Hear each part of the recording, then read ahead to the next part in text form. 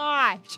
Wow. Hello, guys. I messed up. I made a whoopsie daisies. So that's my bad. Basically, technology's awesome. And I was yapping with my buddy over here, the Haunts man.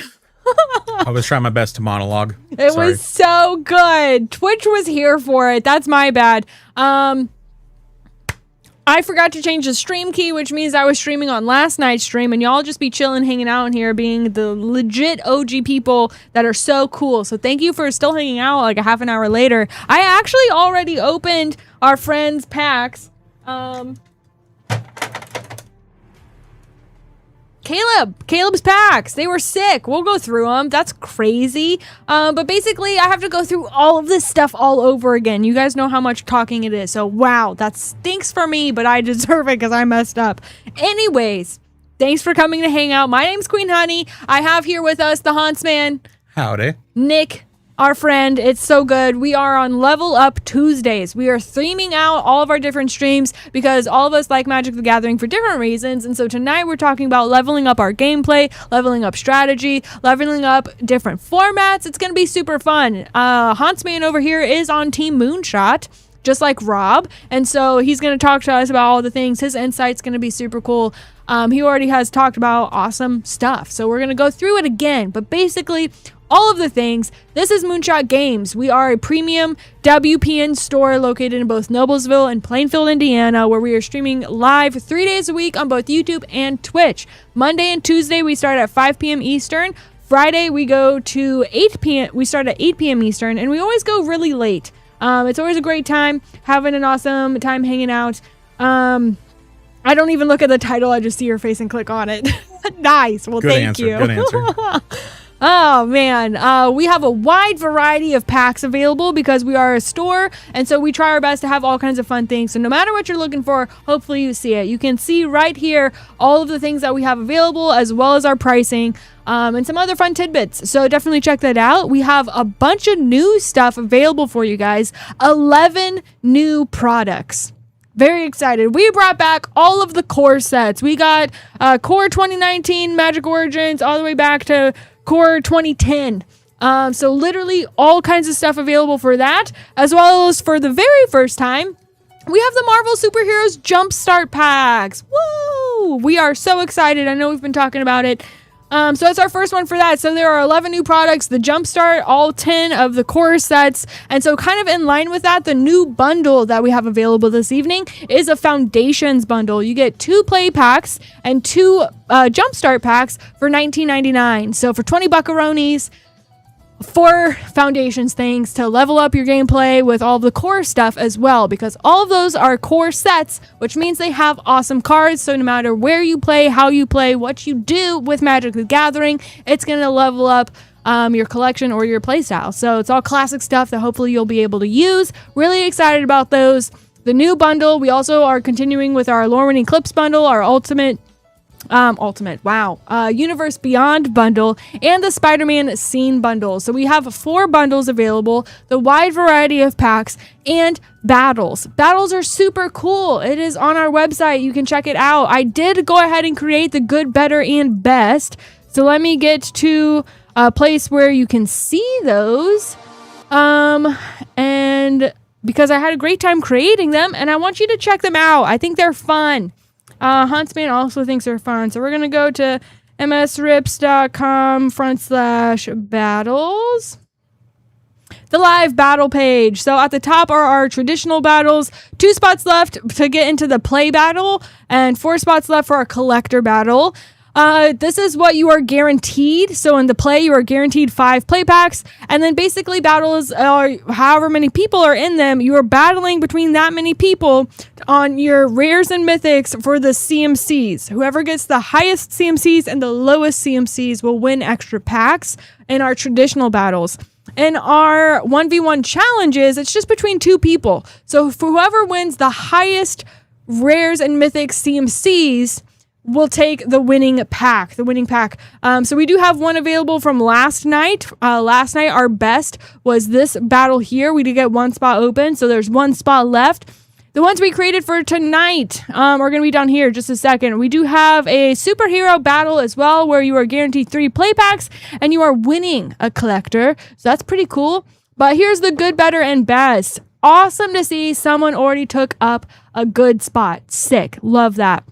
Your price is right here. For $25.99, you are guaranteed a Modern Horizons 3 play, Edge of Eternity's play, and Bloomburrow play. And then whoever wins gets this winner pack. It's going to be the Fallen Empires. So an oldie but a goodie, which is fun. For our better, there's Lord of the Rings draft, Commander Legends draft, and double feature booster where you're winning a Modern Masters 2015 booster. That's the one that's in the cardboard cassette tape thing. And then for, which way do I go? $17.99 right here. You are guaranteed a Dominaria United collector, Throne of Eldraine collector, and the Modern Masters 2017 pack. And then the winner will get a chance at a beautiful Lauren Eclipsed collector booster. So lots of fun things here you can check out at the very bottom. You can't see it, but right below here, there's the full battle rules. So like how we do tiebreakers, all of that kinds of things. But if you're not interested in any of those and you want to create your own, that's also an option. Create a challenge. You would then pick the 3 packs that you want to battle with. You would also go ahead and pick out your prize pack. There's collectors down at the bottom. You can fill in your YouTube or Twitch handle so that we know exactly who we are rooting on. And then you would just go ahead and run it. So it's a pretty good time. I definitely recommend checking those out. So battles are extremely fun. I'm sure we'll run some of them tonight, which will be awesome. But tonight's theme is level up. So excited for all of that. Before we get to those new things, I need to make sure that this is working. So I got it going on the back end. So Nick, maybe just, I know the people know you, but if you want, this is your first time hanging out with me on stream, if you want to like give an introduction, what got you into Magic, or maybe why you wanted to be on Team Moonshot, whatever you want to say, really. Absolutely. So long story short, what got me more into Magic, I was mentioning this earlier on, I started in Born of the Gods, which was a Theros block set. This was back in 2014. I was just hanging out with some of my friends, and I heard them talking about what I thought was Greek mythology, minotaurs, that kind of stuff. That was neat. Then I realized they were talking about a game, and I was like, oh, like a board game? And no, they introduced me to Magic. I started playing with Slivers. That's my first deck. I firmly stand behind, if you're going to teach someone how to play the game, teach them with Slivers. The reason being is because you're going to learn all the keywords, and every play you make is going to feel impactful. Because one of the things where people don't like to play and don't stick with it is they don't feel like they stood a chance. They don't feel like they did anything. They don't feel like they learned anything. Slivers is fun every time you play it. Everything you do feels like it matters. And it's a great way to learn how Magic works, what all the words mean, everything. And it's also a great way to learn, oh, red has these keywords, blue has these keywords, green has these keywords. It's a great way to learn about how the game works. Slivers is just the best way to go about it. When I eventually started to build my own decks, I didn't want to stray that far away, built allies.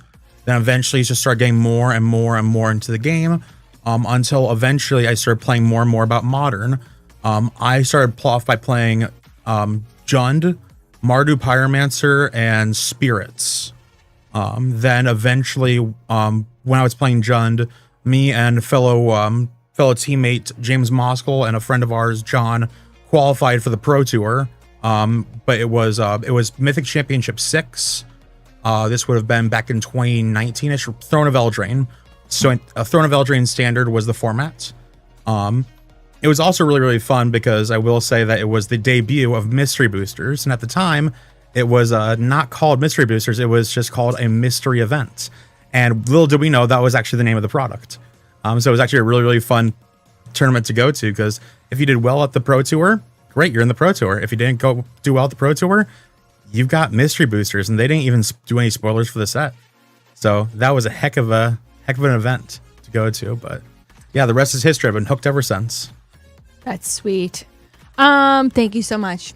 It does look like, you can see it here, buddy. It's all working now. Jason fixed it for us. Thank goodness. So looks like we're good to go. I'm going to run through Caleb's packs really quick. These were already opened up live on stream. These are all the commons and uncommons of your 2 collector packs. Lots of fun stuff. So I'm so sorry that I messed things up, but it is like the actual recordings are out there. Maybe you were there already, Caleb. I went ahead and put my favorite card in the back there for you. So let's check out your rares and mythics. We got an extended foil Serpent Society, Photon Mighty Marvel extended, Hawkeye Bowslinger foil, Training Compound Borderless foil, Ravenous Tyrannosaurus for source material, Doomrain Supreme extended, Fabled Passage extended, Reed Richards foil, Super Adaptoid, love that guy, and Teferi's Protection. So, great cards. Thank you so much for your patience as we figure the stream out. But that does mean we are good to go. So, Kelly up next, Boyteen, and then John. If anyone's interested in grabbing packs tonight, moonshotgamestore.com/live is where you can go to do that. If you have any questions about anything, please let me know in chat. We also have an email you can send to support@moonshotgamestore.com if you need more help. All the normal stuff. If you have questions, let us know. I am not related to Lance. We are just friends. He's hanging out over on Cawthorn Cards. We have a video about it, !Lance from our boss there. So he'll get that information. But we are just hanging out now. Moonshot Rips. We're continuing on with all of our friendly local game store stuff online. So thank you for being here. I'm going to make these name cards and then we'll get to Kelly.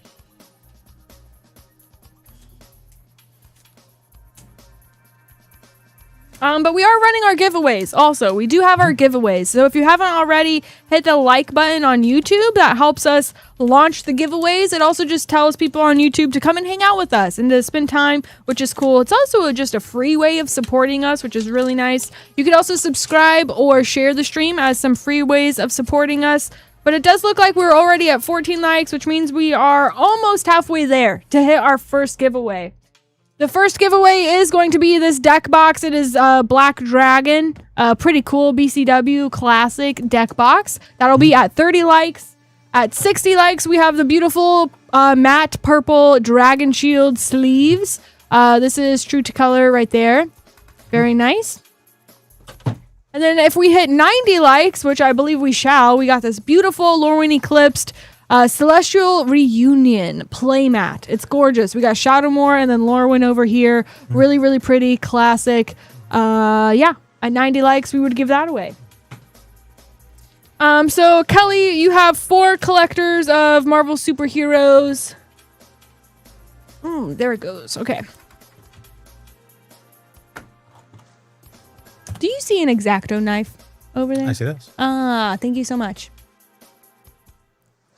Beautiful. Beautiful. Perfect.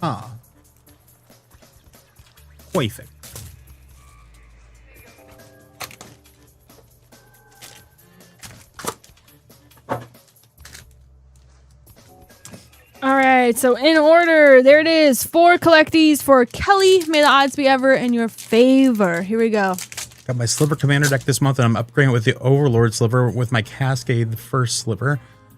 That is the hardest part with the Sliver Commander decks, is figuring out which commander to run. There's a lot of good ones out there. Captain America, Wings of Freedom, Arch Nemesis, Secret Invasion, 3 Steps Ahead, Cloak and Dagger Entwined. I think Cloak and Dagger is a much better card than people think it is. I think that being able to choose between someone's hand and something on the battlefield means that even if the hand's not good, you know you're getting at least something of value on the board. I like that. I really want that to be good. And I was kind of on my own. So I appreciate you agreeing with me. I think it's good. I think it's better than people think it is. The Mighty Thor, Jane Foster, Silver Falls. Thor, Guardian of Midgard. We got Deadly Dispute. And Nick Fury, Agent of S.H.I.E.L.D. The first Sliver is the most popular one. I agree it's the most popular one. But it also depends on what scope you're looking into. I think every deck should have a scope. You should look at what are you trying to do, and exactly, it's the most hated. Are you trying to get hated out? Maybe you want to be, you know, less competitive. Maybe you're trying to fly under the radar. What do you want to do? Iron Man Armor, Foil Mythic, Martial Coup Extended, Wolverine Fierce Fighter, Logo Borderless, Heroic Intervention, and Namor Submariner Comic Book Foil. Sweet. Namor's really, really good. Because to my understanding from reading that card, you don't actually have to pay the pips to get them out of there. So if you use something like a Force of Will, you still get 2 of those fish out of there. I mean, I just like Merfolk, so I'm already bought in. Hit monkey. We're trying to decide if this is the monkey that's on top of Ravenous Tyrannosaurus on the source material. Ooh, that is a good question. And I like to think so. Maybe. Yeah. We also got a Drowned Catacomb Extended, Captain America Wings of Freedom, Black Panther, Wakandan King, and a Gleaming Bastion, borderless foil. Excellent. Hope you enjoyed those spells, Kelly. Thanks for grabbing some packs. Congrats. If you are interested, last night we got some big boxes available, which was so fun. We have yet to crack any, but you are able not to get the first sliver, but Sliver Queen from Tempest. We have some old boxes. I'm sorry, we have Tempest from Stronghold. Stronghold, right? Which is the one? Oh gosh, I'm mixing them all up. Anyways, we have old boxes. They're so cool. We have Tempest, Exodus, and Stronghold boxes available. Get a Sliver Queen, get a Mox Diamond. Pretty cool stuff. Those are available. Hopefully we'll open one sooner than later because that'd be very fun. Sergeant Snake Eyes, you say you're heading to the dark side of Magic. Beast, what do you mean when you say that? Because I will say, as a very competitive player, I get told that a lot, and different people mean different things when they say that. So do you mean like, some people when they say dark side, they mean just the color blue. Some people mean CDH. Some people mean destroying all of lands in play. Those can mean very different things. So. All right, it looks like Boy Teen got into the good battle, so that's really exciting. You also got the Foundations bundle, which is 2 Jumpstart, 2 play packs, and then the Universe Beyond bundle. So we're going to go like this. Good luck, Boy Teen. Thanks for coming to hang out. It's good to see ya. CDH is definitely the dark side. I think any format is fine as long as everyone's on the same page. I think any time where you're not on the same page and you just blow someone else out of the water and you're not, playing on par with each other, that's when people are starting to not have fun. And that's where we see problems. All right, we are starting off with Clerics, Mono Black, Tabaraks. This is your anime rare, so that's pretty fun.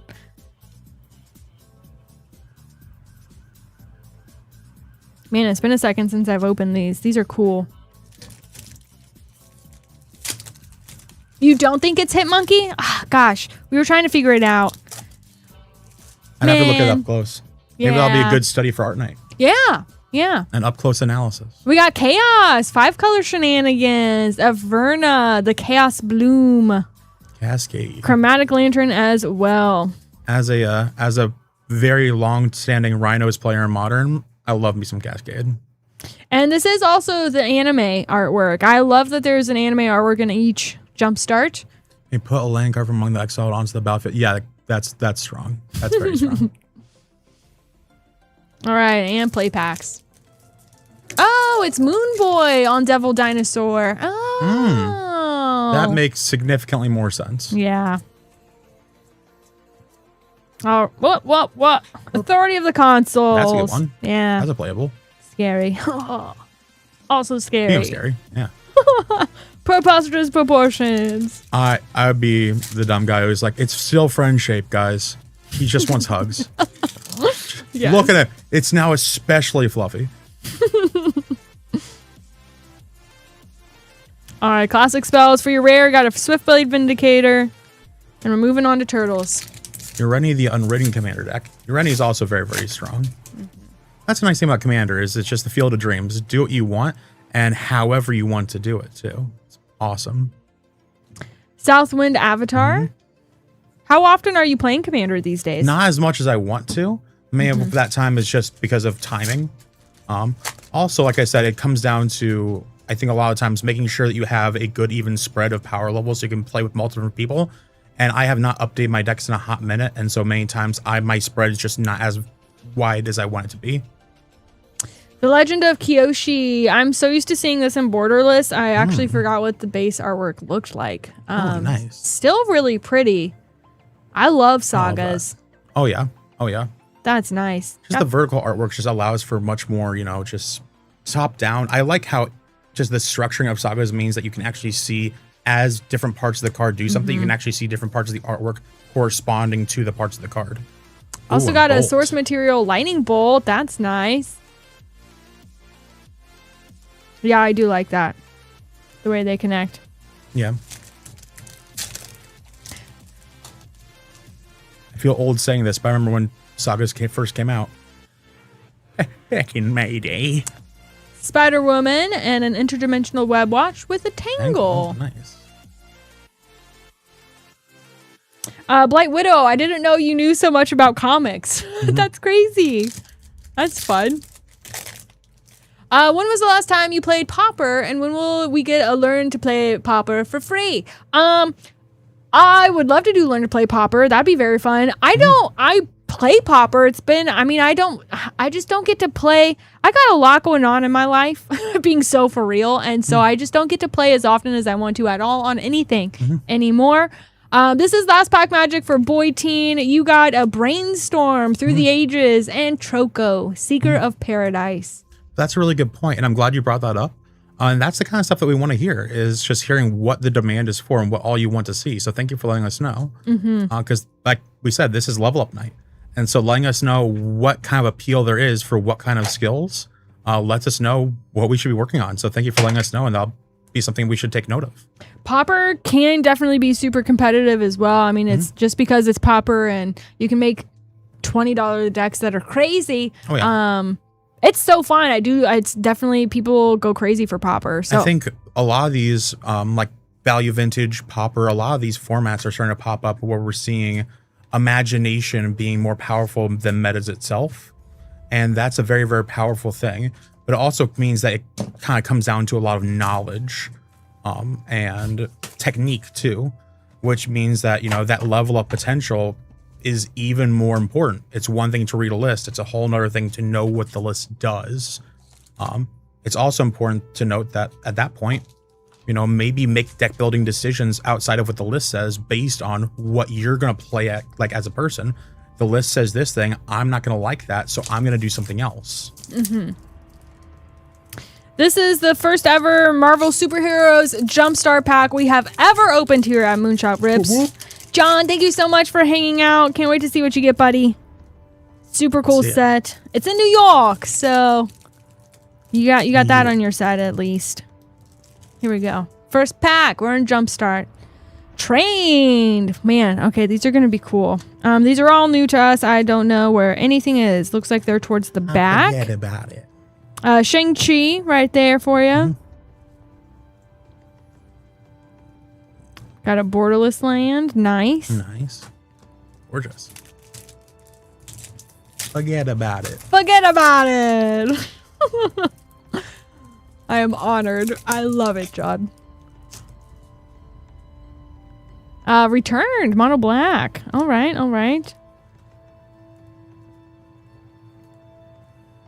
Grim Reaper Scythe. I actually haven't done research to know if there's like a specific anime artwork. They're usually... Not really sure. I should have done that before. They're usually like dictated a certain way on the card, which is helpful, but oh well. Back in 2014 and 2015, that's when Theros, Journey to Nyx, Khans of Tarkir, Fate Reforged, and Dragons of Tarkir. Back then, those are good. That was when I first started too. So those were the days. All right, from Marvelous on a Mythic Captain Marvel Shooting Star. It's pretty. All right, well, there we go. We got Obzon shenanigans from your jump starts. I love Khans of Tarkir. Like Khans versus Dragons, like all of that stuff is like my favorite. Oh yeah. Khans block was incredible. Iron Man Modern Marvel Foil Mythic. We got a Quicksilver Speedster, Shield Flying Car, Counterspell Foil, and Captain Marvel, Earth's Protector. Nice.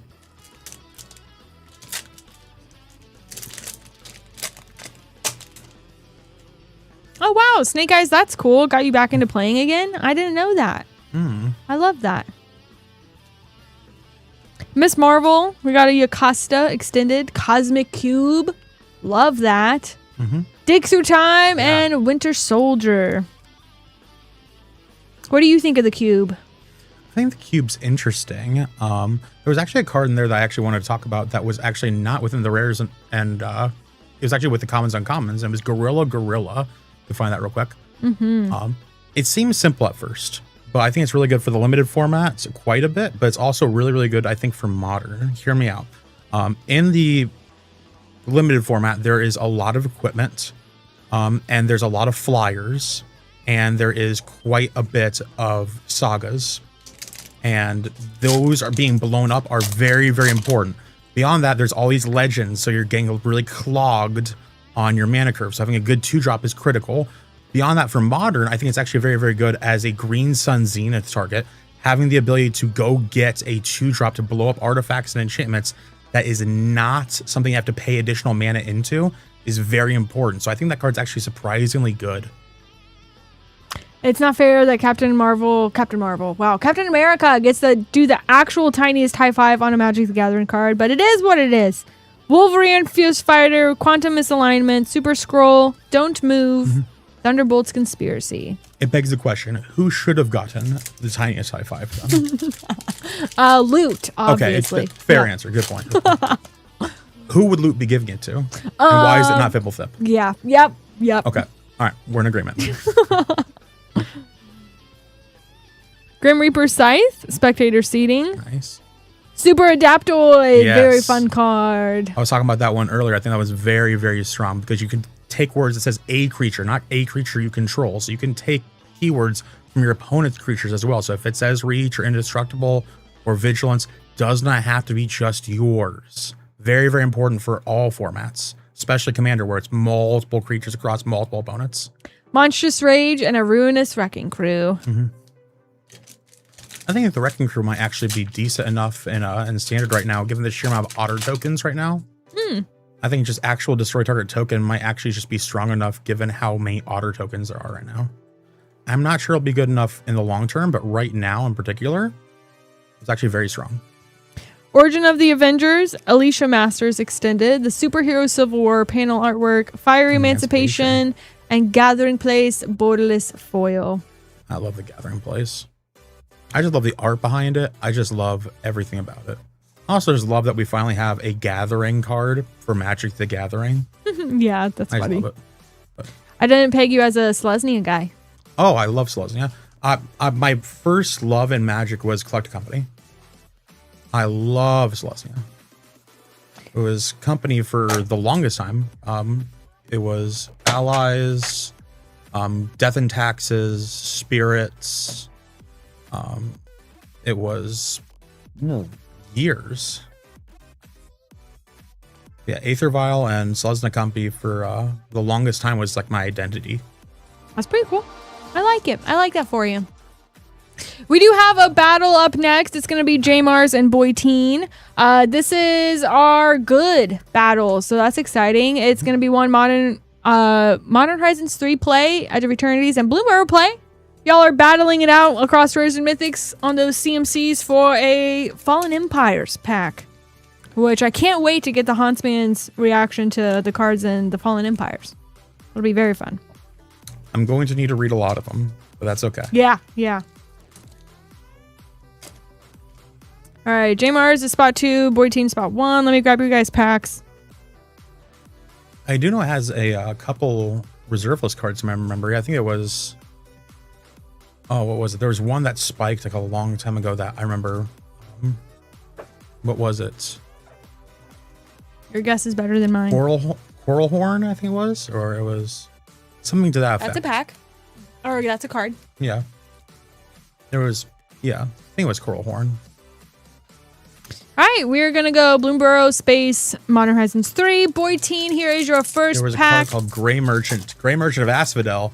Overpowered back then. Gary is still good now. Put some respect on Gary's name. My boy's still good. I'll gladly lose if I pull an Ancient Tomb. Ancient Tomb is a winner in my heart. Thank you. Point of Calamity as your rare. Unfortunately, the X is 0, so it is only a 1. But I got the beautiful Sam Gay artwork. Absolutely.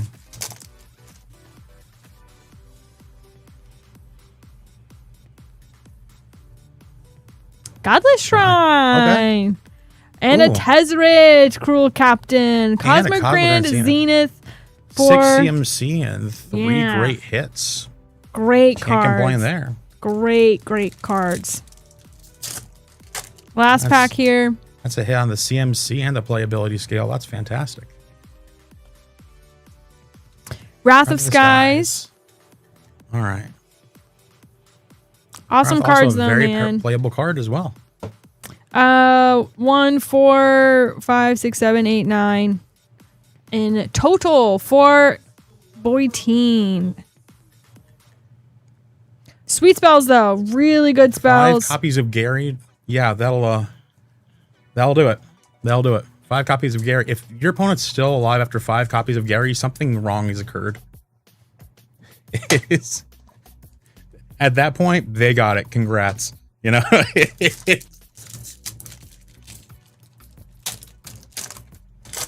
All right, J-Mars, first pack in Bloomborough. Good luck.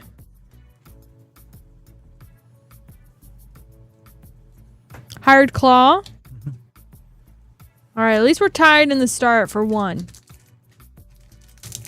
1.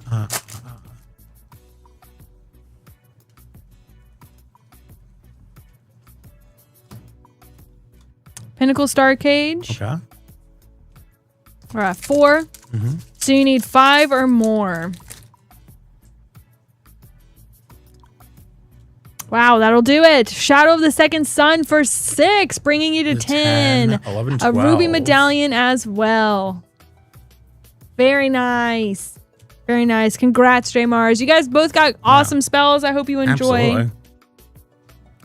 That does mean our winner is J-Mars. Versions of Planeswalker, the black backgrounds with gold in it, are those cards rare? I think I know which ones you're talking about, but it depends on which ones. You're talking about like the ones where almost like an etching of it, or it's like a completely black, but it looks almost like the Planeswalker's like etched into the background. Because if so, that would be the San Diego Comic-Con arts. And those ones, it depends. Usually they're pretty uncommon to find. There's also like, there are actual metal cards of Yes. Planeswalkers. Those ones are, what is there, 5 of them? Yeah. Yeah. Is that what you're talking about? I don't know. Sergeant Snake Eyes, is that what you're talking about? All right, J-Mars, Fallen Empires. Here we go. Sweet, got a merfolk. Nice. All right, I'm going to just sleeve up all of them because they're all just ridiculous. We got the Priest here on your merfolk. Havenwood Battleground. Order of Leetbur. Mercine. Dwarven Soldier. Perfect for Hobbit around the corner. Thallid for Fungus. Classic. Acacian Javelineers. And a Homerid for the crab guys. Crab people. Crab. Well, super cool to see that, J-Mars. Thank you so much. Really enjoyed the battles. I just love the like history of those packs. There's just something nice about the history behind a Fallen Empires pack. That was in your first Merfolk deck? See, like I said, history. There it is. In real time. Validated. That's fun. Ooh, only 6 more likes before we get to our first giveaway. Ooh. Jack, get on it. We're close. Well, howdy, Supercar Junction. How are you? I do have to make some name cards really quick, so just a moment. Thank you all so much for coming to hang out. We are a WPN premium store, friendly online local game store tonight on YouTube and Twitch. If you're interested in grabbing packs, we've got a wide variety. We have Tempest, Exodus, and Stronghold. That's new from last night. Tonight, we have all of the core sets. Core 2010 all the way up to Core 2019. We got Magic Origins. I mean, we got all of it. No, we got up to Core 2021. So we got all of those. Lots of those packs. Man, doesn't he look like the Bridgerton guy? He does. Teferi looks like the Bridgerton guy.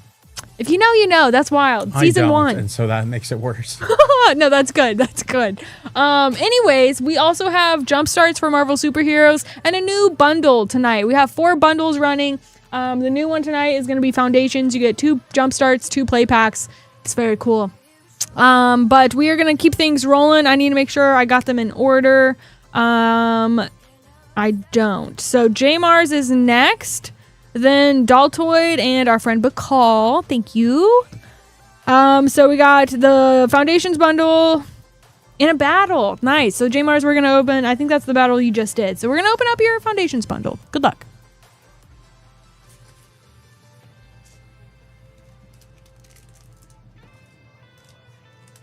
We will actually start with the jump start, move to play packs.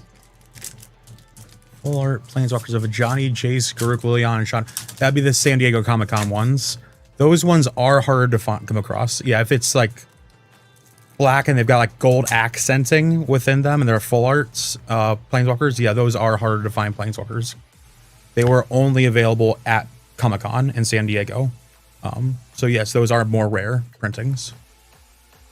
I've never seen this card ever in my life, so I was just reading Mace of the Valiant? Yeah. Yeah, Mace of the Valiant. Sweet. For your rare. That was a an Eldraine card. Your anime was Danitha. I know that one's the anime. Hi, Mike Drop. Thanks for coming to hang out.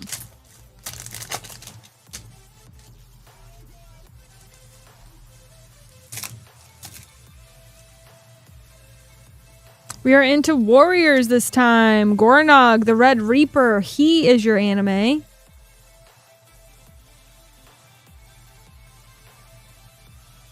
That is true. Lord of Atlantis used to be the only lord back then for merfolk. Those were, boy, have things changed. Different times. Heir Apparent. Love that.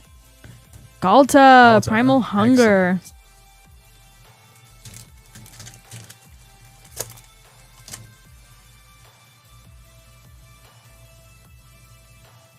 First lightning's good. Leyline Axe and a Johnny, Caller of the Pride for a Mythic. Sweet. Excellent. Congrats, J-Mars. Mm-hmm. Do you have a favorite Planeswalker, Hans, man? Me? Card or character? Ooh, character. Character would be a Johnny. Yeah, let's go. Nice. Yes, I love a Johnny. Mm-hmm. I love everything about just the story behind him. Mm-hmm. By quite a bit. Mm-hmm. Favorite card is actually a lot harder. There's a lot of them. Nostalgia-wise, Liliana the Veil will always be up there. Beyond that, though, it's interesting because Planeswalkers have been slowly getting, in my opinion, harder to accomplish in the game. Because they're either disgustingly powerful or they're good at doing things over time. And now everything's doing so much so fast that you may not have time to actually do those things. So it's harder to balance them now. We're starting with Avatar and your Uvis Brown bundle. Raven Eagle for your first rare. Mm-hmm.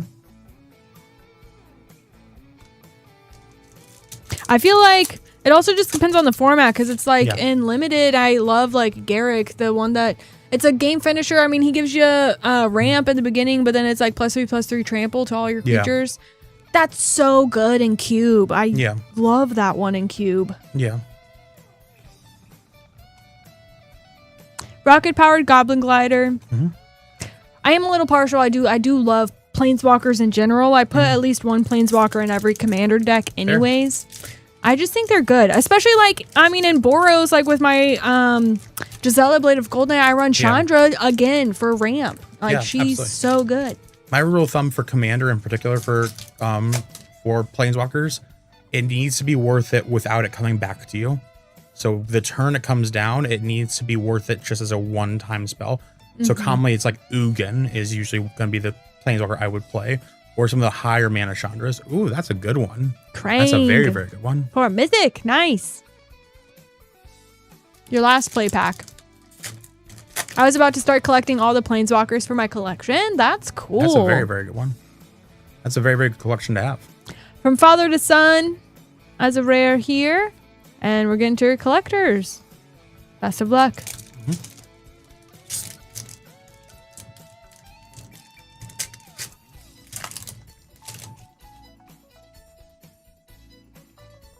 How about Gideon? Gideon has a lot of cards that are very, very strong. I think that it is hard to judge in some regards. Just give me Silver Tongue. What else we got here? Abstract Performance. Another one. Scheming Silver Tongue. Preordain. Beautiful. And Ooh, Emeritus of Ideation. Extended Foil. I'm going to come back Ancestral to Recall. Gideon in a second. I'm going to talk about Emeritus real quick. This is a card that I think is very, very strong, not just as is in Standard. I think people are already doing this right now with the Standard deck of the Doomsday Excruciator deck. I think that deck is going to get a lot better very, very soon. I think that deck is just really, really prone to growth. I think that deck is just getting slowly and slowly more pieces, and the pieces that it needs is just consistency pieces. Specifically just more sorceries to feel flow state. And I think as that happens, which will be very easy to qualify for, that's going to get a lot better, because being able to target your opponent to draw 3 after you mill them out is going to be extremely easy to do. Moon Girl and Devil Dinosaur. Ooh, there we go. Molecule Man. So That's a good good. Final Showdown, No Mercy, and Alien Invasion. Yes. As for Gideon, I think that Gideon is very, very strong depending on which Gideon. I think Gideon of the Trials is very, very strong. That one immediately comes to mind. Gideon Ally of Zendikar can be very, very strong, and like ally decks. But I think a lot of different Gideons that you're using as just the creature base may not be as good in Commander, because you're clogging up the board across so many different opponents. Gideon of the Trials, I think, is really, really good because in a lot of these token decks, saying the ability to not be able to lose the game and then just sit there for a hot minute is so potent. You guys, we're doing it. We're literally doing it. We're literally doing it. Bakal. Wow. So we got Stronghold. You are in fact looking for that Mox Pearl. So pumped for you. Oh my gosh. All right. So Mox Diamond. I'm Mox Diamond. That's it. I'm so sorry. Wow. I got excited. There's a lot of hits in this set, though. Yeah, man, 2 Stronghold. These are our first ever Stronghold ever opened. We're gonna be so excited for Bakal. Bakal gets bangers on bangers. So number 1 slot on Stronghold is gonna be Mox Diamond, obviously. Then we have a Sliver Queen, Volrath Stronghold, Dream Halls, Burgeoning, Grave Pact, Mortuary, Constant Mists, Horn of Greed. We've seen that Doom Toots everywhere. So here's the OG one. There's all kinds of really, really good stuff in here. Lots of OG classics that we're just all excited to see. So no matter what, this is going to be a great time. But obviously, we hope you get that Pack Magic Bakal. Best of luck. I feel bad, like, tearing into this box. But that's what we're here for. Good for you for coming from the bottom on this and not ruining that beautiful art. Yep. Thank you. Person of culture. Thank you. What was the hardest deck to build? Mine was the mono green Hydra deck. Individual deck or type of deck? Because the type of deck by a landslide is tempo. Tempo decks are the ability to slide in between, the ability to control / make your opponent stumble, and then getting ahead. So it's the idea of being both aggressive while also trying to trip up your opponents. And so those kind of strategies means that your ability to draw the wrong half of the deck is super hard. So tuning is especially hard. Individual deck, mono blue tempo was incredibly hard back in the days of like Terramander in particular, right before that. So like Ravnica Allegiance, right before that, Guilds of Ravnica age, that was a very, very difficult build. So like Dominaria, like first Dominaria, that mono blue deck with Curious Obsession, that was a hard deck to build. I'm nervous. Oh my gosh. I'm excited. Yeah. All right. I'm gonna do my best to save one of these wrappers to send to you, Bakal. That one looks perfect, so we'll save that to send to you. Guys, I got more thoughts for you, but I want to savor this moment first. We're gonna zoom in. Absolutely. All right, Bakal. Here it is. We're gonna go through all of them. Bullwhip, Wall of Souls, Temper. Sliver Oh, Queen. right off the rip. Yes, so good. Oh my gosh. What a hit. Right off the rip. Dang. With some quality rips indeed. Congrats. Got a Leap, Spike Worker, Tidal Warrior, Spike Colony, a beautiful Rebecca Gay. We got the Blessing, Mog Bombers, Brush with Death, Flowstone Blade, Morgue Thrall. That guy's crazy. At least he's kind of jacked. Jeez, that's crazy into mind games with a Lowland Basilisk. You can't tell me it doesn't look great. I want to know. Yeah. Wow, that was a fun pack. Bakal already with the Sliver Queen. Well, Queen Honey with the Sliver Queen. Oh, thank you. Awesome. Oh, that's so cool. Well, congrats. That is awesome. That's a 300 card right there. That is a hit is I'll what put that it is. in That a is top loader. Absolute heat. The tables are hot. All right, pack number 2. Pack number 2. Literally the only card better than Sliver Queen in the set is Mox Diamond. Calling your shot. So Let's see it. This is pretty. Again, Rebecca Gay. We got Wall of Tears. Beauty. Scapegoat. Spike Soldier. Hidden Retreat. Smite. Flowstone Shambler. Dream Prowler. Richard Kane Ferguson. Classic. Mulch. Love Mulch. Mulch is so fun. Rebecca Gay. Fling. So good. Classic. Dungeon Shade. That's creepy. I will see that in my dreams tonight. That is horrifying. A Spike Worker. Bandage. Brush with Death. Tidal Warrior. And Conviction. Amazing card. So fun to open that. You definitely got it back on the Sliver Queen Bakal. Absolutely. So congrats. Pack fresh Sliver Queen might we add. Not just any Sliver Queen. Minty fresh Sliver Queen. It's so very good. big distinction. Because when it comes to cards, of this age and this era, the distance between, it's a Sliver Queen versus pack fresh, night and day. So that is a massive hit. Congratulations. Yeah, that's just dust on the sleeve right there. Oh, yeah. So you're good. But minty fresh. Congratulations. Yay! Always good to see you, Bakal. Well, that was quite the experience, huh? Yeah, that was good. We're sitting like, I don't want to open this box. Pack 1. I'm glad we did this. Yep. This is awesome. This is immediately paid off. Yeah, it was good. It's always nice as well because a lot of times I'm not sure how many of you have experienced a pack of that era, but everyone's used to seeing the rares at the very, very start for some of these prints or the rares at the very, very end for these packs. Back in the day, it went uncommons, rare, commons, and so people would be like, oh, there it is. And so it just kind of hits you out of nowhere. So it's really nice, for those who know, not seeing anything. And then you're just like, just get blindsided by just sheer value. It's a nice problem to have. But all right, John, back for more. I feel ya. We got 5.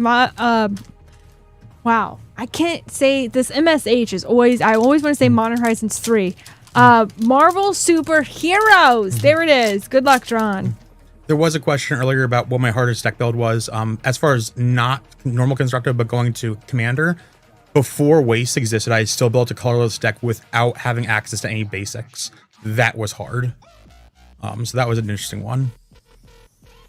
Iron Man Bleeding Edge foil, Ultron Unlimited, Hidden Layer borderless, foil Beast Within, the 10 rings. Very beautiful. nice. Panel foil. Hello, Maddie. Just got off work, came just in time. Yeah, Sliver Queen was crazy. Oh, Vision of Love.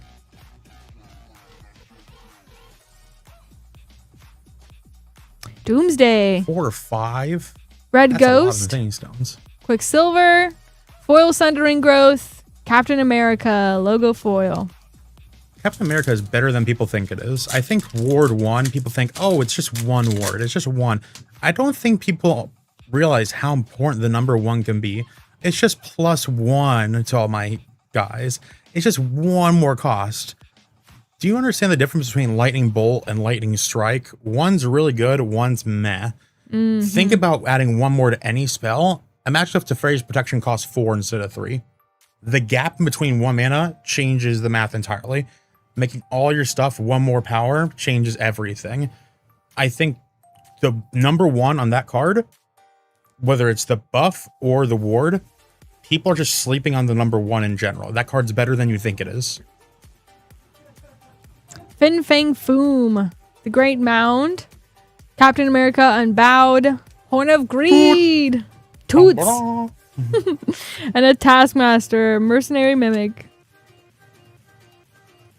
So that's what the Void token looks like. Yeah, it's so cool. That thing is, oh, that is so nice. Yeah. Yeah, it's good. 2 more packs. I feel like I can hear that thing. I don't even know what it sounds like, but I feel like I can hear it. Yeah.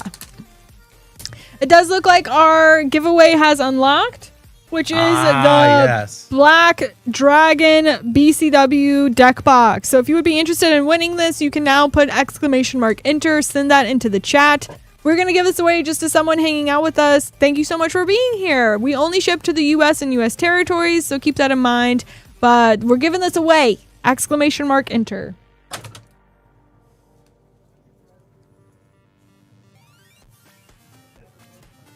Citizen V, Helmet Zemo, Foil, Solemn Simulacrum Extended, Robot, Training Compound, Cyberdrive Awakener, Super Soldier Serum, and the birds. That Super Soldier Serum is another card that I think is better than people think it is, especially in Limited. I think that was just... Did you get to use it? I used it an unreasonable amount, and it just changed the math so much, so often.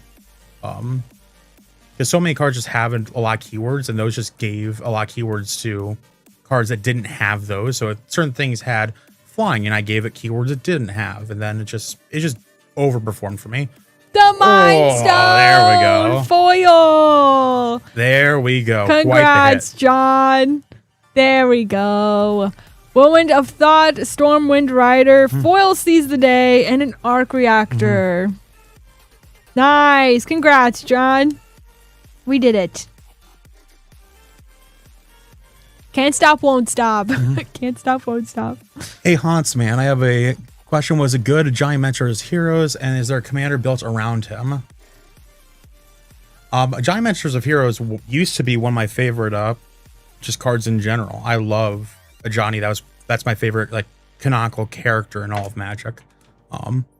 As far as a commander around it, I'm not entirely sure. I need to actually look because I haven't looked at that in a hot minute.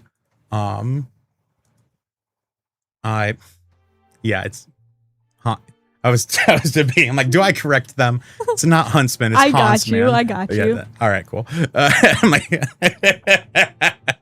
But anyways, long story short, I would need to actually look at all the legendary creatures. I played it a long time ago with like Karametra, mainly just because I have a value engine. Because what I noticed with the thing that I wanted to be doing with Johnny Mentor of Heroes was just wanting to do more things. You kind of want to do a lot of the things with counters. You want to do a lot of things with just guys. I just wanted to be doing the generic portion of it. I just have good value engine. And so I just wanted to do more with just other generic value engines. And Karametra allowed me to just play things, play more things, play more things. The hardest thing with these Selesnya decks is curve, because out of value engines, you need to make sure you're drawing more value. So the deck thinning I actually got out of Karametra was very valuable. So I think people underestimate the idea of not just ramping, but actually having just less things in my deck. It's kind of like fetch lands in your command zone. All right, we were starting with Kelly on the Jumpstar. You got 10 of those, and then 2 collecties for Last Pack Magic, starting in Mono Blue, Analyzed. Vision, Spectral Synthesoid, Modok being ridiculous right there. Oh my gosh. It's trippy. Yeah. I love all of these. So there's tons of stuff in jump starts that we're not getting anywhere else. Chat, definitely help us up. I did not do my homework on the jump starts. I didn't know we would be getting them in time for the stream tonight. So I did not do my homework. If there is something crazy that I'm not pulling out, please let me know. Obviously, you get all of the cards. We just only sleeve up the rares, mythics, and anything over $1. Anything over $200 or serialized, we put on a top loader. But yeah, just let me know. Yell at me, chat, if I missed something. We are over into street level villains this time. Mono black. I got Kingpin, Wilson Fisk.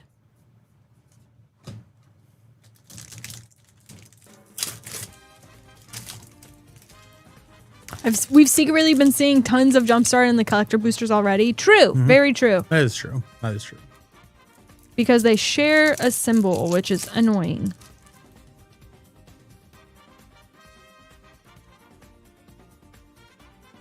Like, who is she?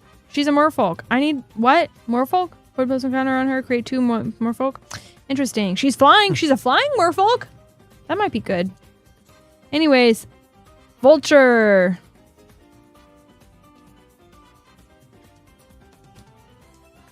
I'm just confused by that card. She's flying, yet she's a merfolk, yet she's underwater. Yeah. You're flying, but you're under... Is that what we're doing underwater? We're just flying in water? Is this now a philosophy stream? Like, what's happening? I like the idea of that. Yeah. Magic, the philosophy. Anne Hathaway, right there. You can't... I didn't think about that, but now that it's there, I can't unsee it. You're welcome. Yeah. I'm not opposed to that. All right. Doctor Strange, Surgeon.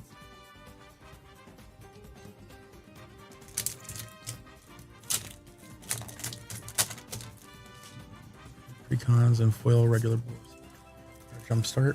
I'm not entirely sure on that. That sounds like a reasonable thing. I'm not entirely sure on that. EK plays cards. I'm not sure. We got a Mole Man. Mole Man, I think might actually see a little bit of play in not in like a full play set, but some amount in the landfall deck and standard. Just having more 3s because they have so many 4-drops. And one of the problems we saw with the green-white variant of the landfall deck was having too many 4-drops between the harmonizers and the what's it called? What's it called? The other one that lets you play out of the graveyard. But although that one lets you play a second land out of your graveyard as well. And this one lets you play 1. Making guys is still kind of nice. Allowing you to do a little bit more blocking with it too. I actually kind of like that card. So. Iron Fist, Hero for Hire. And Luke Cage. I was double checking. So we have 2 different spots we can get rares. It looks like towards the middle of the front and then like last card, which is interesting. So I had to double check. Tiller. Ice Explorer. That's correct. Yeah. Yeah, that one. Yeah. Good thank card. you. It's been a long day, so thank you. Yeah, see, I'm like, I know this. I played enough landfall that I should know this. I played it way too much, an unhealthy amount. City Pigeon, blessing us.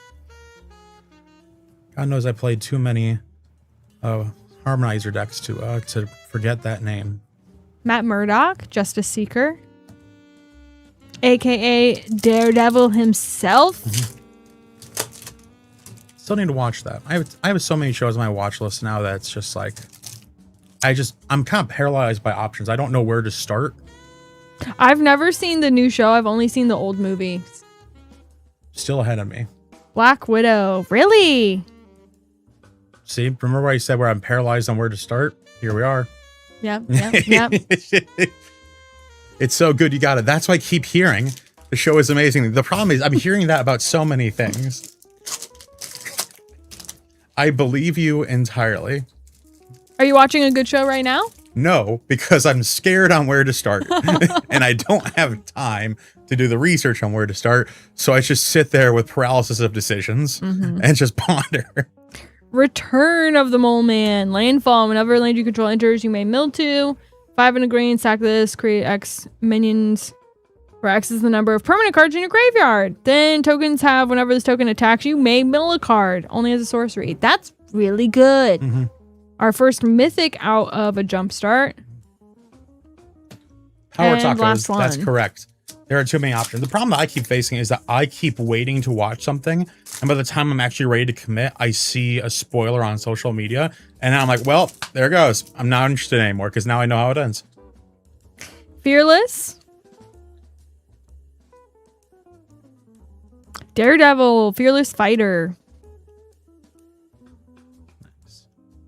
And taking us to collectors now. Mm-hmm. A giant will always be your favorite planeswalker. That is a good choice. There's a lot of good ones out there, though.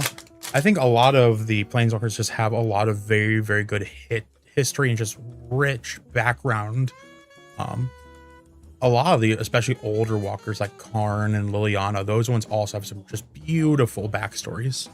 Super Adaptoid, Ironmonger, Sadistic Tycoon, The Scarlet Witch, Logo Borderless, Final Act, and World War Hulk. Mm-hmm. What do you think of Scarlet Witch? I don't know how to feel about it. And the reason being is because Scarlet Witch is really, really good at an effect that I think is really, really hard to pull off without that card. I think it's a really, really good commander. But I think if I had it in a deck and I didn't draw Scarlet Witch and I've got all these really expensive cards, now what? Yeah. So it's very, very difficult. But in the command zone, love it. Nice. Wolverine Claws Out Foil, Zuri Warrior of Wakanda, Moon Girl and Devil Dinosaur, Foil Primal Vigor, and Secret Invasion Panel Foil. Lots of really fun stuff for you, Kelly. Thank you so much for grabbing those. So fun to see the new set. Hope you enjoy. Got there with the Scarlet Witch. That's Absolutely. right.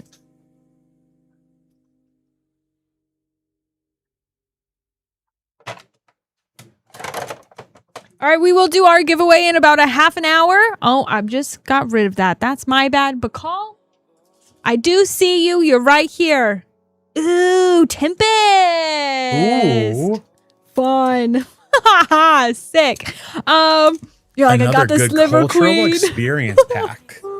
Let's see it. Anyways, the giveaway is going to happen at 7 p.m. Eastern. It's about in a half an hour. If you haven't already, ! Enter.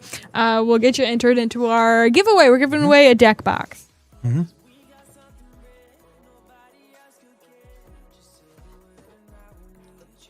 All right, this is in this Wolverine thing. deck and Daredevil. Those are very, very interesting too. I literally need a screwdriver. Fascinating. I know where one is. I will be right back. Okay, cool. I'll hold on the fort. Sick. I'm going to get rid of my Can I face. physically see the box in the meantime? Yeah. And then I'll switch over to Sarah's desk, which will take us to yours, which I am on. Oh, Absolutely. the camera is turned off, actually. Sick. How You know how to turn it on? No. There? Maybe?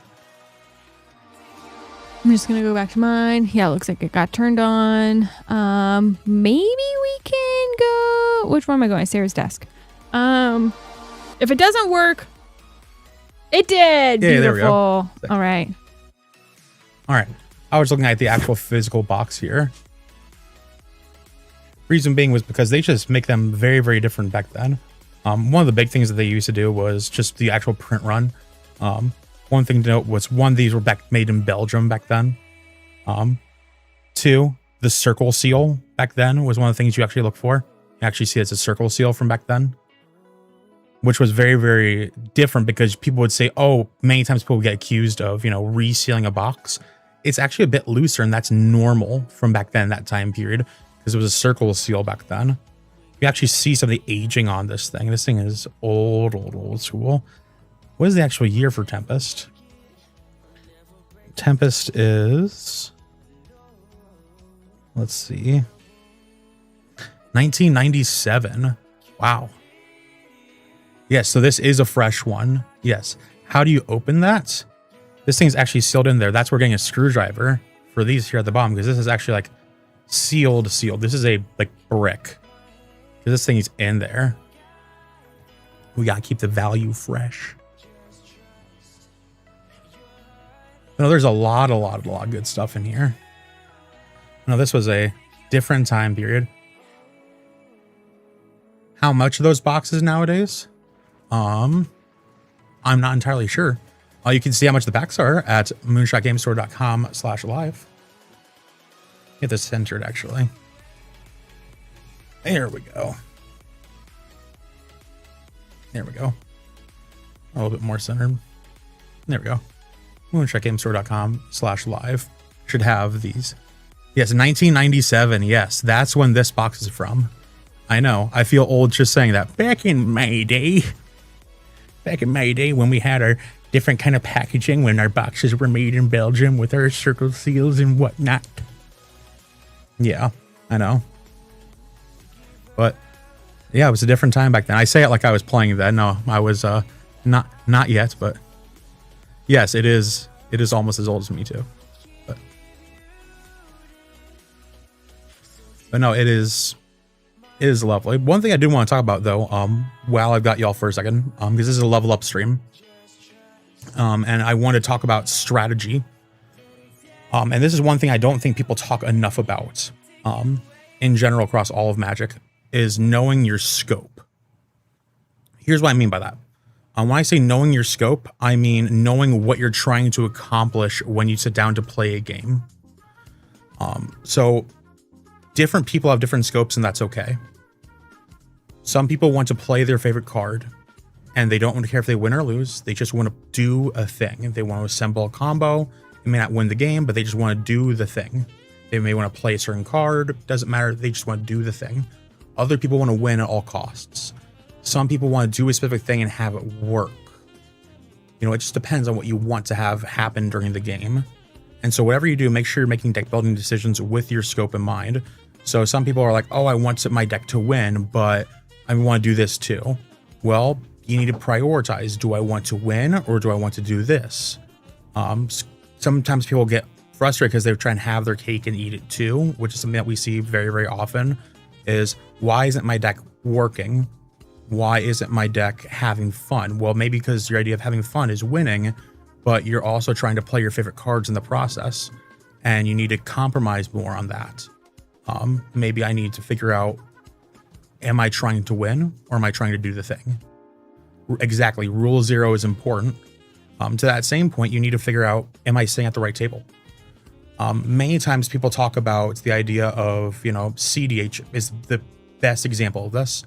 CDH gets a very negative stigma, and understandably so. It's not going to be everyone's cup of tea. And I think that is good in some regards and bad in others. Everyone is entitled to what they enjoy. Because at the same point, I also want people who are going to love certain things about the game. But think of it this way. If I sat down at your table and I just did stuff that you did not think was fun whatsoever, but then imagine to the same point, if I sat down at the same table and I was playing something that was so underpowered and wasn't remotely at the same power level as everyone else, that I then enabled someone else to win, that's going to be equally unfun for the rest of the table. So the important thing, no matter what, is having conversations to ensure that everyone's on the same page and everyone's having fun. So no matter what, make sure whatever that happens, make sure conversations are occurring to ensure that you're actually, ensuring that this is going to be a fun experience for everyone. So know your scope, know what the path to fun looks like. Make sure the entire table knows it too. So if you're just trying to do this, because think this way, how many times have you heard someone say, oh, it's not that Necrozar deck. It's not that first Sliver deck. Or the same point, how many times have you seen someone play something for this, but it's just for the colors? And you didn't have that conversation. Now they hated you out of the table. Or the same point, you're having this and it's like, oh, it's a bracket 4, but it's for this. Like, for example, I'm the Huntsman. It's a horse character. So I play a horse tribal deck that is technically a bracket 4, but the bracket 4 is just because I'm playing ramp pieces to cast my 4-drop commander, before I play the rest of my horses, and it's all horse tribal. The cards are not good. I'm just playing ramp to ramp into the horses so I stand a chance. So yes, it's a bracket 4 technically, but it plays like a bracket 2. It's about on par power level wise and performance wise with a precon. And so remember, not necessarily what Mox Field says or whatever this person says or whatever this says is going to be better than just having a conversation with your table. You can never replace that human experience. So make sure that you're actually talking with people. Make sure that you're actually saying, hey, I want to do this. Can we allow that? To the same point, you know, with anything, am I going to try and do this? Am I trying to play this certain thing? To the same point, if you say, or like me, where I haven't updated my decks in a hot minute and I have decks that are a lot more powerful than a lot of my friends around me, because my friends decided to take a step back and I haven't done that because I haven't had the time to update my decks. So I sit down and I address that right off the rip and say, hey, just so there's something so you all know, my decks have not been updated, so they are at the previous power level that you know them for before. So I'm starting the game with a target on my back, but that's the fair move because I've made that announcement. I've made this fair. The table is now aware of it. Because yes, now I am ahead in my deck, but they have the awareness that maybe they need to work together now. Maybe they have that awareness of what they need to do as a table. Maybe this might turn into arch enemy, but no matter what, I'm not just going to sit down, blindside them with, you know, a deck that they weren't prepared for with a conversation that we didn't have. So make sure no matter what, you can never replace the actual talking to each other, and make sure to always deck build with what you want the deck and the performance and the actual table to look like. And don't do anything you wouldn't want done to you. So if you don't want your lands blown up, don't blow up other people's lands. If you don't want your spells countered, don't play a million counter spells. Whatever is happening, make sure you and your people are okay with it. Anything's fair game that's happening at the table to happen back to you. So play with gameplay in mind, build with gameplay in mind. And remember, we're all here to have fun. And so make sure whatever you're doing is for not just you, but for your table. With that in mind, let's crack some packs. Sick! Look at little guy right there, A-Talk. Heck yes. All right. You do get the 3 different artworks, which is very nice. Very nice. Tempest is crazy. Y'all saw me struggling to get that box open, but we got there. Bakal already winning with the Sliver Queen from Stronghold. We're going to take that luck on over to Tempest now. The number 1 hit, I'm going to go ahead and show you guys over on our web browser, just so that we're all on the same page. Number 1 hit right now is going to be Intuition right over here. That'll be in a top loader. The rest of them are just going to be crazy. So in order, we got Intuition, Earthcraft, Ancient Tomb, Alarin, Cursed Scroll, Eldamri, Humility, Wasteland, Reflecting Pool, Lotus Petal, Scroll Rack, Mary's Guile, and then all the other wonderful things. So tons of really good stuff that we can get in here. Can't wait to see all of them. Bakal, I know that you will appreciate the medallions here. These are the artworks that are by this is not what I was thinking. This is from, we did this on Art Night, the other night. Never mind. Anyways, we're just going to get to the packs. So lots of really good stuff in here. We'll see what happens. You got 2 of those. Heck yes. A-Talk was second. True. So that is true. That Wasteland and Ancient Tomb are uncommons in the set. I believe Propaganda is also an uncommon. If my memory serves me right. I think Lotus Petal is too. Oh, I hate this. It did not open correctly. I think Lotus Petal is an uncommon in this set. We'll have to find out here momentarily when we get some sick rips, right? Oh, Rebecca Gay to start us off. Oh my gosh. Okay, let's zoom in. Art. Let's zoom in. Bakal, good luck. Sky Spirit. Remember, these are old packs, so we're going to hit our rare really early on. Angelic Protector. Insight. A Messy Tome. Marsh Lurker. Frog Tongue. Advanced Scout. Gaseous Form.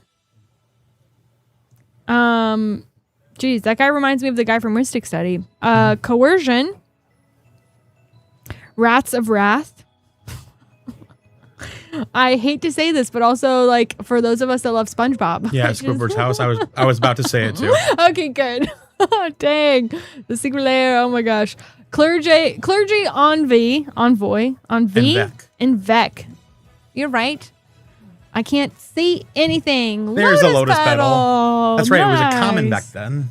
Sweet. Lotus Petal, Flowstone Giant, Wild Guy, and a Dream Cache with a Soltari Foot Soldier. I need my glasses, but very fun on your first pack. Lotus Petal is a great hit. Always a welcomed card. That one's sitting at about $38 on your Lotus Petal. Beautiful. Not to mention it's pack fresh.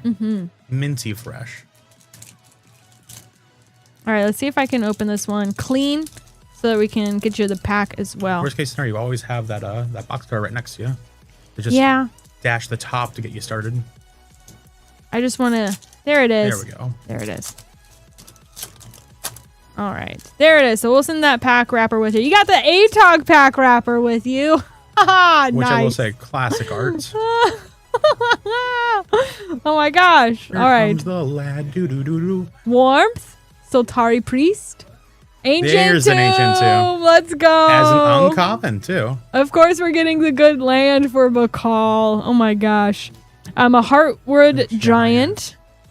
Spell Blast. Talon Sliver. Okay. First Strike. Elvish Fury. Canyon Wildcat. Talikos Seer. Dark Ritual. There we go. My goodness. Before we continue, can you pull out the Dark Root real quick? Yeah. Back in my day, this wasn't even an instant or an interrupt. It's a mana source. We got a Sky Shroud Elf, Kindle, Pacifism, Servant of Volrath, and a Muscle Sliver. 2 slivers. All slivers get +1/+1. Back then, they used to put the creature type as summon. So it was summon minion, summon sliver. Both very good packs for you, Bakal. Congrats on the spells. Ancient Tomb is the number 3 hit. So that's great. 130. Hope you enjoy. That was so fun. Thanks for taking us there. Oh, some quality hits.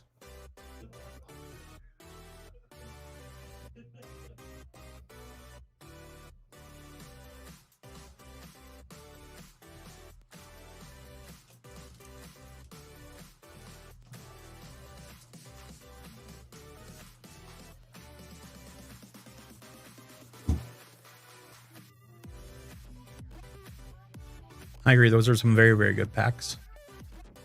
All right. Name cards. Ancient Doom is a card that I think is just so strong, and I think I don't think it could ever enter a modern format now.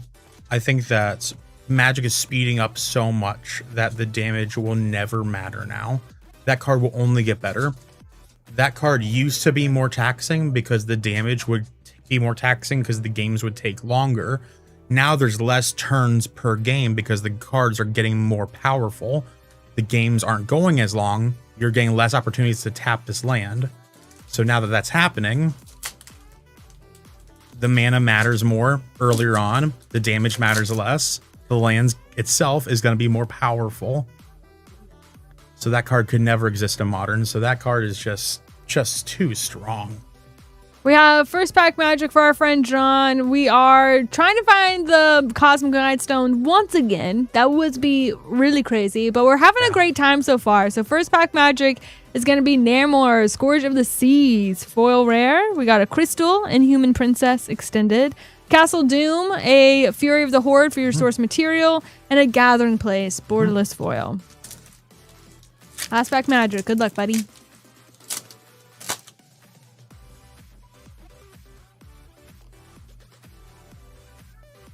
I think there was a grape shot in there.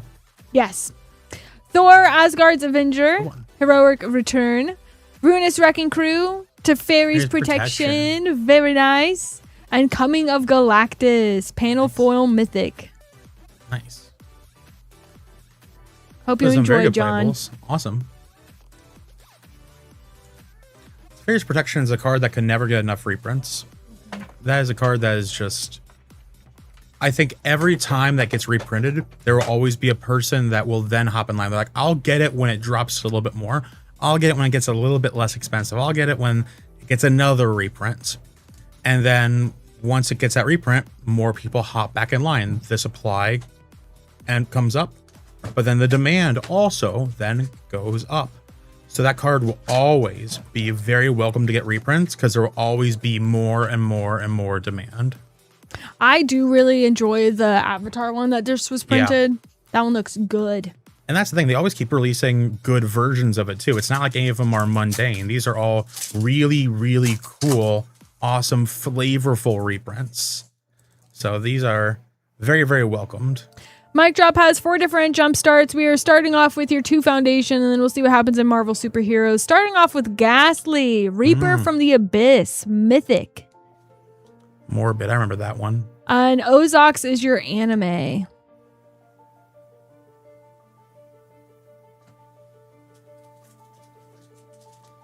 think I had Tragic Slip in there. That was my budget alternative to Fatal Push back in the day. I love Tragic Slip.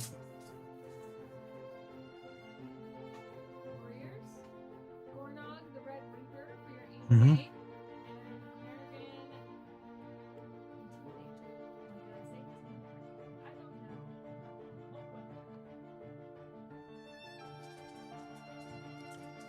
Pay, sacrifice it, becomes a 10/10.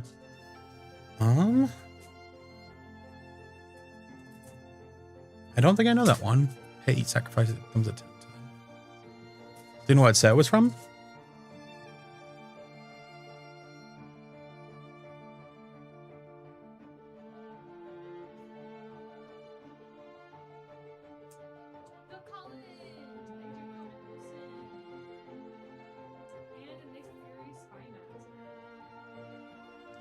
Correct. This is not Sarah. No, I am the Huntsman. Yes. Like, that's not Sarah. No, hold on. Wait a minute. Last pack. We got Tricksters. What a good Loki. Can we get him? There's a kid Loki. Does that count? Loki. There's a Loki as well. Lord of Misrule Mythic. So good. I think my mic is muted. Move a bit closer. Got a Clone Saga. Check 1, 2. Is our mics muted? Are you good now? Can you check now? Check 1, 2. Check 1, 2. Go again. Try again. Check 1, 2. There you go. That one should work. All right. Can we hear him now? No, you good. Weird. Can you still hear me? Making sure I'm not too loud. Can you say something one more time? Check 1, 2. Weird. So you're popping up on that box, but not in OBS. Interesting. Yeah. Oh, you know. Rainfire, you know. Right. Living. Well, as long as everyone can still hear me, but if there's any difficulty hearing me or if I'm too loud, let me know. This week is, in fact, very busy. It's Pokemon Camp Week. Mm-hmm.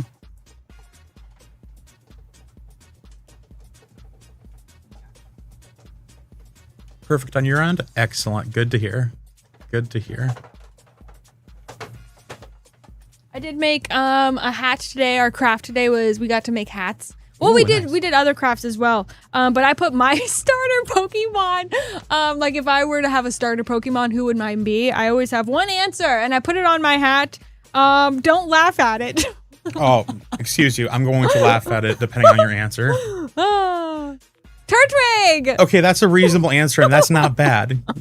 There is so much more room for air. That's fine. Turtwig! What's wrong with Turtwig? That's awesome. Turtwig. That's awesome. Thank you. Okay, Thank now you. wait. Put it back there. Why does it look kind of like a Mimikyu Turtwig? Like, it seriously does.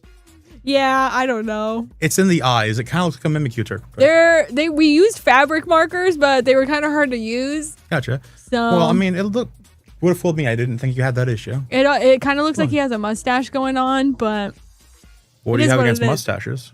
I love mustaches actually. So yeah, backpedal. Yep. That's what they all say. Yes, yes. Excuse you. All right. I worked hard on this. Thank you. Brian Yang, you are up next, my friend. A play boosty box of Marvel superheroes. Let's go. I'm curious though. Chat, what is your starting Pokemon? That is a great question. I was a Cyndaquil guy. Oh, solidly a Cyndaquil guy. Really? Pretty cute, even with the Mimikyu-like eyes. Well, thank you. 10 Ultra. Oh, I do know what you're talking about. It's Icon of... Oh, is it Icon of Ancestry? Is that it? Brian, good luck. Hope you find what you're looking for. Bother me. You're welcome. What is that card called? Did I get it right? If I did, called it. Scarlet Witch! Right off the rip. First pack magic! Nice! We're blessed. Blessed. Pardon the voice crack in the middle of that, but that's okay. The Vision! I love that we got them right back to back. Again. It's like it's meant to be. It's so good. Wow. That's cool. Love that Scarlet Witch art. Yes, Amanda. Squirrel it's Squad so all the way. good. Solid answer. Fin Fang Foom and a Stormwind Rider. Storm with the is so Vision good. of love. Look at them. The flavor is so strong in these bowls. On which one? Which one do you love? I love Storm. Storm is very, very strong and limited. I love Storm. Yeah, there's just so many things with flying in this set. And there's just so many things that just target in this set. And so just being able to say, you're not blocking, is just so strong. Miss Marvel for a logo borderless and leader foil. Leader's also strong. The sheer amount of connive in this set amongst villains is very, very, just a lot. And just saying, hey, draw a card first to increase your options on the discard, as well as just keeping another card around. That's great. Arc Reactor. Gorilla. That was the card I was talking about earlier for Green Sun Zenith target. I think it's great. Also, like I said before, there's a lot of flyers in this set, so just a 2/2 with reach is just fine. And that's just underrated in this set. Epic Fight, borderless.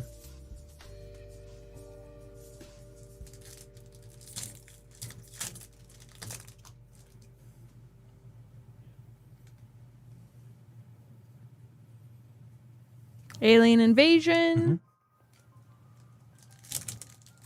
Idol of Oblivion, that's the one. Yes, Idol of Oblivion. I know because I was looking recently from one of my commander decks. I play Karn, the not Great Creator, that's the Planeswalker. It's Super Adaptoid. The Karn from Aftermath, that's one of my commanders. So I was looking at that for that deck. Modok, Mythic. He's hilarious. I love MODOK. Just angry. The Serpent Society.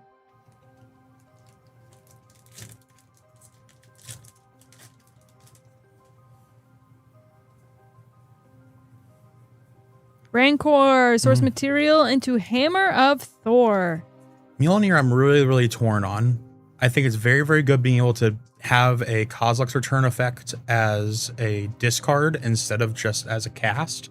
So being able to have an uncounterable version, but also having a Pithing Needle target for your Pyroclasm is kind of risky.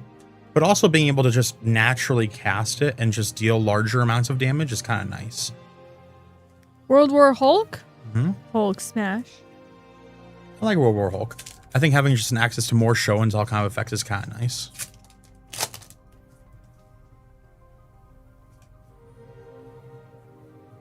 Hex Magic, so pretty. You get to get an Ironheart Clever Champion for your rare. Is it Progenitus and Foundations? I think it is. Because if so, I need to get to Bruin. I'm not sure if it'll be good, but I know I'm going to do it. Armor Wars.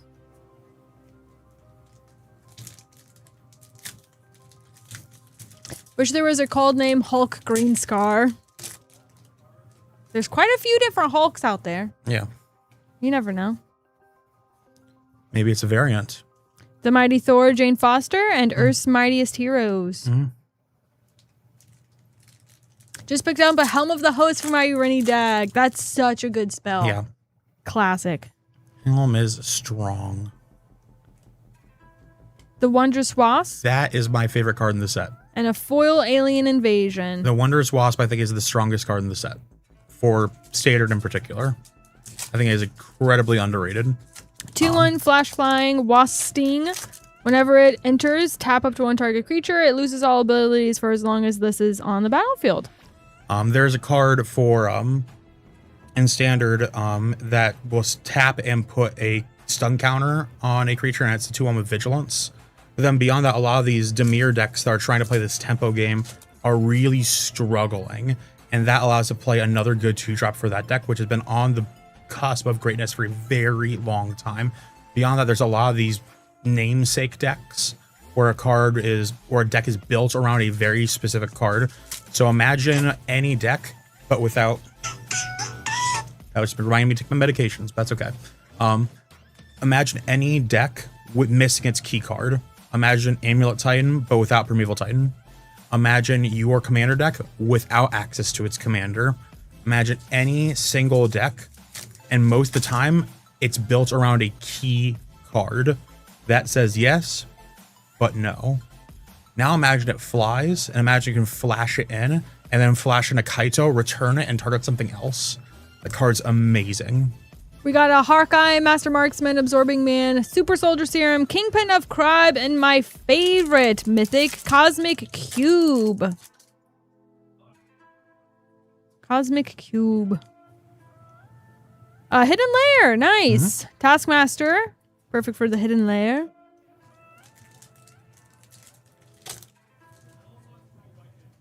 Good, I'm glad you like them, Brian. Avengers Disassembled. That's another really, really good card. Just in the ability for Standard in particular, being able to not just wipe a board, but blowing up Beseiju. There's a lot of very, very important lands.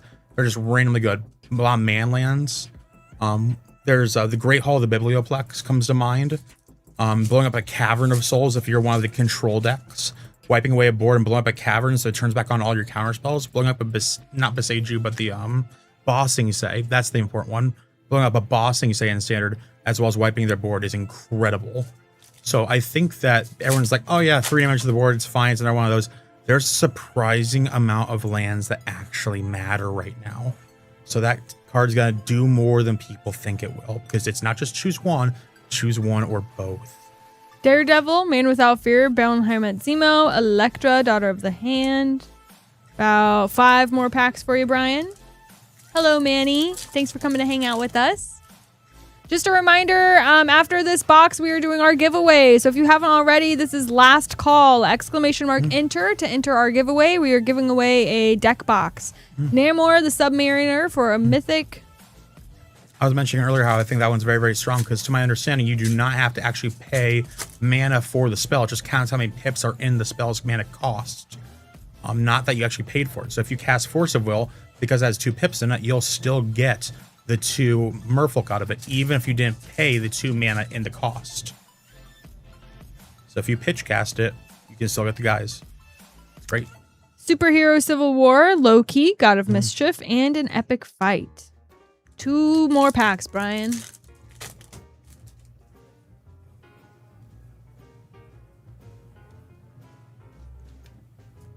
Nick Fury, Agent of S.H.I.E.L.D. And your last one. Thank you so much for opening a box here. You could do it on your own, wherever, but you chose to do it in the community, and we're so thankful, Brian. Really appreciate you. Your last pack magic has a Dark Fortress into Avengers Disassembled. Sweet spells, man. You did get who was your source material? Rancor. Rancor. That was good. Nice. You're so welcome. Thank you for hanging out with us.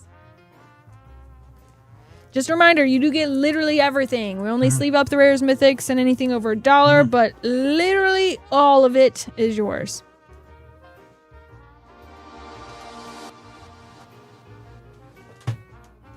All right, and that takes us to our giveaway. I got to get cleaned up and organized over here, but this is what you guys are winning. The BCW deck box holds 100 cards. It does have like the divider thing inside. It's black. Very nice. We got the dragon on it. Exclamation mark enter. Last call.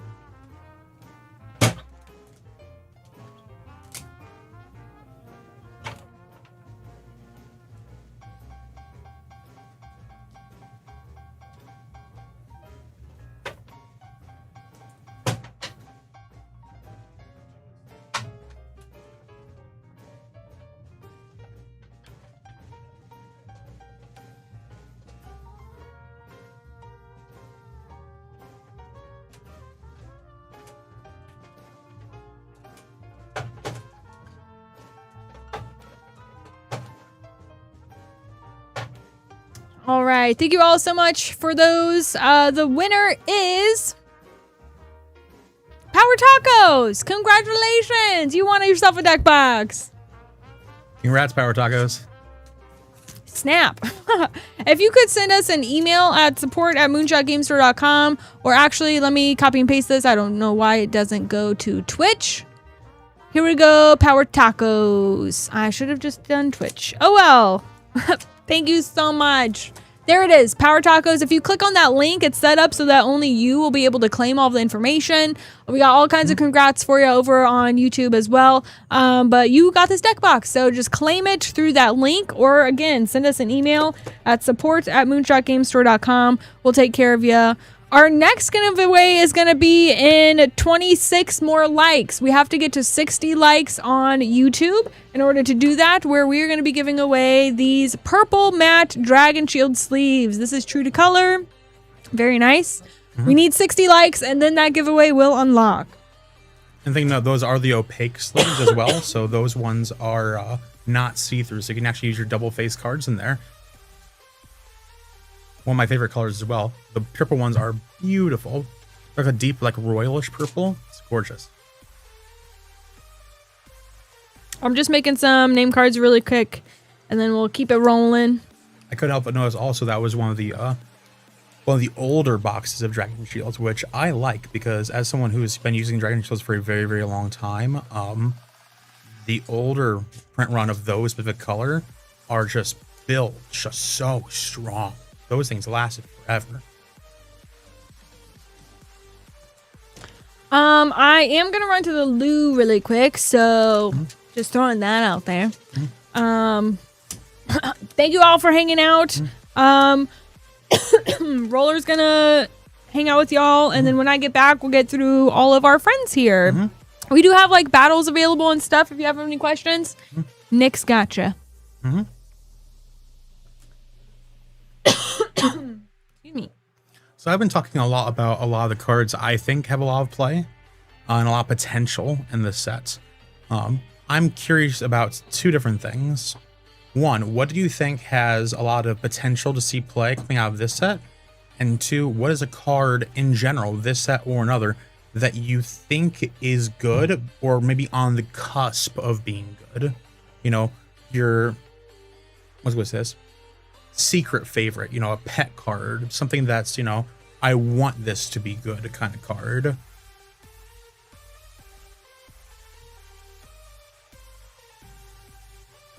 I'm just curious because I think every person has, you know, certain ones that they, what's going to say this, wants to be good, but they can recognize are not necessarily, you know, as good as they want them to be. I've definitely had a bunch of those in my time.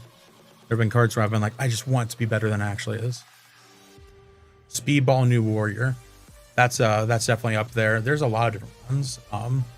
I think in this set, one of the cards I think I wanted to be better than it actually is for different styles of play, I think is actually the Serpent Society. I think that card as a commander is incredible. It's very, very strong. In constructed play, it is very, very fascinating. And I think here's the tail of the tape. The first one is not great. The second one's insane. The reason being is because the first one is only as good as the amount of other death touchers in your deck. The other death touchers on the board. And right now, there's not a ton of other really impressive death touchers on that point in the curve on 1 and 2, or even on 3. The point is that I want to play things and then play Serpent Society, so that way it makes the other things matter. But that also means I need those cards in my deck to matter on their own. So if I don't draw Serpent Society, they still matter. And often I'm finding that I don't have those cards in my deck. But then if I play Serpent Society and like even just a normal value engine deck, what happens when I don't draw a second one? I kill the first one, take the 5 poison counters, move on with my life. If I find the second one, I'm in deep trouble. Because then, oh no, I can't kill the second one. But if I don't see that second one, I just took 5 poison counters and moving on with my life, and now I didn't care about that card to begin with. It didn't do anything. So it's very, very difficult where it's a card that I wanted to be good, but without seeing a second one, if I need 2 of a card to make the first one matter, I might rather play a card that the first one mattered in the first place. So it's one of those cards where it's right on the cusp. I think I would care more about it if there were more death touchers in the set that actually, you know, I cared about. It's just so close. I think if the card made me care about other cards, I would care. But without that, it's just so close, but not close enough. All right. What's up? I'm back. Hello, hello. Aaron, you are my friend. We got 2, 4, 6, 8 Marvel Superhero Jumpstart for you. And then that's going to take us over to your collecty boosties, of which you got 4. 1, 2, 3, 4. So we're going to go Jumpstart, collectors. May the odds be ever in your favor. I hope you find everything that your heart desires. Good luck, Aaron. All the friends in chat. Oh my goodness. Hi, friends. Thanks for being here. Oh, howdy, so y'all. fun. Analyze. We are finding Vision. Who's that? Oh, yeah. Oh, yeah. Vision. Spectral Synthesoid.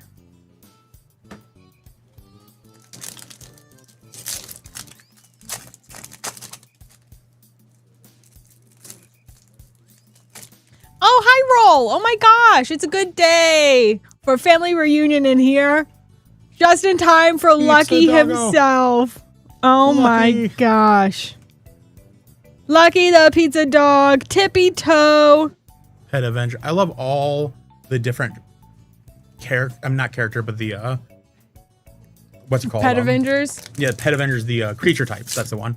Yeah. It's like, let's just put an entire PetSmart on there. Just an entire, just every pet type, all of them. Iron Man, Bleeding Edge. I'm like losing my mind about where all the rares are in these packs. Yeah, it's hard to tell. They got all the value just hidden, just lurking around. Mm-hmm. This one's uncanny. Wolverine. Tippy Toe is like a $15 card last time you checked. Wolverine like claws out. It's hard to tell. There's just all this value just tippy toeing around. Get it? Tippy Toe, $15 card, tippy toeing around. I'm funny, I promise. See, there it is.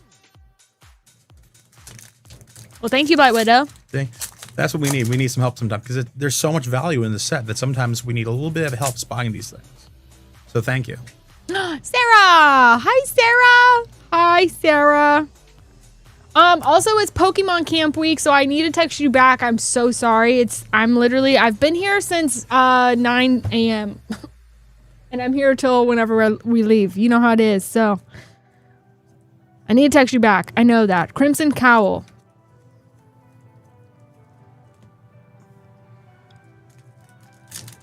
Astral, all the friends. All the people.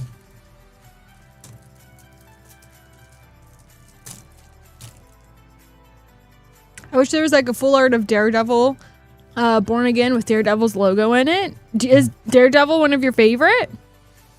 Silver Surfer, Cosmic Voyager.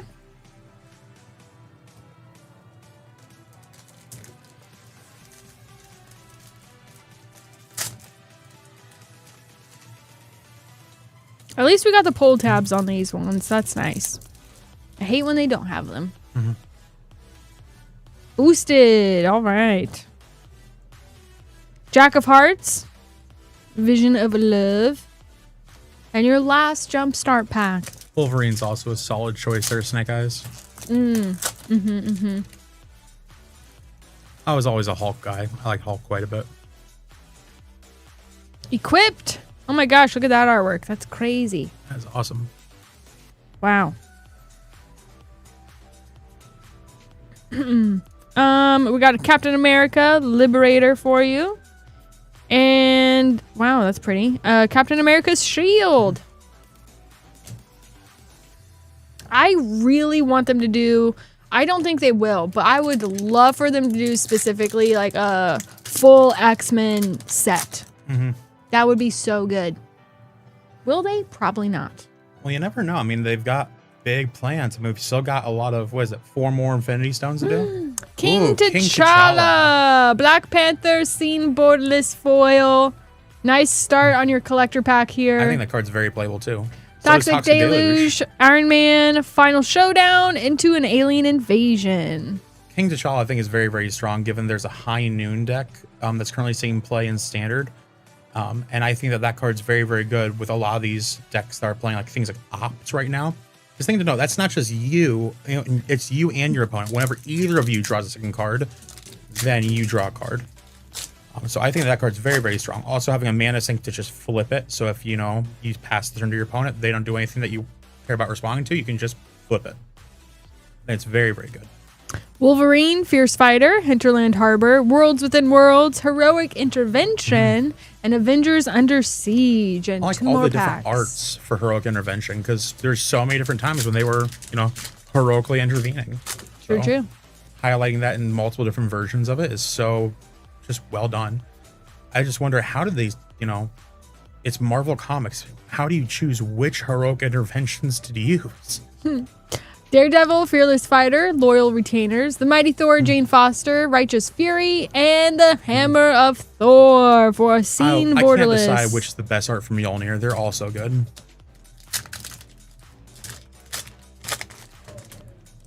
Full X-Men set, take my money now. That's how I feel. It'd be super cool. Last pack magic for you, buddy. The Wondrous Wasp My foil. favorite one. Canopy Vista, Kang the Conqueror extended, Anthem of Champions, and a Castle Doom extended foil. Lots of fun spells, Aaron. Congrats on the cards. Astral's daughter just discovered the song What Does the Fox Say? What a rush of memories that just hit me just hearing that from you. I can only imagine how you feel. That's gotta be the best feeling. That's gotta be awesome.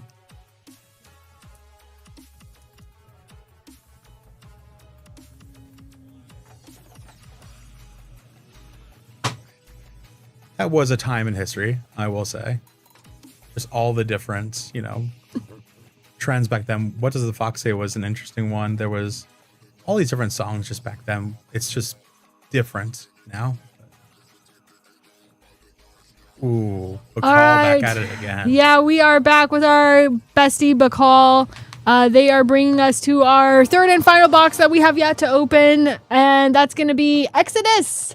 We are at Exodus, so really looking forward to all kinds of stuff here. The top hit is going to be this City of Traders, into a Survival of the Fittest, Recurring Nightmare, Hatred, Mind Over Matter, and all kinds of other fun spells. Love Coat of Arms. Want a Coat of Arms so bad. My girl Soul Warden's in here. So good. Lots of OG classic stuff that we can't wait to see for you, Bacall. It's going to be really exciting. But obviously, we want the top goodies for you, which is going to be right here. So, best of luck. I'm going to grab that box. I love Plague Bear, so that's just what it feels like to just have orange juice right after brushing your teeth. That's the exact feeling. It's just, oh, God. No, Marvel Collector Packs did not sell out. You specifically have to be at our live link, moonshotgamestore.com/live. You can search MSH for Marvel Superheroes. MSH is the set abbreviation for Marvel Superheroes if you're looking for that specifically, but I have plenty available for tonight. Snake Eyes says that if someone else pulls another Sliver Queen, you're running for Theros.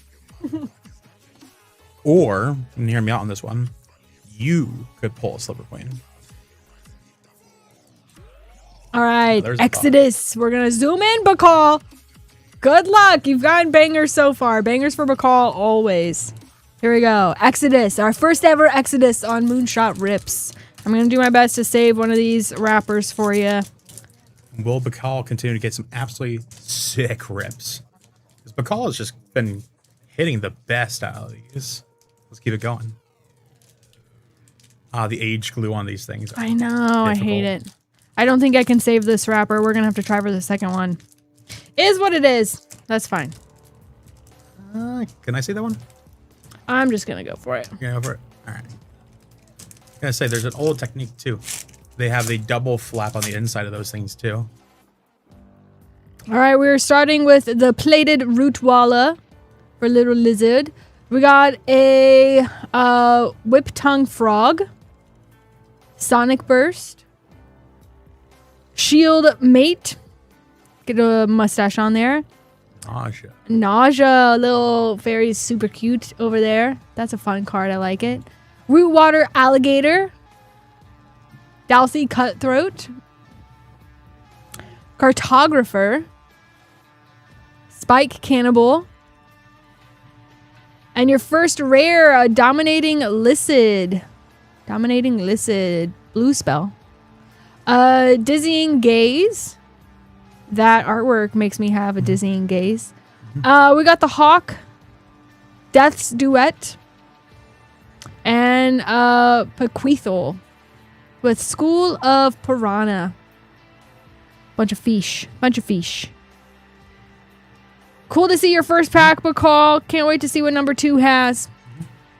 We all got our popcorn. That's right. What's up, Thomas? Hello. Pack number 2. Oh my gosh, it's so fun.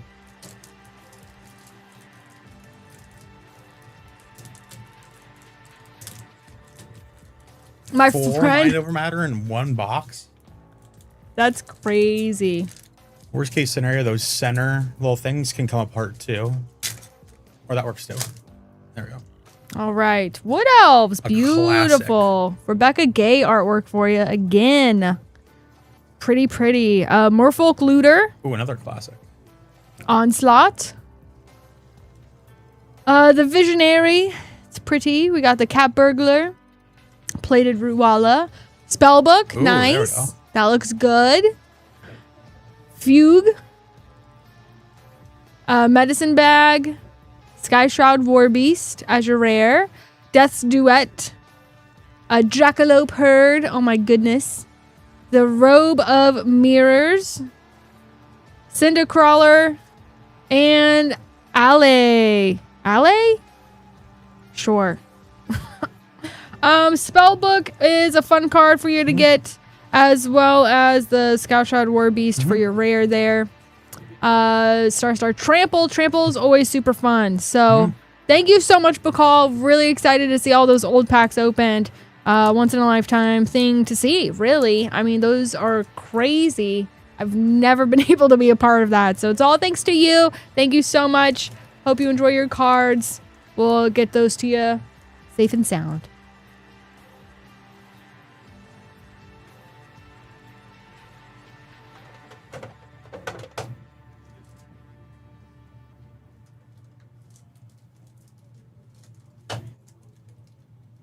My goodness. You're welcome. It was so fun. Love them all. Good. It was super cool. Our friend Austin is up next. You got a bundle in there. Core Collector. Nice. Jump starts. More bundles. Sweet. Duke of Hurl. After that, can I press a button? Yes, I can. All right. And we do have some battles that are almost ready to go. If anyone is interested, checking out some battles, those are almost ready to go.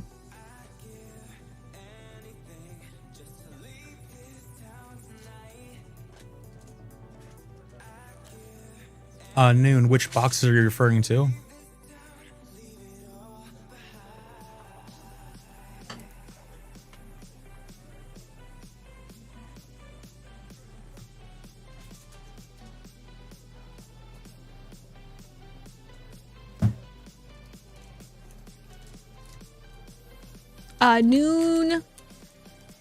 Noon right there is Bakal, just so you know. Oh, Bakal? Okay. Yeah.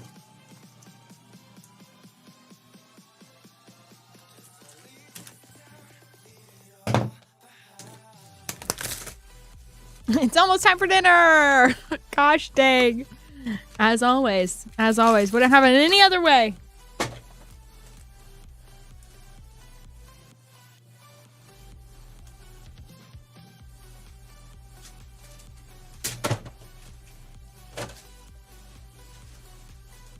Oh, good question. How many packs are in each of those boxes? The old school boxes. I think those had... Back in the day, I think those were exactly enough for a draft, so that would have been 24 each, I think, back in the day. I think. Should say. 36. 36? Mm-hmm. Okay. So then that means we open 2 each because those was a fresh box. So that'd be 34 packs each left. Yes, then 34 each left. Because since each one was fresh when we opened them. The one box has lore written on the side, so I was reading that. That's pretty cool. Mm-hmm. Austin, your Universe Beyond bundle is going to be your Avatar, Turtles, Avatar, Spider-Man, Turtles, and then Final Fantasy. Well, now he said. You also have a Core 21 collector. So I need to grab those Jumpstart, and then your Foundations bundle, which is 2 Jumpstart, 2 play packs. So let me grab those 2 J22 Jumpstarts. Just a second.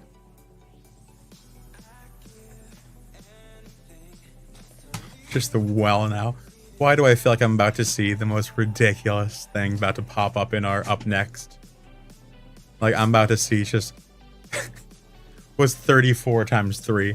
Real quick. Someone do some quick math. So we will do some Jumpstart at the beginning, go through your play packs, and obviously end with your Collecty Boosty, Austin. Here we go. Thanks. 102. Appreciate it. What's the 102 vintage packs just entered into the... There it is. There it is. Do I have a snack A, chicken sandwich with fresh tomato from the garden? Yes. Man, yes. Tomato sandwich on its own is good. So good. We got Spooky, a Harvest of Souls. Very fun.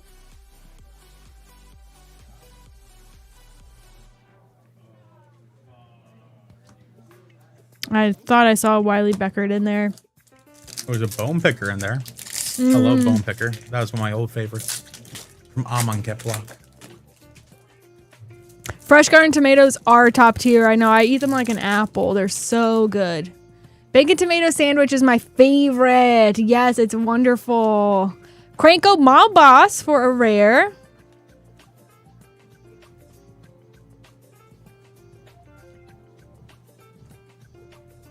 Would you mind shutting the door, actually?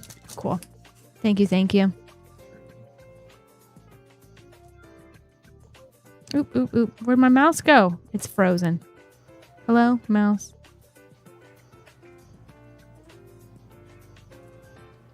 There it is, okay.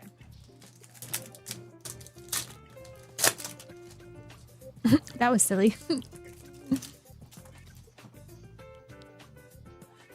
All right. We are into elves, a leaf crown visionary. Your Dionys for your Japanese artwork, the anime. Pretty. And last Jumpstart. My brain's not great today, so it's grilled cheese and homemade lemon orzo soup. Sounds amazing. What? I mean, soul food right there. It sounds so good. Stalwart. Wow. Words. Light of the Legion. And a Macias. Nice mythic. Erdnan for your anime artwork. Micaeus, let's go. Nice. Yeah, I also want that now. Grilled cheese and that soup sounds so good. Thanks. You had to talk about food. Oh, we talk about it every stream, buddy. Oh yeah, I don't doubt that. It's just this is a wrong day to miss lunch. Yep. And also have not the largest dinner. Swifty boots, Ooh, nice. Swifty. Homunculus Horde for good old Mike Wazowski. Erdnane is so good. Yeah, I think got a coma coil. That's nice. Bushwhack. I love witness protection. Oops. Kiora, the Rising Tide. Into Avatar. I love witness protection just because I love a card that genuinely says legitimate business person. I just love that. The first person that ever played it against me was in Streets of New Capenna with Jason Mantrip was the boss that I did a boss battle against during that pre-release event for Streets of New Capenna. Realm of Ko. So Jason himself turned my things into legitimate business people. It was crazy. And here we are. And here we are. Oh, did I? Gosh darn. I will check that out. What the heck? Oh my gosh. Okay, I see it. I see it. Villainous Wrath, Radioactive Spider.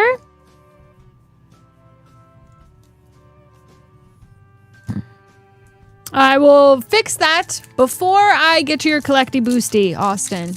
Thank you so much. There is only one spot left in our Marvel Superheroes play battle. If anyone is interested, you get 5 play packs. High CMC wins 3 additional. Low CMC wins 2 additional. We got a Ravenous Robots. And your last play pack before we're going back to Jumpstart and then collecty. We are in Final Fantasy, folks. Good luck. Vanille. Beautiful. Beautiful. I'm going to pull that out because it's just too pretty. Golbez. Nice. He's a fun one. And a Sid. Nice. Sid from 15. 15.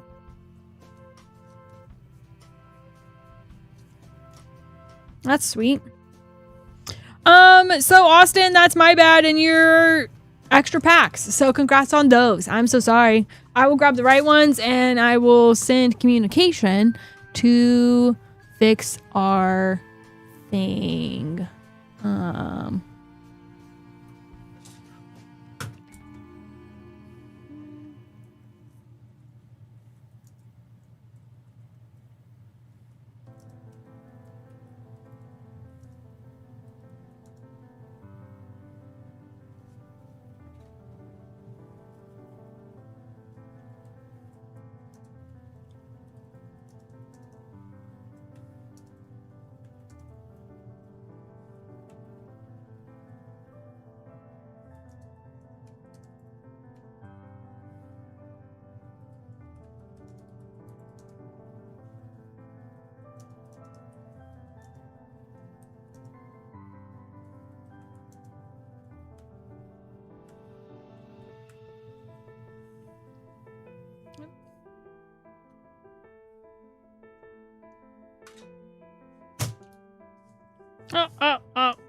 There it is. Okay. There we go.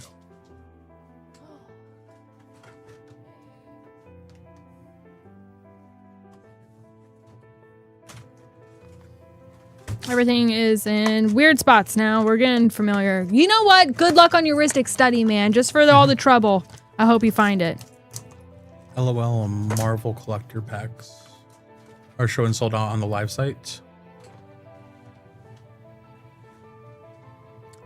Marvel collectors showing sold out on the live side. I will have to look at that in just a second. So I will get through Austin's packs here. We got these 2 J22s and then the Core 21. And I will definitely check that out because we are still in pre-release season and I have plenty of, I'm looking at 2, 4, 6 boxes right now, as well as 3 packs. So I got plenty. Yeah.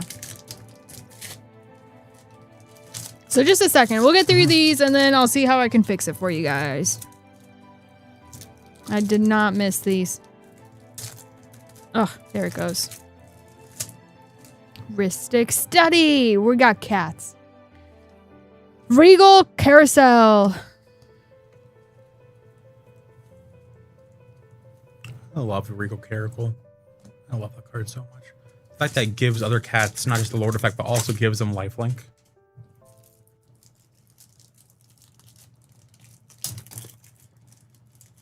I hate opening these. Gosh.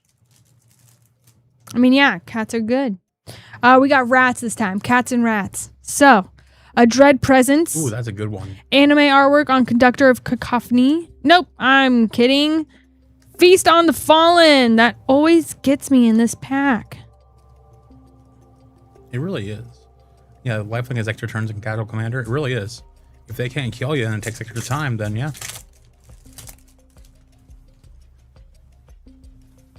All right, M21 here. Got a beautiful mountain. Sanctum of All, extended rare.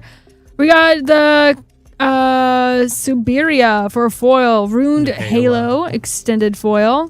Basri's Acolyte, Garrick's Gorehorn. Liliana, Walker of the Dead, borderless mythic. Beautiful card. Liliana Steward, Showcase foil. Basri's Acolyte foil. And the Beast Saproling.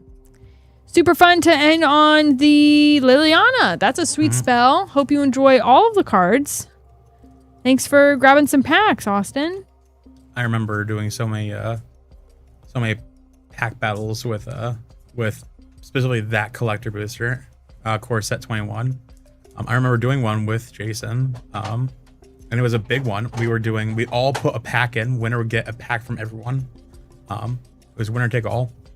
And I remember Jason opened an Ugin, and then I opened a Volcanic Salvo for 12 drop, and he just kind of stared at it for a second, and I'm like, yes, thank you, bulk rare 12 drop. Ha ha. Got him.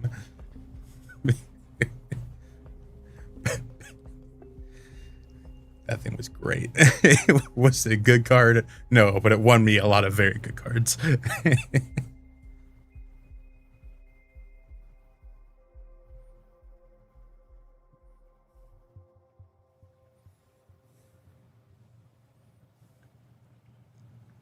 Yeah, that's the thing from that set too. There was a lot of very, very beautiful Planeswalker arts.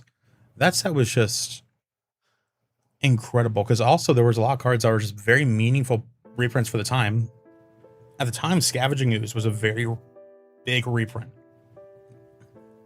So that was a very, very big one. At the time, there wasn't. Nowadays, we see so many different kinds of cool basics. Back then, it was not as common, especially because we saw full arts. But even to this day, we don't have as many bordered, but still cool kind of basics. Where this still looks like a normal basic, where it has like the same kind of, like it looks like a basic land, but it has a cool frame. It kind of adds to it, but it's still recognizable as a normal style basic without being full art. It just, exemplifies the frame instead of exemplifying the art.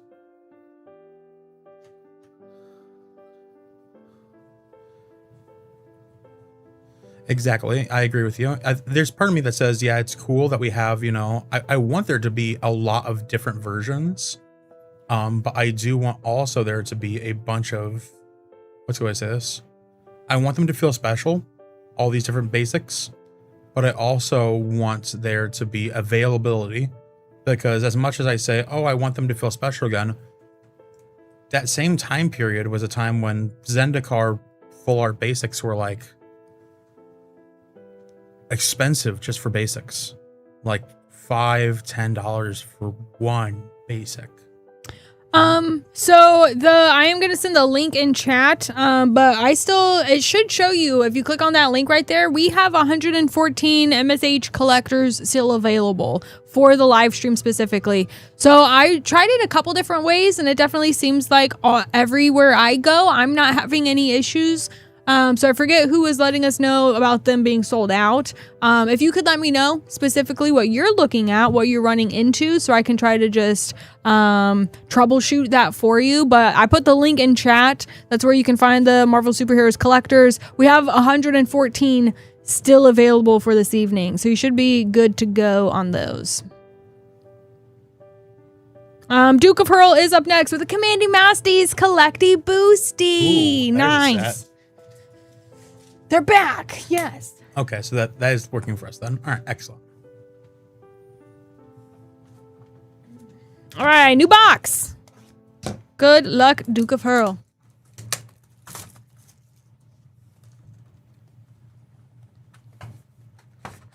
Portier, hello, hello.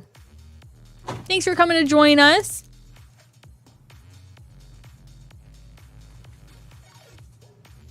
All right. Where it all began, Commanding Masties, Collecty Boosty. Good luck, Duke of Hurl. Can't wait to see what you get. The sheer amount of value in these is unreal. All right. All that glitters. Counterspell. Felwar Stone. Danitha, so good. Beautiful Retrofoil Island with a Borderless. All that glitters. Myriad Landscape. Foil Frantic Search. Star of Extinction for a foil rare. Grave Pact. Ooh, Foil that's a good Edged one. Mythic. Very, very nice. We got a Regal Sliver Extended. Training Center. Borderless Another. and a Borderless foil. Dang. Another one. Sorry about that, Duke of Hurl. I'm so sorry about that. Grave Pact, Foil Etch, though, is pretty sweet. Got some fun Yeah. spells for sure. Congrats on the cards. Thanks for grabbing that here. Super cool. They're good lands still. You can use them. Yeah. Got pretty ones. Use them everywhere, so that's nice. And also, I will say this. I mean, is it of the lands to get a duplicate of? That is a good one to get a duplicate of. And Grave Packs are always good. Star of Extinction is one of the better of the board wipes in red. That's the thing is, those are still like good cards. And that's what packs are. It's potential. They're all potentials for playables. And those were good playable cards, so... We are running a play battle. So we got Peter, Kelly, Eric, Thomas, and Chad here. It's Marvel Superheroes Play. I'm just printing your name cards, making those, and then we'll get rocking and rolling. Exactly. Those are cards you can never have enough of. Exactly. That's the point I'm making.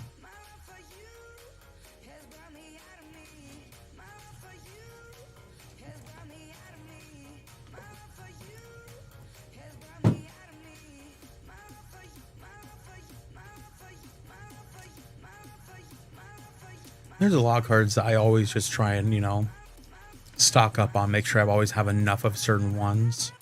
There's certain ones that are like, self-explanatory, like, your soul rings, your command towers, things along those lines. But there's other auto includes, and some of those go by the person. So I'm curious for y'all, what is an auto include card that you have personally that you're not seeing other people run? Siphon Mind. Siphon Mine? Yeah. That's a good one. That's a good one. I always liked Woodland Bellower. I think there's a lot of the 3-drop green cards end up being a lot of the utility pieces. A lot of times like Wood Elves, Rex Sage is another very, very common one that I would commonly see.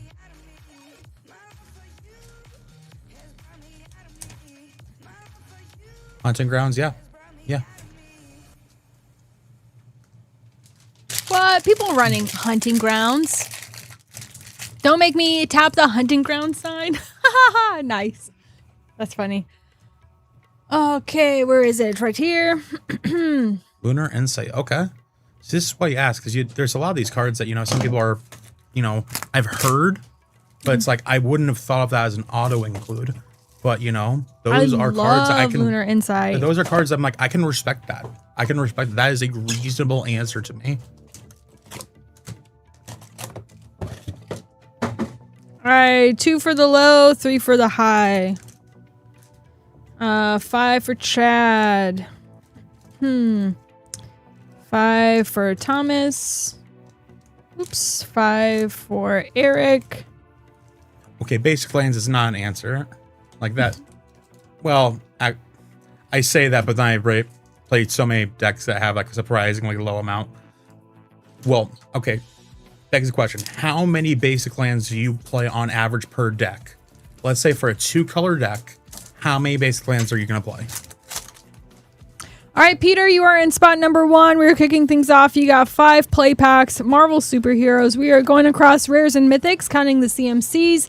Battles work on whoever gets the high will win extra packs, and whoever gets the low will win extra packs. So you get all of the cards in all of your packs. We usually will pull out anything over $1 as well. We don't do those in battles because we're cared about the CMCs, and you're starting off pretty strong with Worlds Within Worlds, looking at 7 and a Mind Stone. Congratulations, Peter. So good. Man. I'm getting drastically different answers from what I'm going to answer very, very differently than the chat's going to be answering. Chat's saying very, very different numbers than I'm saying. I'm going to burst your bubble in a second, though. Ultron, Artificial Malevolence for a Mythic. There we go. This is very, very strong. We got a huge CMC and some really, really good hits. Nick Fury, Agent of S.H.I.E.L.D. And the Vision. There we go. Got 2 there. Bringing in 5. It's very nice. Here's your last pack, Magic Peter. We're at 7, 10, 11, 15, 17. 17's pretty good. Let's see what last pack has. Secret Invasion bringing us to 20. Solid 20 and a Mind Stone. Congratulations, Peter. Mm-hmm.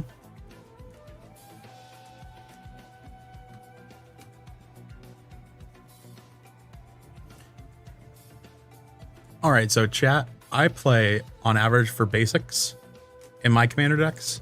For a 2-color deck, I play like maybe 6 basics, maybe. My landfall one plays 6. On average, I'm playing about 3 basics.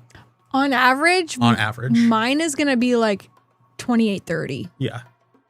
That's for what purpose? Like, we are very different people. All right, Kelly, spot number 2, pack 1. Good luck, good luck. If you're not being greedy, what are you trying to do? We got a Vision Quest. Unfortunately, the X counts as 0, so that's hidden 2 for you. I have exactly 4 basics on average. Snow-covered one color, snow-covered the other color, and then the 2 other colors normal. So it's plains, forest, snow-covered plains, snow-covered forest, done. Scientist Supreme for 2. Gathering Place, very nice, but a Captain Marvel bring back 5. So that's helpful. Favorite Hydra from any set? Oh, that's a hard one. Madam Hydra. Probably Colonian Hydra. I think that's the one I'm referring to. It's one where whenever it's, I think it's the one that's dealt damage, it doubles counters. Last pack magic for Kelly. You did get a Super Scroll. Oh yes, in absolutely. For... I'm a field enjoyer. Yes, yes. All right, King T'Challa. We do count both sides on your Black Panther with a borderless scene foil Ultron, Artificial Malevolence. So 6, 7, 8, 9, 10, 11, 12, 13, 14, 15, 16, 17, 18, 19, 20, 21, 23, 24, 25. Beating out Peter. Mm-hmm. Congrats on the spells. Lots of fun stuff. Not quite a Mind Stone, but great, great cards. Hope you enjoy all of them, Kelly. But yeah, Sergeant Say, guys, I also know Genesis Hydra. I've also got a Mistborn Hydra is also very, very one I really enjoyed. I also like Mossborn Hydra. What is the one that Hooded Hydra as well was good. All right, that takes us to our friend Eric. Spot number 3. Good luck. Hope you get the spells you're looking for. To say my favorite card is Blood Moon. I like to play the game for the antithesis. I play Winota with Blood Moon in my deck and other forms of moons in my deck. And Doom I Reign still Supreme? play 5 basics with 3 moons in my deck. Magus, the what's it called one, the artifact one, and Blood Moon. Agent Phil Collins, a Super Soldier Serum. But yes, I'm incredibly greedy as well. I'm incredibly greedy. Thor, God of Thunder, as well as Tony Stark for an invincible Iron Man.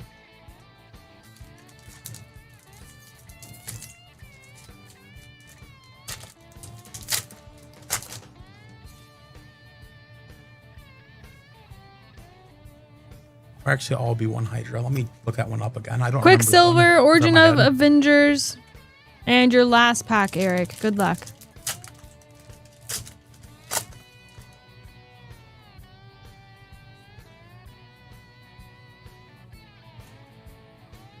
Cloak and Dagger. Nice. 2, 4, 6, 8, 10, 12, 14, 16, 18, 19, 25, 26, 27. You did take the cake. 27. I don't see a Hydra from Phyrexia all be one, at least not in my quick little search. Maybe it's in the commander set. Let me check.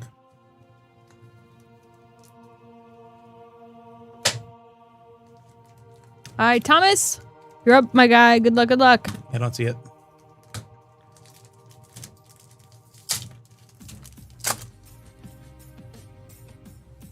Maybe he's thinking Skittles because he's a mutant. Skithrex, yeah. Shield Flying Car, Alien Invasion foil rare.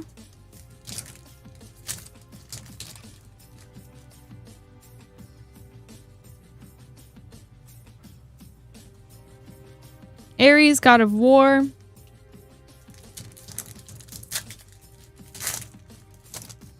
Yeah, maybe the Vindicator. Yeah. That seems right. Armor Wars. Yeah, Phyrexian Vindicator. Yeah.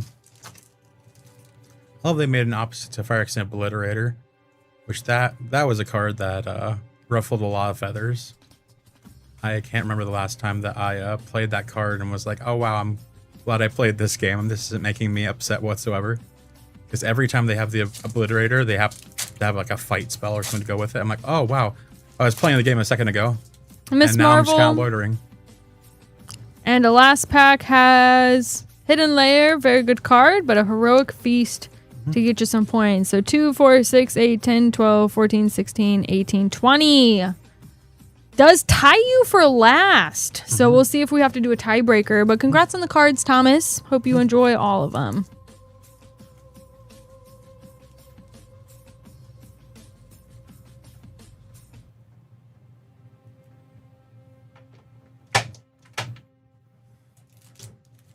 All right, last pack magic we got for Chad here. Good luck, good luck.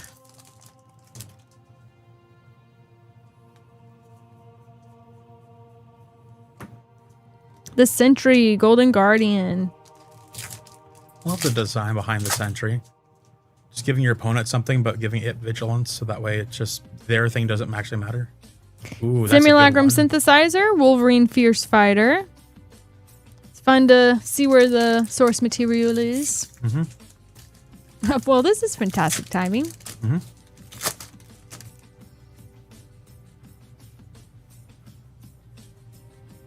Moleman. Foil Wondrous Wasp. Those are great. I mentioned earlier that those are very, very playable cards. Squill. The Wasp going to see play everywhere, but I think Moleman will see play mostly in Standard. Coming of Galactus. Nice mythic. Pelucranos Reborn flip card. Yes. Yes, that one. Yeah, from the from the Aftermath set. Yes. I think Pelucranos is pretty strong. I need to reread the Reborn one.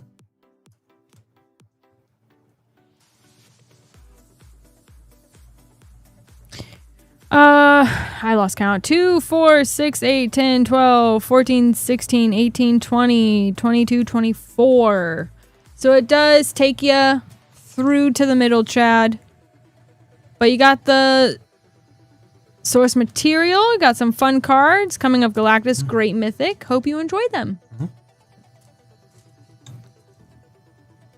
All right, we do have to do a tiebreaker, so I'm going to grab Thomas and Peter's cards. Our first tiebreaker is we look at your highest CMC card, and whichever one is higher will win. So for Thomas, you got 2 at 4 there. So 4 for Thomas.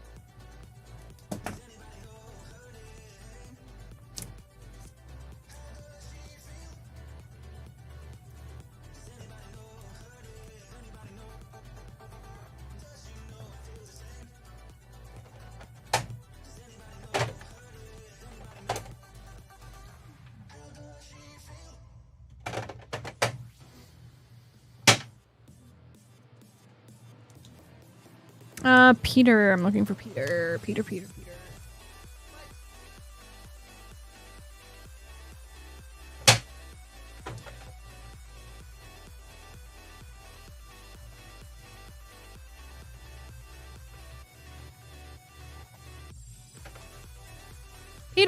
you got the Mind Stone. What? Yeah, he had a 7, correct? Yeah, Yeah, Worlds he had Within 7. Worlds. So Peter is going to take it, so I'm going to down tick you 1 down there. So we're at 19, so it puts you in the low spot.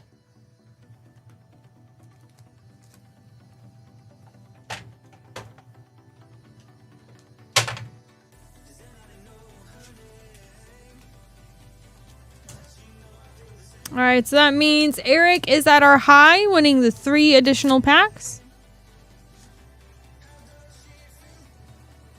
Peter has a Mind Stone and won the additional 2 packs, which we will open after Eric here. So good luck, Eric. Hope you get some fun cards. Congrats on your winnings.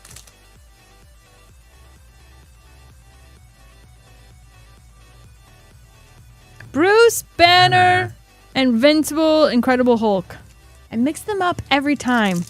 It's Invincible Hulk, Incredible Iron Man, Incredible Hulk, Invincible Iron Man. Jeez. Can't keep it straight. Great card, though. Congrats on the card. Castle Doom. Last pack magic. Manifesting another stone would be crazy. That'd be great. That'd be very, very good. Thank you so much. Ruinous Wrecking Crew. Okay. Nice winnings, Eric. Thanks for being here tonight. If you haven't already, hit the like button. We are trying to unlock our second giveaway, which would be some Dragon Shield sleeves. Just helps tell YouTube to have people come and hang out with us. It's also just a free way of supporting us here.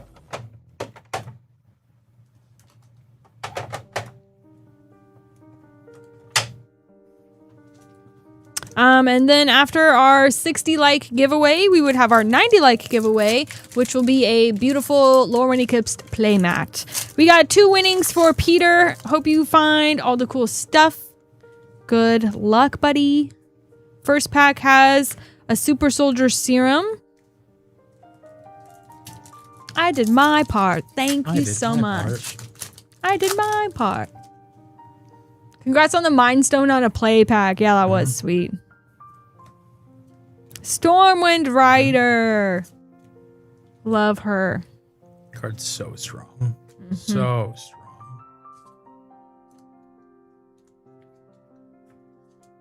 There's just so many flying creatures, or at least cards that just have randomly flying in the set.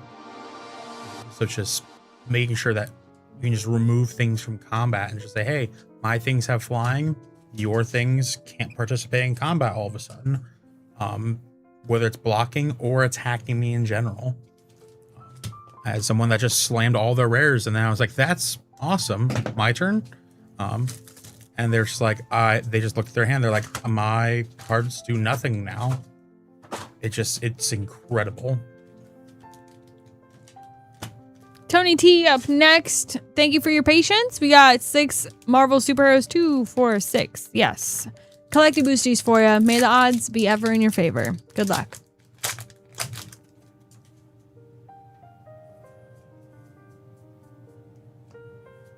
Winter Soldier, Icy Assassin, Monologue Tax, Black Widow, Intel Expert, Show and Tell, and a Dark Fortress, Borderless Foil. I remember my first show and tell. I was like, oh, we both put something into play? Oh, I'm going to put my big creature into play. I'm like, mine is going to be an Emrakul. I'm like, oh, I understand now. I'm very dead.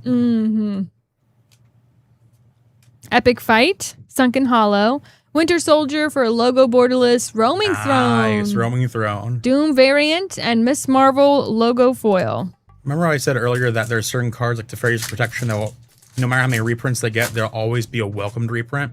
That's one of them. Doctor Strange Surgeon, The Thing, Seen borderless. We got Dark Fortress, Chaos Warp, and Ooh. Ultron, Artificial Malevolence for your comic book foil. I was literally just going to say, I'm kind of bummed we've only seen one so far. We got Submariner, Namor earlier, but getting Ultron for you is very exciting. That's Congrats, a very rare Tony. one. So good.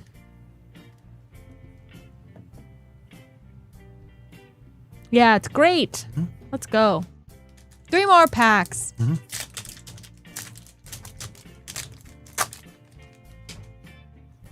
We'll say I also think that Ultron card is very, very good because it circumnavigates the idea of only having one copy of a card in Commander and saying, I'm just going to have another one.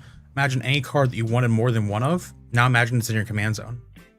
We got a foil Unbeatable Squirrel Girl with the artwork we all love. T'Challa, the Black Panther, Commander Borderless Mythic, Hawkeye Master Marksman, a Snap Extinction Event, and to Quicksilver Brash Blur. Yeah, we've been getting tons of Mind Stones instead. Sorry about it. You're right. Good problem to have, though. Great problem to have. Hawkeye, Bowslinger, Methods of the Mighty, Taskmaster, Harbinger of the Seas That's foil, a great one. and a wow, Scientist Supreme. Last pack magic? Last pack magic. Let's see it. Reed Richards, Black Market Connections, Earth's Mightiest Heroes, Heroic Intervention, and a Hidden Layer Borderless foil. We got all sorts of goodies in those ones. Yeah, I hope you enjoyed the spells, Tony. Thank you so much for hanging out with us. You're right. Yeah, there was so many mythics in that. Black Market Connections as well, and the Heroic Interventions. That Ultron's beautiful too. Like I said, that's a great commander to have and quite good version. If you're gonna have a great commander, might as well to start off with the best version there is. That's awesome. 2 collecties for Kelly. Good luck. We do have a family-friendly stream here, so we do ask that we keep a PG in chat. People got it pulled up on their TVs, you know. We got a Nick Fury Spymaster, Fight for the Throne, Heroic Feast, Righteous Fury, and Thanos. Ooh, logo beautiful. foil. Very nice. Last pack, Kelly. Good luck.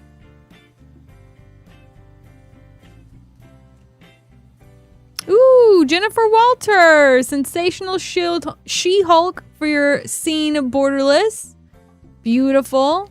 Hawkeye, Ironheart, Anthem of Champions, and a Cosmic Cube. Nice. Very fun pack. Congrats, Kelly.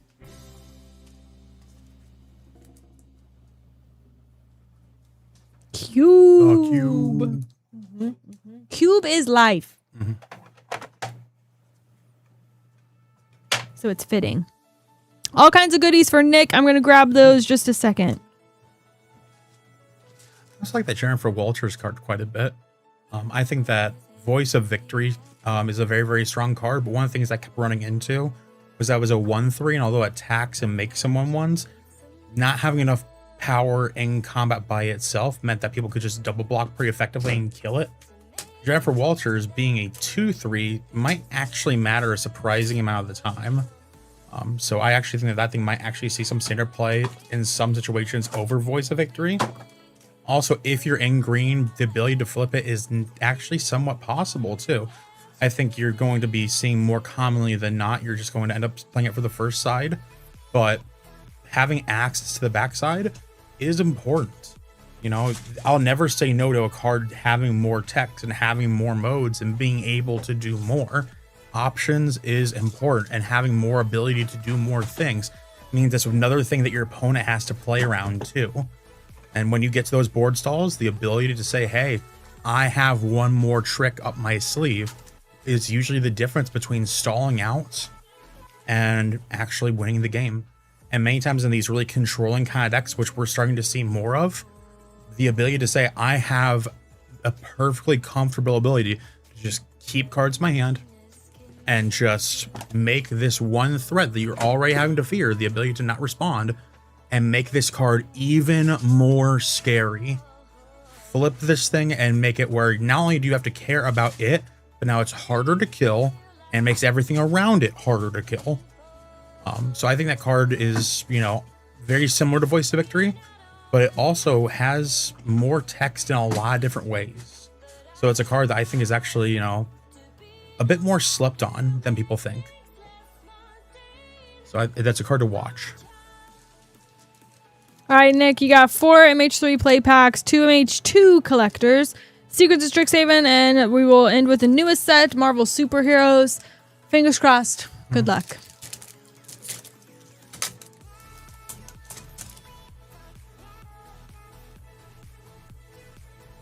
Tamio, bless the pack. We got an Archway of Innovation and a Dreamtide Whale.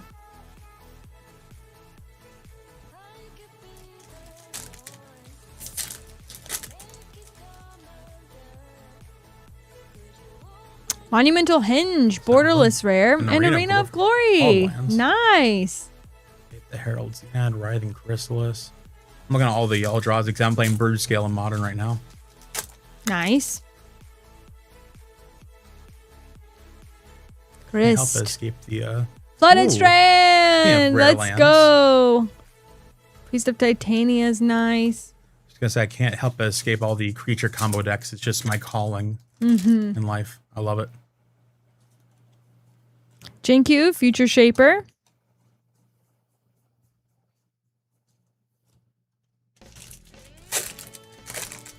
And our first collector, we got Modern Horizons 2.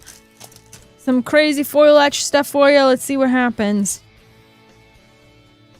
Goblin's Nice, foil counterspell. Foil etched Plains. Resurgent Belief Extended, Jade Avenger. Subtlety. That's a good one. Borderless Mythic Incarnation.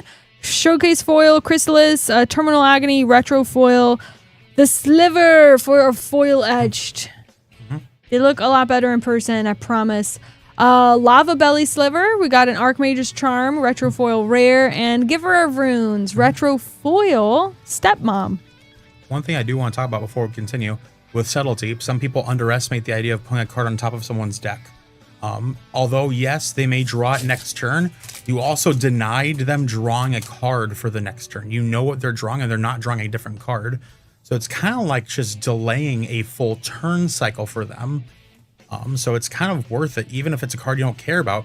Maybe I care more about your ability to do something different the next turn. We got a foil etched mountain, Inevitable Betrayal Extended, Road in Ruin, Lannis, Cryptozoologist Showcase, the Ethersworn Phoenix, an Ariamoba, the Shaper, Tide Shaper, foil etched, Diamond Lion, foil etched, retro foil, and to a Necrogoyf, extended foil, and a Squirrel Thopter. Wow, that one opened from the top. Weird. Can I actually open the pack, though? There it goes. Okay. We are at Secrets of Strixhaven for you.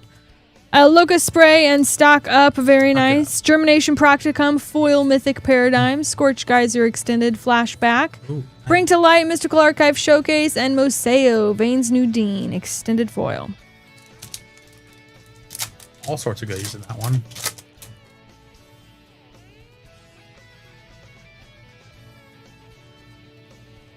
Iron Fist, Hero for Hire, Vision, Synthesoid Avenger, panel artwork on an Origin of the Avengers, a foil, Beast Within, very nice, and a Super Scroll, extended foil for you, 5-color craziness. Super Scroll was an interesting one I actually pulled recently in Limited, and I found myself where although it's 3 black, I ended up just playing every single one of my double color lands, just so that way, you know, I would have access to just more colors. Because I viewed it like playing a colorless land in my deck. Yes, it was not an on-color land, but so is playing, you know, I was playing a black-white deck, right? So, although it's not a swamp, it's the same as if I just played plains, right? It's still not producing black mana. So it doesn't matter what color it's going to produce. It's just not black mana. So having just more lands that produce for its abilities was just worth it. So it's like, okay, I'm just going to have things for its ability. So imagine as if, all right, it's as if it's a colorless land. Imagine it in that kind of sense that, oh, I'm not playing blue or I'm not playing green. No, you're not, but you're playing this for its abilities. And that makes it worth it in this sense. Also opened me up to a lot more splashes, which made it worth it too.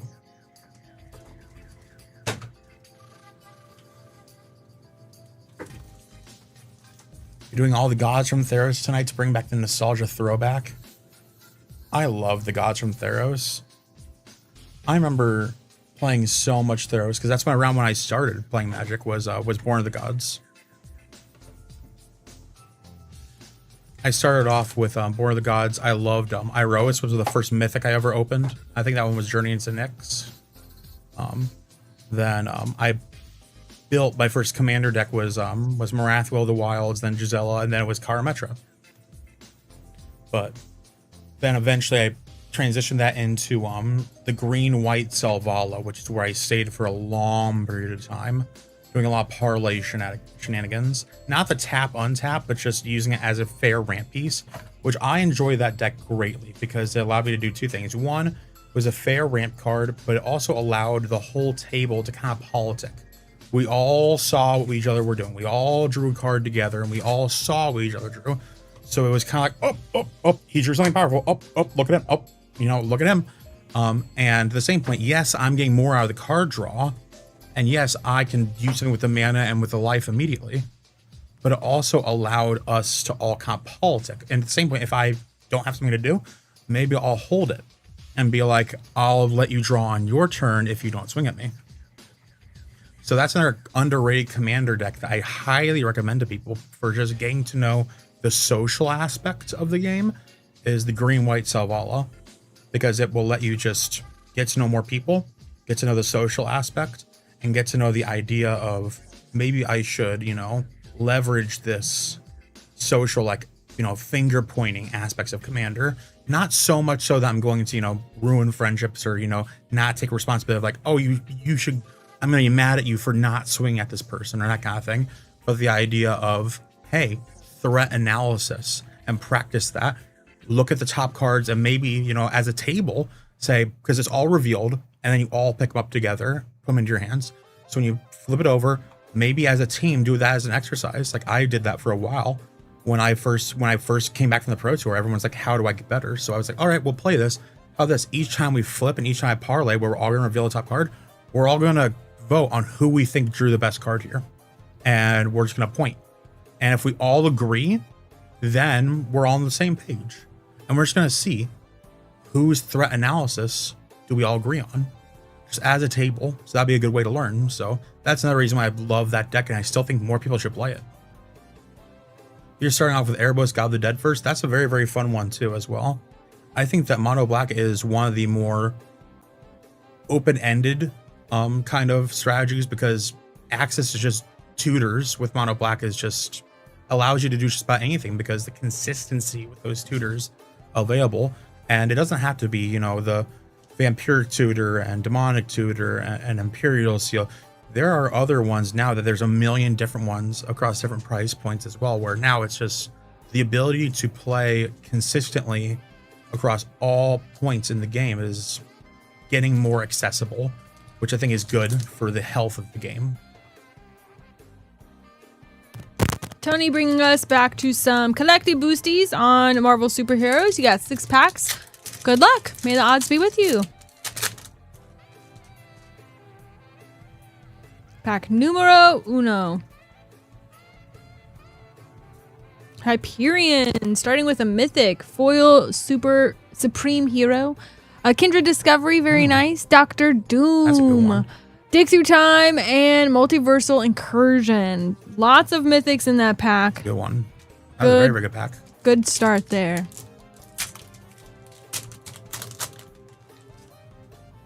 Yeah, Erebos Whip is very fun. I think everyone forgets about the reanimated portion of Erebos' Whip as well. Whipping something back from the graveyard is also important.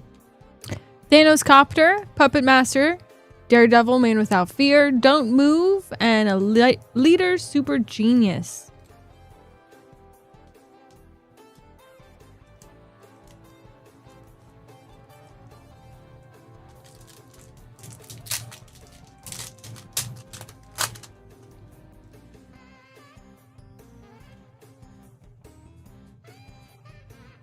Baron Helmet Zemo, Shuri's Fabricator, Sentry Golden Guardian, Monstrous Rage, and a Phil Collins.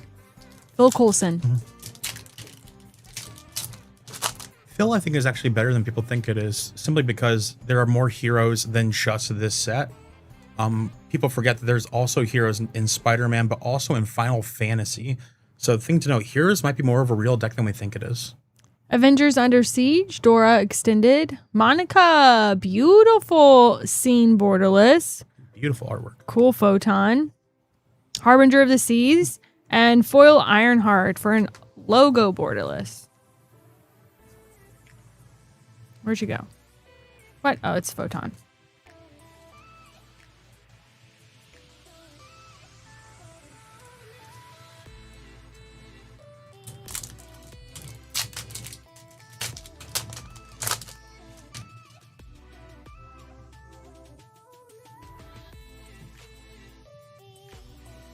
Mole Man, Vanquish the Horde, nice. Hawkeye Trick Shot, we got a Light of Promise, and Doom Reign Supreme into your last pack magic, Tony.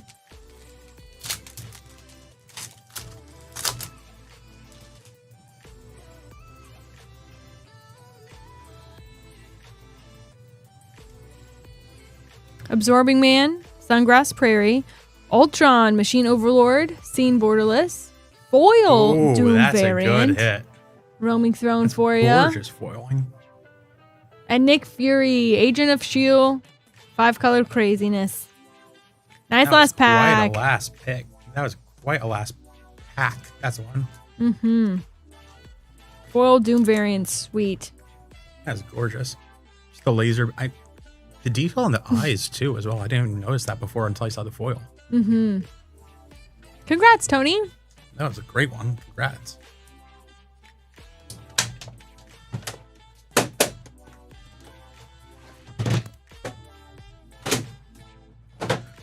Sergeant Snake Eyes, a Mardu Gods deck. What commander would you have as the what commander would you choose for that?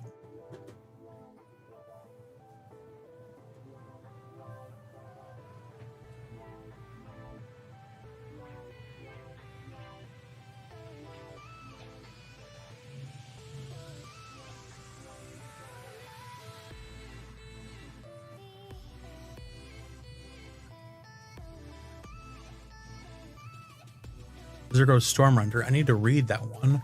I haven't actually read the Mardu Zergo.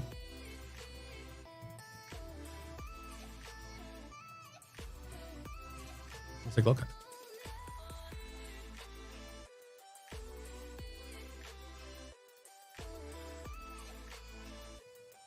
Mardu, mobilize 1/3/3.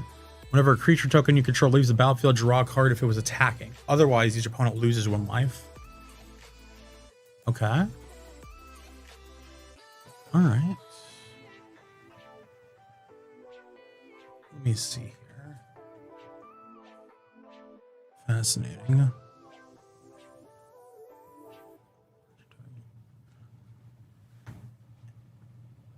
Interesting. I'm just curious as to... I wonder if there's something we can do within... Is there any enchantment-based Mardu commanders? Because all the gods are usually enchantments. And this one tends to be a token-themed commander by looks of Zergo. I'm just trying to think if there's anything that can work off the theme of the gods, if that's what we're going for. Let me see what we got here. What legendary Mardu creatures do we have here?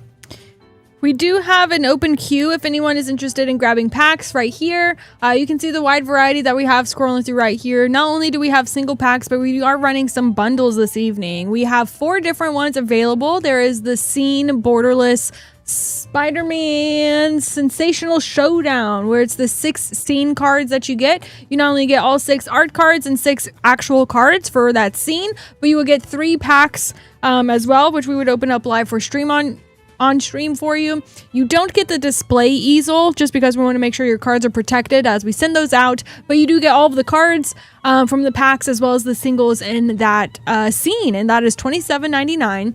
We're running a Universe Beyond play bundle where you get 4 play packs, 4 different Universe Beyond sets, Final Fantasy, Turtles, Avengers, and Spooderman for $19.99. There's the Lorwyn Eclipse bundle at $39.99. You get a collector pack and 2 play packs, as well as our new one for this evening, the Foundations pack of a bundle. Foundations bundle. You get 2 jump starts, 2 play packs for $19.99, which is a pretty darn good deal. We are running that new bundle because we do have 11 new products available this evening. We have all of the core sets from core 2010 up to core 21. So all of those brand new boxes ready to go. And we also are running for the first time the Marvel Superheroes Jump Starts, which have been really, really fun. We haven't yet cracked into any of the core sets. We did get into Core 21 collectors, which was cool. That was a restock last night, but it's been a really fun evening. So if you are interested, anyone can buy packs. You don't have to be a member or a subscriber. Packs are just there. This link, moonshotgamestore.com/live, is where you want to go. This is the only place that you can go to order packs to be opened live on the stream. You can pick up in store. We are located in Noblesville, Indiana, but we do offer shipping anywhere in the US and US territories. So just let us know if you need help with that. But Thomas is up with 1 Superheroes play pack. Good luck.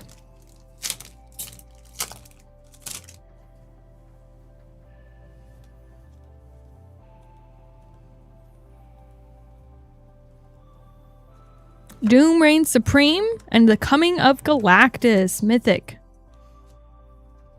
I think it's a very fun card. I like this base copy artwork. I like the Hawkeye's bow. We were talking earlier about Popper, and there we go. I think that there's a good amount of tap untap shenanigans that can be done. There was a it's Seeker of Sky something. It's this one elf that can tap to untap target elf, and you can then equip that to it, and you can just tap to untap itself and just infinitely ping your opponent, which is a 2-card combo for what's it called? For Popper. And so you just play a normal elf deck, and with that, it just says whenever you tap an elf, and there's elves just love to tap. So that's just Skybreak, that's the one. Seeker of Skybreak. And past that, there's a lot of just good things to do. We're just playing an elf deck with access to things like Lightning Bolt. It's just a fine thing to do. And there's plenty of other good red cards as well in that format. So I think that's just fine too. So that's the thing that I think a lot of people are, it's easy to skip to the back of a pack, but know that packs are potential. Look through all of it. And how many times have we looked at a pack and we've looked for what we're used to looking for, and then all of a sudden a card will jump from nothing to out of nowhere, just being something. Don't be afraid to innovate, and just because someone else isn't doing something doesn't mean it's not worth looking into.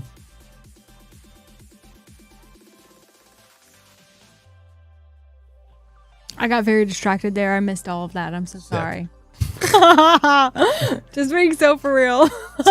We're talking about the idea of innovation. Just because someone else isn't doing something doesn't mean it's not worthwhile. Because many times, if you look at like for example, how many times have you heard someone saying, well, if it was good, they'd be doing it by now? That's common. I will say this though, if it's mentioned and it is, if someone's hyped up. So for example, in spoiler seasons, if everyone's talked about it and it still hasn't happened, then it's probably not good. So for example, if it's unknown and flying under the radar, that's a whole different thing. But if people have hyped it up and it didn't perform, those are 2 very different things. So just know that. So there have been plenty of times where people have said a card's gonna be great and then it didn't perform. Or to the same point, a card overperformed out of seemingly nowhere. Like here's a great example of it. I remember a long time ago, sitting in my college dorm, watching the Pro Tour, and this deck came out of nowhere called Hollow One. And it was this deck that no one thought was real. It started doing well at the Pro Tour, and we're like, okay, sure. And that made the top 8. And we started seeing it, and we're like, okay, this is really cool, but it was also seemed weird because the whole idea was random. You were drawing cards, then discarding them at random. And then if you had a Hollow One in play, in your hand, you would play it for free. But you'd have to still have the Hollow One. But the deck was designed that it was like a casino. Yes, it's random, but it's a game of odds, and the odds are in your favor. It is random, but the house always wins. The element of random isn't so random. You do have the randomness on your side. And the reason I say it is this, that nothingness card was Goblin Lore. Since one day, top 8 gets announced. The next day, $40. Because it had very few printings. Since $40, less than 12 hours. I remember this because I wanted some and I went to my local game store. When I arrived, there were people sitting there with lawn chairs, waiting to go through his bulk bins that were unorganized. I found one and someone threatened to punch me for it. Was that here? No. Okay, no, this was not here. This was many years ago. Okay. That was before here existed. Yeah. Well, here might have potentially, maybe the year y'all opened, but wasn't aware of y'all yet. Yeah. But it was like, luckily the guy didn't punch me. I challenged him on and I walked away with Goblin Lord. It was great. Guy was all talk. I was ready. I was like, all right, do it. I'm a poor college kid. I'm more willing to get slugged than lose money on this Goblin Lore. Sorry, it's just the truth. But yeah, it was. I was ready. But anyways, long story short, is what I'm trying to say is this: sense to something. Those cards existed for a while, and thing to note, Amonkhet had recently come out, but that deck wasn't posting results yet, and it was out there for weeks. Wasn't until the right people publicized it. But they had been working on it for weeks. They just didn't publicize their deck. And so, at the same point, just because you're not seeing results doesn't mean the idea and the concept can't work. Now, if that said, if say everyone's like, oh, this card's gonna be great, and that doesn't perform, people are probably trying it and not doing well with it. But if no one's talking about it and no one's doing something with it, doesn't necessarily mean it's not worth talking about. It's not worth looking into. Everything's worth trying at least once, or at least seeing for yourself. All right, so I have a question. Mm-hmm. If there could only be one format for the rest of forever in Magic the Gathering, which one would you choose and why? That, for me or for everyone? For you. For me. That is still tough. I would probably say for myself, probably Modern. Oh. I've been playing Modern for a very, very long time. And that's the only format that I've never stopped playing. And the reason for that is because of one thing. The density of threats to responses has remained a bit more consistent across the four copy formats. So Commander in particular is completely different kind of format that is very, very unique. Then there's the limited formats, but that is very, very, you get your cube, you get your limited, you get your draft, you get your sealed, but it very much depends on what that format looks like based on what set it is or what cube you've built. As far as which of these like competitive, 4 copy formats are, Pioneer, Standard, Legacy, Modern, they all have to come down to threats versus responses. Which one has a good idea of mixture and evenness of threats versus responses? Standard commonly has the idea of better threats than responses. Legacy tends to have such good responses and such good answers that, such good responses and such good threats that commonly the threats end up with the answers to protect themselves. So the combo decks end up protecting themselves so well that the fair decks can't compete against them. Or at the same point, these really, really fair decks are so overbearingly good at answering things to the point where nothing else can interact and do anything. So you just kind of sit there and loiter until you die because they played one threat and they just kind of coast. And you just kind of sit there and twiddle your thumbs until you die. But then there's other formats like Pioneer where it's the complete opposite, where the threats are really good, but the answers are the sideboard's kind of just for show. You either have a deck that dies to rest in peace, or your sideboard's just kind of there because they don't have silver bullets. And so it's like, okay, I could bring in removal, or if they're playing control, I can bring in this big card. Oh, they're playing mid-range? I guess it's just bringing the main board back or making minimal sideboard changes that don't actually matter. Modern has good threats, good responses, and the ability to actually answer anything at any time. They have a good balance. So as far as that goes, you see, you know, don't get me wrong, there are absurd things to do in that format, but there's also ways to answer them for everything. Every color has the ability to answer each other. Every deck has the ability to answer each other. There are bad matchups, there are good matchups, but nothing is so heinously, you know, lopsided that's not worth playing out. And you see that across every other format but Modern. So that's why I'd play that one and only that one if I had to choose. I like it. Thanks for sharing. That's pretty cool. I knew you liked Modern, but I didn't know that you had literally never stopped playing. That's awesome. I started in Modern. Yeah. Yeah. Many moons ago, that's where I started, was Kitchen Table, Modern. Yeah, I was baptized in the fire. My first F&M, I went and I played Storm 3 times. Then I played Lantern Control. And I was waiting for my mom to pick me up, and they're like, "Oh, cheer up, champ. Let's play one more round." And it was Summer Bloom Amulet Titan. And I was playing allies. It was brutal. I was baptized in the fires of a very unhealthy format of Splinter Twins and Amulet Titans, and this was back when Summer Bloom Titan was playing Hive Mind and giving you a pact that you couldn't pay for. Exactly. It was oh, what a time to be alive. I'm like, I can go search for a creature. He's like, yeah, pass turn. I'm like, okay, what's the catch? I have to pay for this. I don't have green mana. He's like, yes. I'm like, so how do I pay for it? You don't. Okay. So now what? He's like, so you lose. I'm like, it says on the card. I'm like, yeah. I'm like, can I read it? And he's like, yeah. I'm like, that doesn't seem fair. He's like, it's not. Die. I'm like, okay. That's not fun at all. I was playing the game a second ago, and now I'm dead. It was weird, that as well as, you know, having to explain to somebody what storm count is when they can't afford sleeves yet. That was my first F&M. Oh man, what a world. I was mashing with penny sleeves because I couldn't afford dragon shields yet. And there explains to me what grape shot is. Boy, how things changed. You merely adapted the dark. I was born in it. Maybe that's the way I am.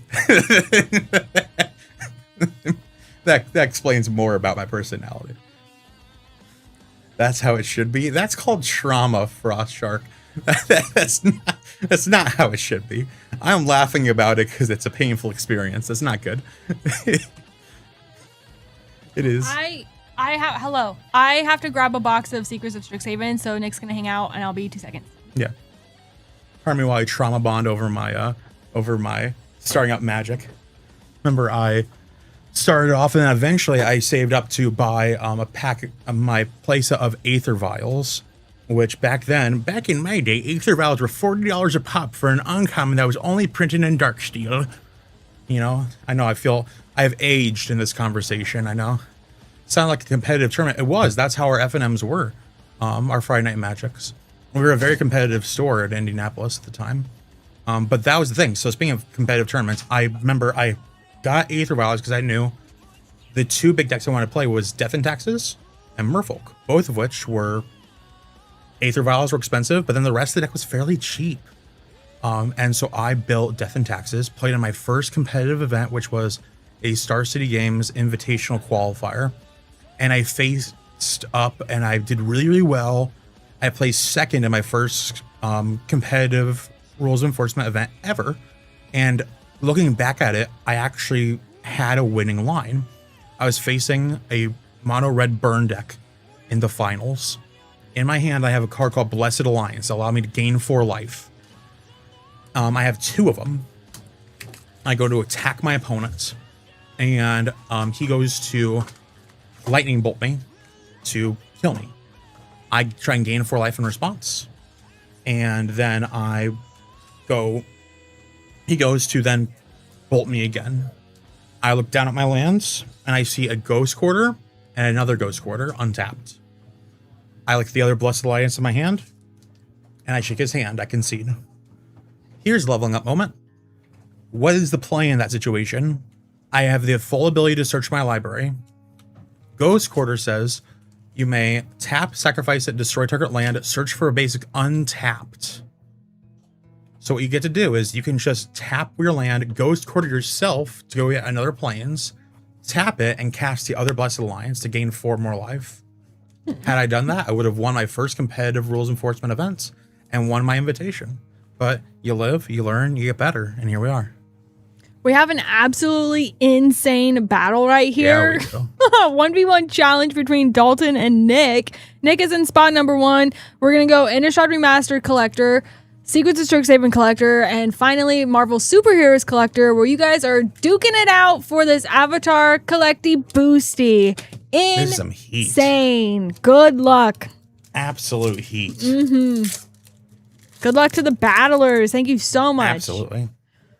All right. Hopeful Initiate Retro Foil, Spell Queller Retro, that brings back memories. Restoration Angel Borderless, and Temporal Mastery for 7. That's pretty good. I love this set, but you ever see something called Masters or Remastered, and then you realize that, oh wow, this is like cards that I love, and like, wait, these are old enough to be called Remastered now? I know. Spell Queller is like, that's my boy. And then Restoration Angel, that was from the story I had just told. Wait, I'm not old, am I? Am I old? Chat? I'm scared. A Royal Treatment, a Braid, Erode, nice foil. A commander card, we got Gorma, the Gullet, borderless.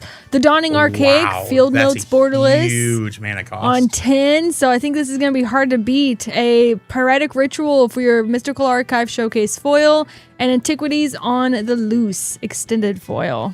Sergeant Snake says, no, you're not old. My knees say otherwise.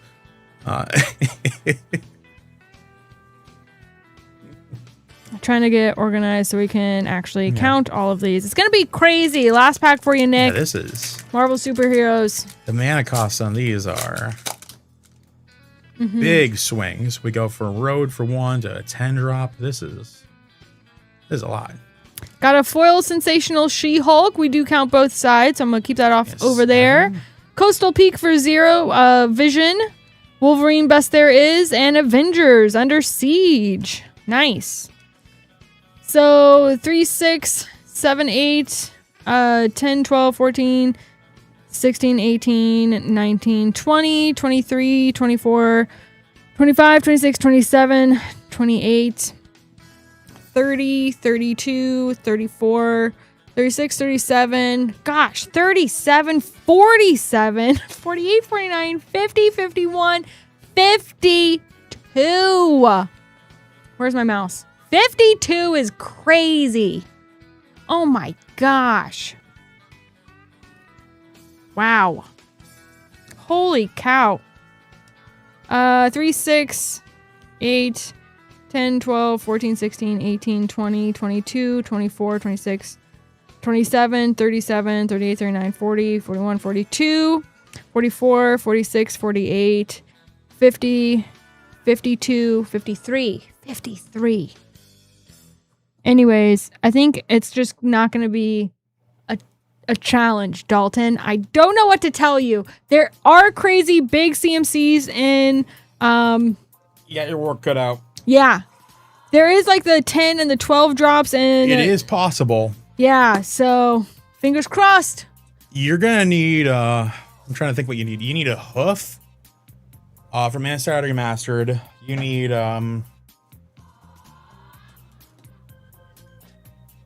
a lot. Or hear me out. We'll pull a serialized Edgar Markov to make up for it. Yeah, you just need to pull well enough that you just don't need anything else in your life. Yep. Fair. LOL. Good answer. Good answer, Jack. Good answer.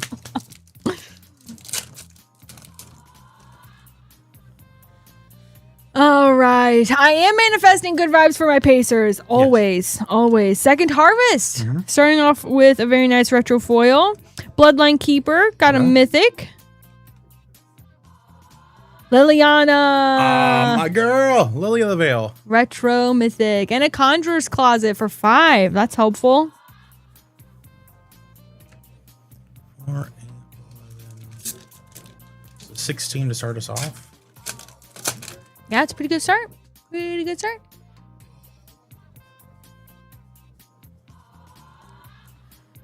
Oh. Pierce. Yeah? Pierce the Veil? No. Spell Pierce. Spell Pierce. Right? Spell Pierce, yes. I was thinking Preordain and I knew that was right. Wrong. Wow. I can't say anything. What do we say? Spell Pierce. Japanese alternate into a Mystical Archive Showcase. Repel Calamity. Arc of Hunger for 4. Unfortunately, an Umbral Experience 20. is 0. 25. Pox Plague. There we go. We got a Crackle with Power for 2. Oh, but a Silver Squirrels. Empty the Warrens. Congrats on that. It's beautiful. For 4. And your last one. Superheroes. Good luck. Pet Avengers. Nice. Kang the Conqueror. Foil Mythic. Crystal Extended. Hidden Layer. We got a Monstrous Rage foil. And the Kingpin of Crime. Logo foil. Beautiful. 2, 4, 6, 8, 10, 12, 14, 16, 18, 20, 22, 24, 26, 28, 34, 36, 38, 39, 42. 42. It is close. That is much closer than I thought it was going to be. Some beautiful cards, lots of classic stuff, sweet versions, and you even got a silver scroll out of it, Dalton. So I hope you enjoy all the spells. Nice shot there. Silver Scroll, and then Liliana the Veil Retro, Bloodline Keeper. There's still a lot to be happy about in that one. That's a lot of good stuff.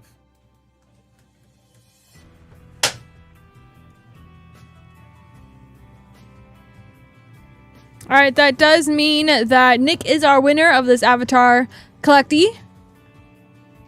We have yet to find the raised foil Avatar Aang, so fingers crossed we can do that for you, buddy. But no matter what, there's lots of fun stuff in this pack. Here are your winnings. Congratulations.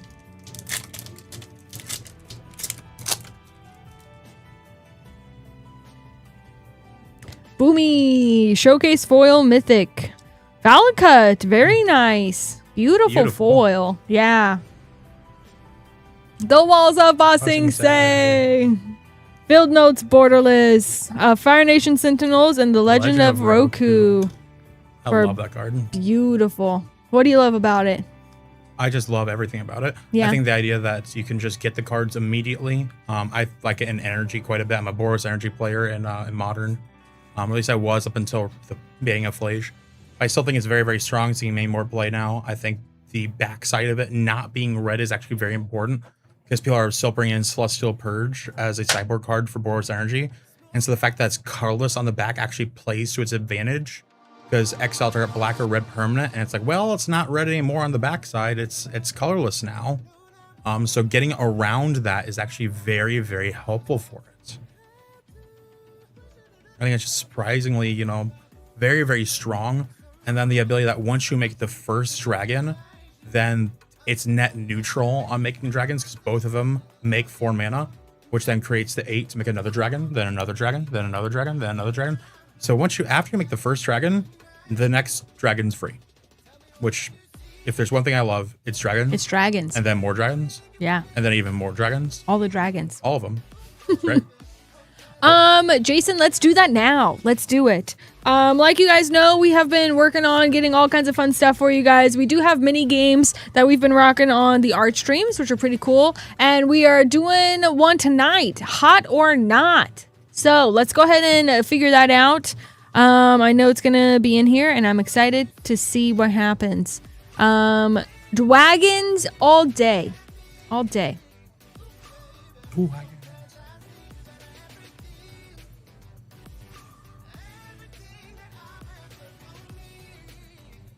Hot or not is sure to end well. It's gonna be good. It's all themed around the night, right? So like on our Monday art streams, we have art themed mini games. Tonight is a level up.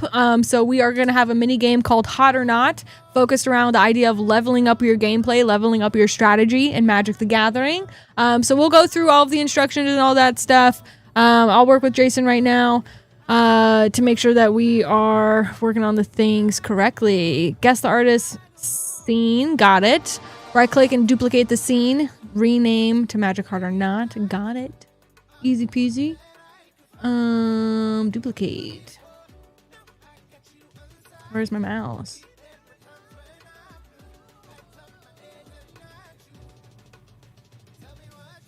I don't like that. Oh my gosh.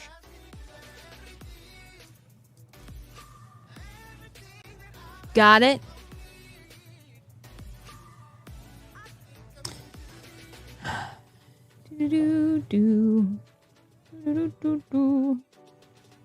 Create a new source for what you might say.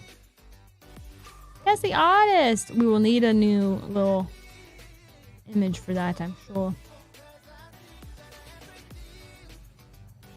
Thank y'all for hanging out. If you haven't already, hit the like button. We have 45 likes currently, and we are wanting to get to 60 likes so that we can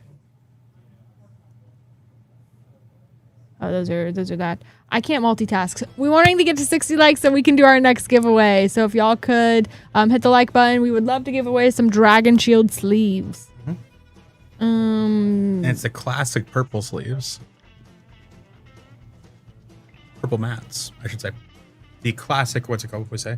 The OG purple mats, I should say. Not classics. Those are very different things.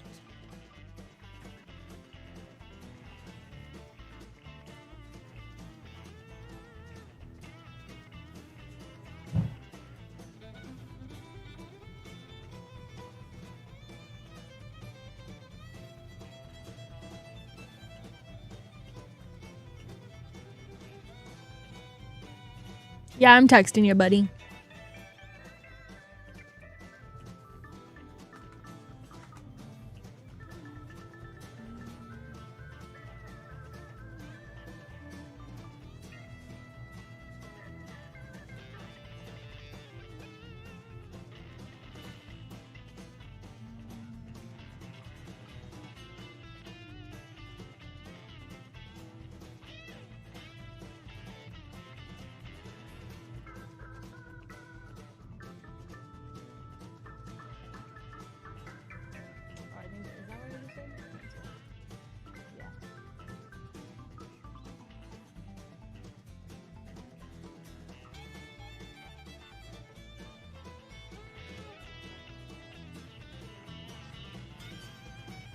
I got a Slack pulled up as well.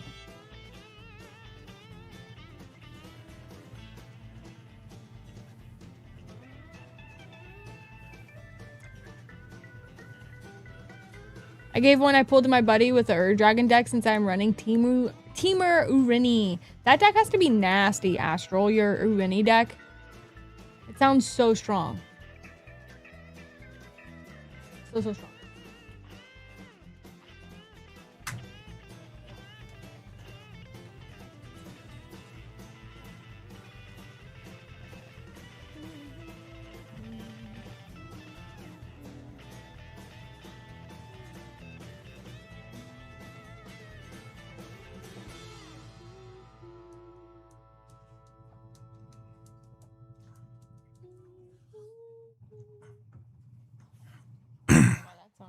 ahead.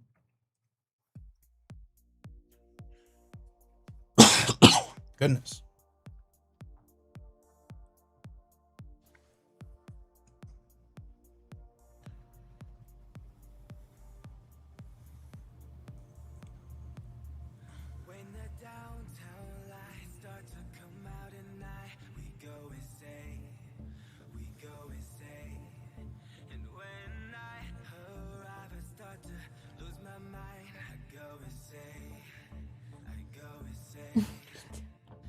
Teamer Dragon Kinnan, you would. Jeez.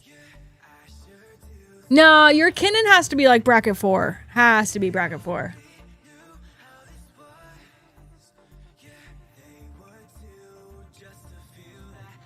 It's hard to build Kinnan as anything lower than bracket like 3 or 4. Like, actually, just to build bracket 3 is genuinely difficult because Kinnan is just naturally just that strong. Depowering Kinnan is a task of its own. Card's just insane.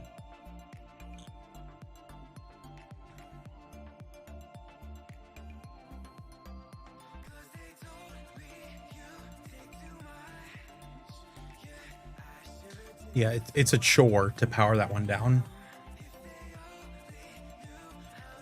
There are certain commanders that are like that, though.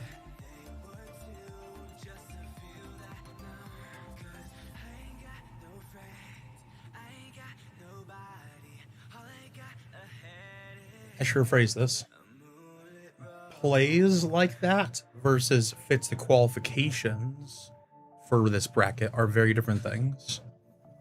So, for example, I may fit the qualifications of this one bracket, like a bracket 3, but does it play like other bracket 3s that you know?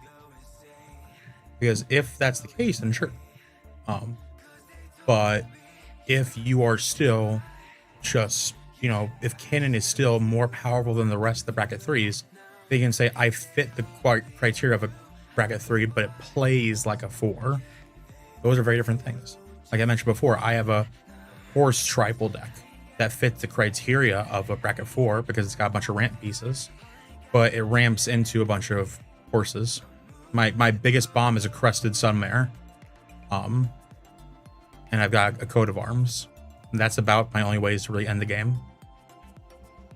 My biggest combo, I guess, is coat of arms and altar of dementia, and crested sunmare.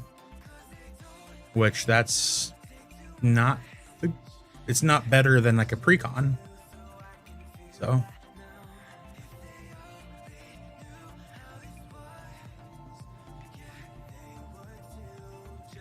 What I'm trying to say is it depends. So.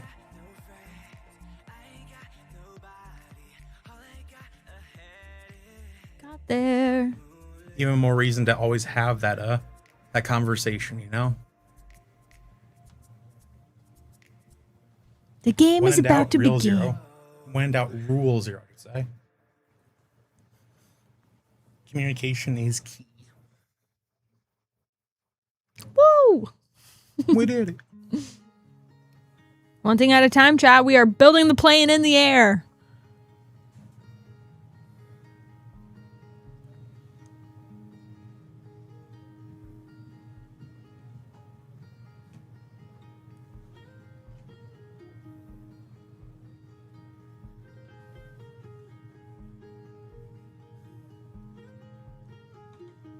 Full disclosure, this is a work in progress. So, fam, this is like a behind the scenes sneak peek. It's just supposed to get you to get a sneaky peek idea to what this game could be. And lucky you are here, which means you get to tell us what you think of it, what we can add, change, improve on as we're building the game. So we'll figure it out. But here's how it works. First, Nick will control the back end. He will choose the format and score the card 1 to 9 secretly. So there will be a card that pops up on the screen. He is going to secretly, on a 1 to 9, rate the card. Then, number 2, you will show the card to the chat and let them grade it. That's exciting. I love cards.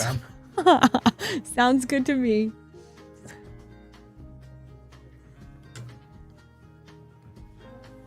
beta testing. Exactly. That's what's happening. I do want to give a control as far as what I expect. So when we first put up a card, I'm going to kind of put into criteria what I think like a 1 card looks like, what a 2 card, like an example. So like I'll tell you what the format is, and then I'll say a 1 card in this format would be this, a 9 card in this format would be this, and like in the middle, a 5 card would, example of a 5 card would be this. So that way we know, you know, what that scale looks like. At the end of the timer, it will show chat's grade against Nick's grade, and then we're going to discuss. So overall, just like our mini games for our art nights, how it's like 1, 2, 3, or 4, you guys pick the number, put it in chat. As the card pops up on the screen, obviously Nick's going to individually on his own secretly choose a 1 through 9, but you also can choose 1 through 9, how you would grade the card for the format that we are discussing. You're going to put that number in chat, and then collectively, the chat is going to collect all of your numbers to then figure out 3 at the end of the timer. Will put up a collective grade for you as the chat, and then Nick will then reveal his number, and then we're going to discuss it and talk about it. So that's the hot or not mini game, where we are figuring out if a card is hot or not, and there might be a disagreement, and so we will discuss and have a great time talking through it. It's going to be fun. It's going to be a good time. So thank you so much. We are working on it, getting it almost ready. I can't wait. I can't wait. Actually, I'm going to keep this over here. To be clear, Nick grades first and locks in his score, then reveals the cards to the chat on a timer. There we go. There we go. So that'll be fun. Do you have a mouse? Are you mouse ready? I do not see a mouse on this side. Ah. What? They stole your mouse. Don't waste a mouse. Well, that's wonderful. You can use Great. mine. You got it? No, I said great, as in like an exclamatory, like, oh darn. Oh wait, is this a pullout? Ha ha. We found it. We found it. It is. Oh, there's a keyboard too. Sick. Yeah, it is connected. So like, if you're using the mouse, I can't use the mouse. Just so you know. Oh, you should have told me that. Yeah. Devious activities ensue. There it is. Icom, nice. Pull out keyboard. Understood. All right. We can wait on my order. I want to play. Well, I'm gonna grab all of your cards and everything. We'll figure this out. Yeah, we'll see in just a second. It's gonna be fun. We're gonna play no matter what. There we go. All right. And I suppose what is my like? Yeah, let me see. So on the back end here, this is specifically for art nights. We want hot or not. So should just be right here. Mm-hmm. Okay. We are up and running, which I believe if we load this in, it's loading. ... We shall see.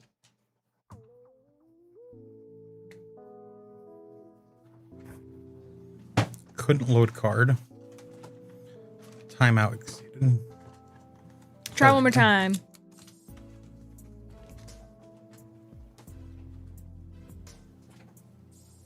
One more time.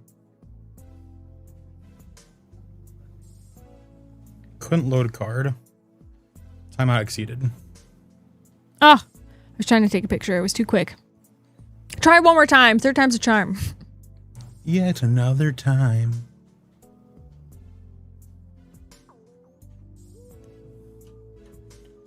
Okay, perfect.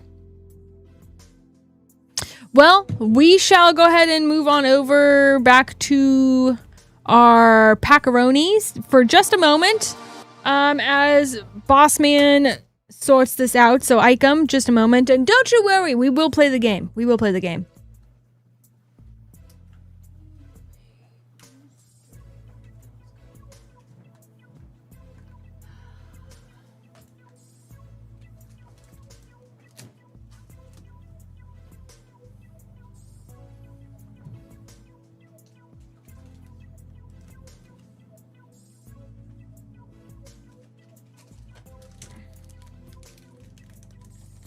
All right, Icom. We are going to go like this, I believe. So we're going to start with your jump start. Move over to double feature. You got 2 Ultimate Masters packs and then your Universe Beyond bundle. Very excited about Ultimate Masters. That'll be really fun to see. Good luck, buddy. Here we go.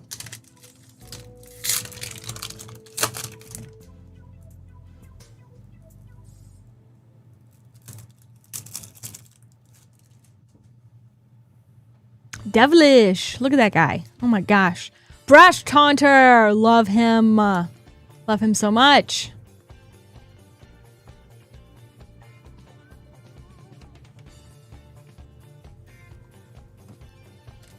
I love Brash Taunter. I just love any of the stuffy doll style effects. Mm-hmm. Here we have double feature. Lots of pretty things.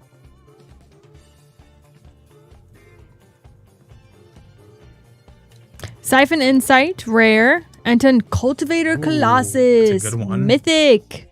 Congrats. You foil as a Dawnhard Geist. It's pretty cool. That's awesome. That's a very good one. UMA. Platinum Empyrean. That's a great one. Jeez. Speaking of hits. Mythics on Mythics. Labman. Man. Treasure Cruise. Some really fun cards. Foil. Mm-hmm. Whoa, whoa.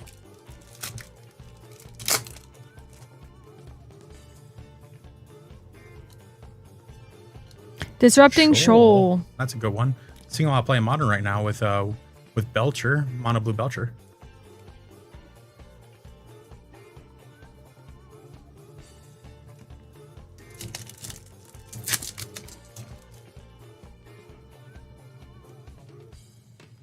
Spirit Water Revival. And Melon Lord. Mwahaha. Which one? The Cultivator Colossus? Are you referring to Mothman? Ah, probably that. Hide on the ceiling from Spooderman.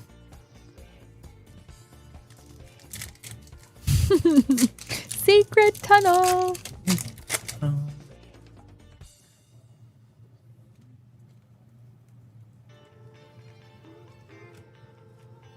Michelangelo's Technique. And last pack, Final Fantasy. Oh, you do. Man, Mothman has to be scary then. You got strong decks, Astral. Jill. Ooh, beautiful. Mm-hmm.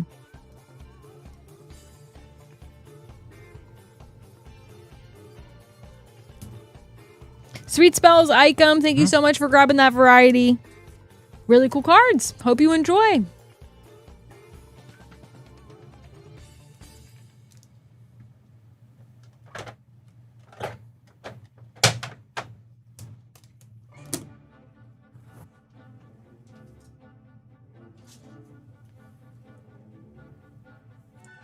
Hello, Zachary. Just making your name card. I'm used to being arch enemy. Dang.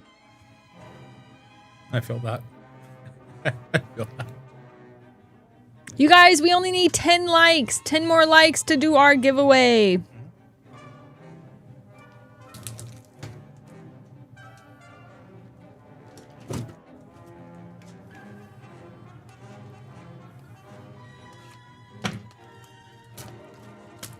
Oh my gosh, especially with Kennen.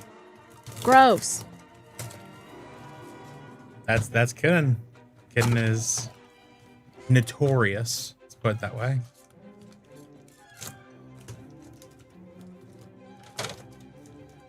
Five superhero jump starts for Zachary. May the odds be ever in your favor. Good luck.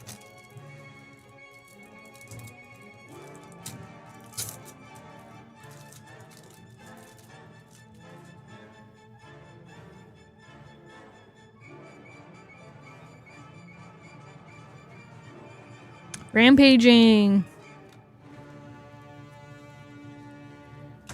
Rhino, Terrible Trampler.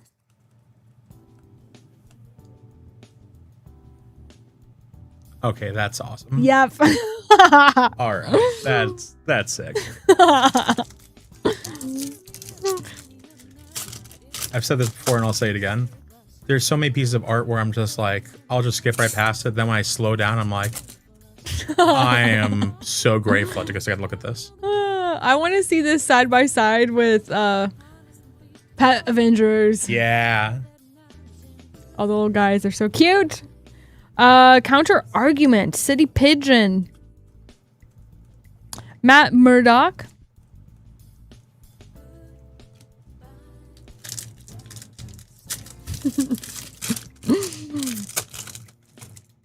It's pretty much like Marvel superheroes went to Bloomborough and just were obsessed with everything there. So that's what I think. They know what's good. Yeah. They know what's good. Got another Daredevil for your Matt Murdock. Mm-hmm.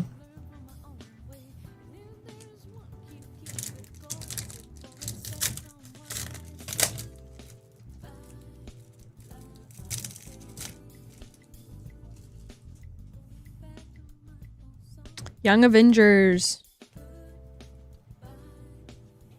Hulkling. That one doesn't look too young. Who is he? Speed. Young Avenger. Guess he is. Dang. Last pack for you, Zach. Good luck. Just needs a lockjaw and it's perfect. Oh, that's so cute. Yeah, that's funny. And a Lucky. And a City Pigeon. We'll just make a whole big family. Got the frog himself, Mole Man. And a Hit Monkey. Hit Monkey. Well, hope you enjoy those. You're getting all the cards, Zachary, but very fun spells. Thanks for being here. Wanda's son. I should know better, shouldn't I? I should know better.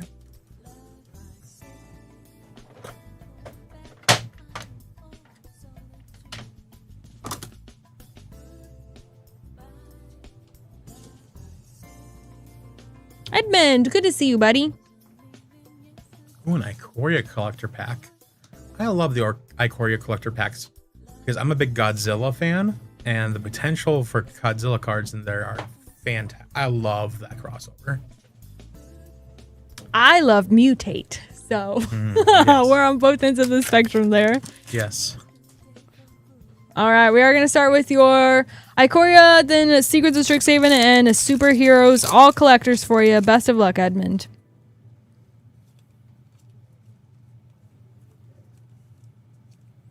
Tam, Luminous Enigma, great commander.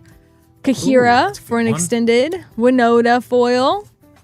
Archipelagor, the Whisperer, Vivian, nice. Borderless Mythic. Baby Godzilla. Got a Polywog Symbiote and the Sterix. Kiyama, hi. There you go. It's a good pack. Yeah, it was. Bitter Triumph, Helping Hand, Skycoach Conductor, Pest Rescuer, Maelstrom Artisan, Culling the Weak, and a Moment of Reckoning. I like this card. Moment of Reckoning. You may choose up to 4. Choose the same mode more than once. Either destroy target non-permanent or return target non-permanent card from your graveyard to the battlefield. Costs a lot, but it's got options. Last pack here, you got a Quicksilver, Brash Blur, Everett K. Ross, Loki, God of Lies, Foil, Captain America, First Avenger, and Kang the Conqueror. Beautiful. Extended foil. It is beautiful. Fun packs, Edmund. I hope you enjoy those. Gorgeous. Yeah.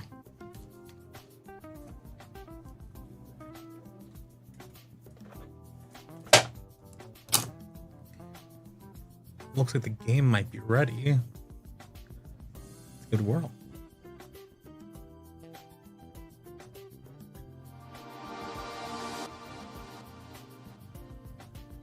Oh my gosh, look at this. Streamer is picking the next card. Get ready.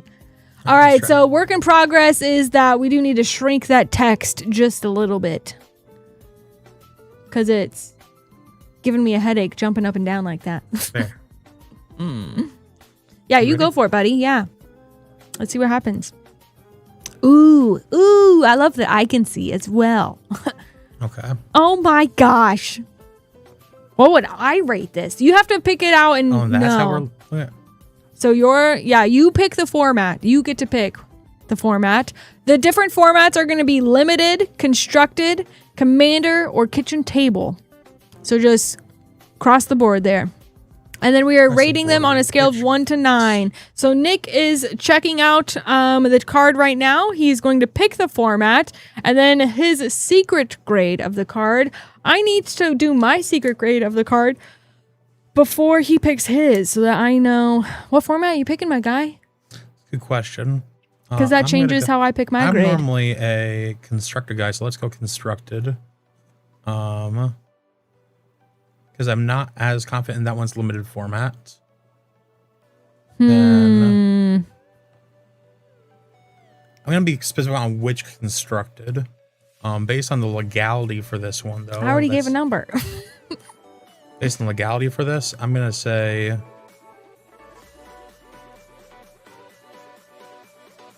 I wouldn't think too hard on it, because not everybody's going to know legality. Fair. You know what I mean? General constructed for this. Mm-hmm. Okay. So you can use that in your discussion. That would be helpful. Fair. Of like why you graded it that way.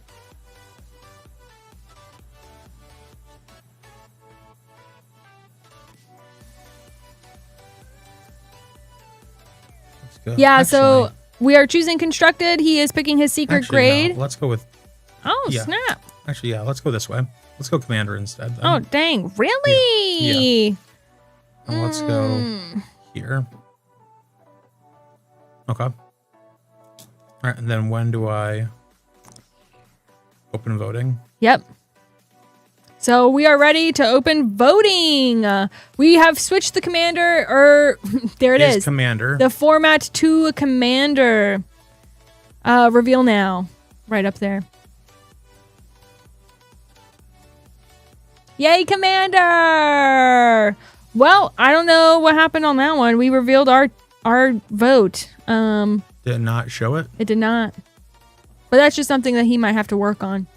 So, chat, without seeing it right there, let me do this, actually. Do. So this is our card. Just a second.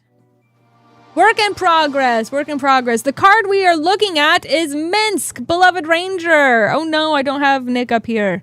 I'll go back in 2 seconds, Nick. We're just going to read the card and I'll come back to you. It's a 7. So Minsk, Beloved Ranger for Naya. We get the human ranger. When Minsk, Beloved Rangers enters the battlefield, create Boo, a legendary 1/1 red hamster creature token with trample and haste. He is a 3/3, and for X, until end of turn, target creature you can control gets base power and toughness XX and becomes a giant in addition to its other types. Activate only as a sorcery. We know and love the little hamster. This is a sweet emblem version from Adventure Forgotten Realms. Boo is a 7, Minsk is a 3. That's hilarious. I am getting ready to go back to Nick, so keep this card in mind. Minsk, Beloved Ranger. This is the card specifically we are trying to grade on a scale of 1 to 9, specifically with Commander in mind. So, you are going to rate it. Go ahead and throw those numbers in chat. I have my secret number written down. Nick has his written down as well.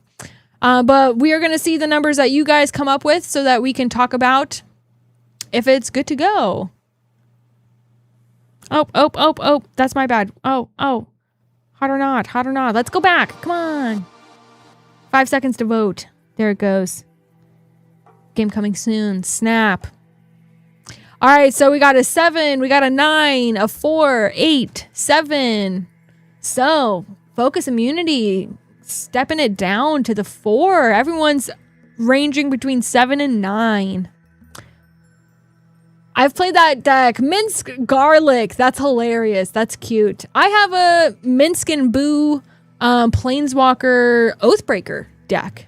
So I love Minsk and Boo, but mine is specific to the Planeswalker one. This is the legendary creature one, not the Planeswalker. I feel like when I think of Minsk, I do think of specifically the Planeswalker that creates Boo. But this card is so fun. Really good commander. What do you think? I think this card's very, very strong. I think it is CDH ready. A lot of people are currently playing it in CDH, which is why I place it at an 8. I think it's not the highest end of CDH, but I do think that it is very, very strong. One of the biggest things you can do with it is paying X equals 0. So one of the things you can do is you can change the power and toughness. You can just pay 0 to basically use it as a sack outlet, which is something you don't commonly see in the Naya colors. And that's one of the things that makes it very, very unique. And so one of the big things you can do with it is using it for when it dies, things like a learn combo. And that's one of the things you commonly see with this deck, which is why I placed it so high on this. Beyond that, it's also just a very, very good mana sink, and these colors tend to make a lot of mana.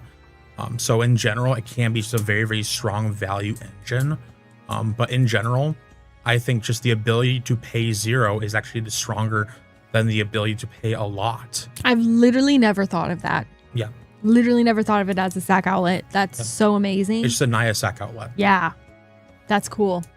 So we were pretty much all on par. I'm excited because I literally got the same number as my dude Huntsman over there. We both said 8.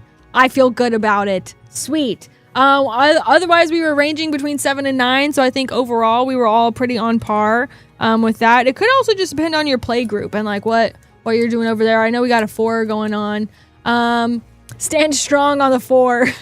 Nice. I like that you're a person of their word and you stand behind what you say. That's sweet. So yeah, let's try next card, see if it works.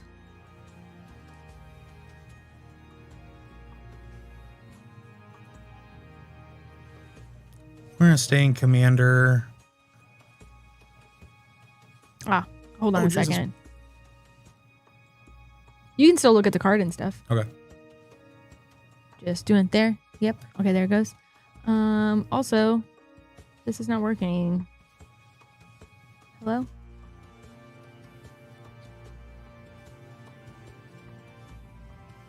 Okay, that's let's refresh the page then. Is he saying refresh the page if it's not working? I need to clear the cache. Okay.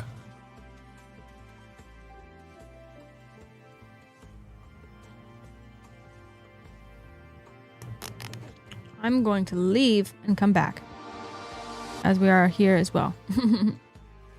Okay. Hot or not.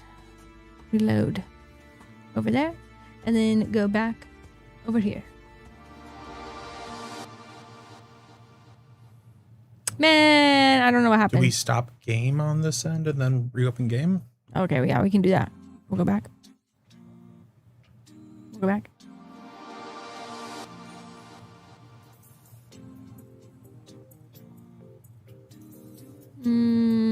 It's something with what happened on OBS, I think. I think it's me.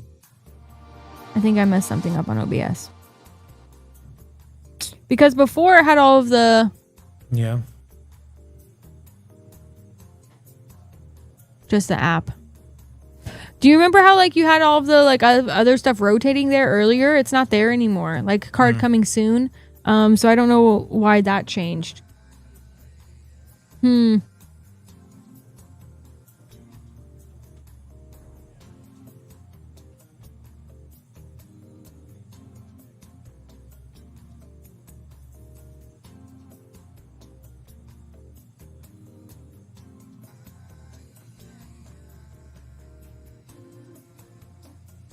Yeah, I don't know. I refreshed it. Stop game. Shift. Refresh in the app. Start game. Pick card. Grade. Open voting. I'm just literally going to do this. Only in the app. We are only in the app currently.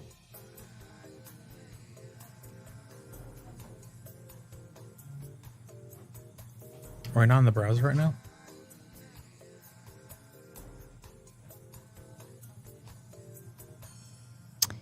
Here we go. We're in somewhere now. So we have picked a card, and then this popped up, and then I skipped the card to see if it would pop up there, but it didn't. So the game has started, which is good. Maybe it's because you need to pick your stuff, Nick, so you go for it.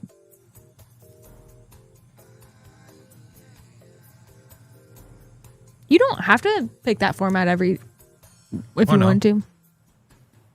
All right. So, chat, we have 30 seconds. 30 seconds to get your numbers in the chat. We are in Commander. You need to decide on a scale of 1 to 9. Where are we putting a Seafloor Oracle for Commander? You got 15 seconds left. Holy cow. I'm a Merfolk player. I'm a Merfolk typo player. So I'm literally doing this. Literally, I love. Okay, I'm saying too much. That's it, chat. That's it. Y'all ran out of time. Dang. I think this card is not as good as people think it is, and here's why. I will fight you. I'm gonna stand on business, and here's why. Because the game is getting faster. In general, this is going to ask you to deal combat damage to a player with a lot of small creatures. And you're going to want to deal damage with many creatures. What Merfolk naturally wants to do is play a lot of interaction and play a lot of things that matter. Now, when you do that, many of which want to be creatures, how many of them do you want to send into battle to then potentially trade off in combat? How many are you willing to let get blocked? So that's the real question you need to ask yourself. How many are you willing to have them potentially get blocked, potentially trade off? Think of it like this. Ragavan is a great question. You know, that's one where I can get in on one and get in, but it's good for the first couple turns of the game. But then from there, you're going to need other cards to make this good. If you have other things to give unblockable, other things are going to do things.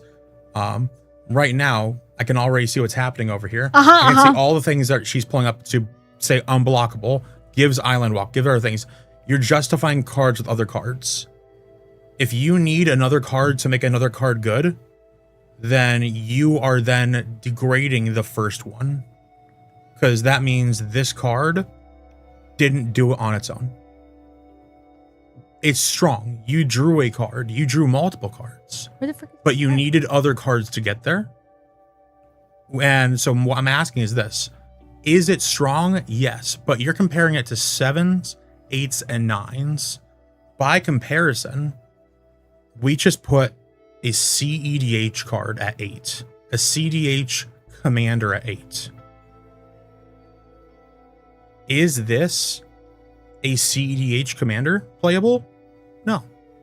It's not that. It's good. It's really strong, but it's not that. Well, you didn't say CEDH, man. You just said commander. Yeah, I did.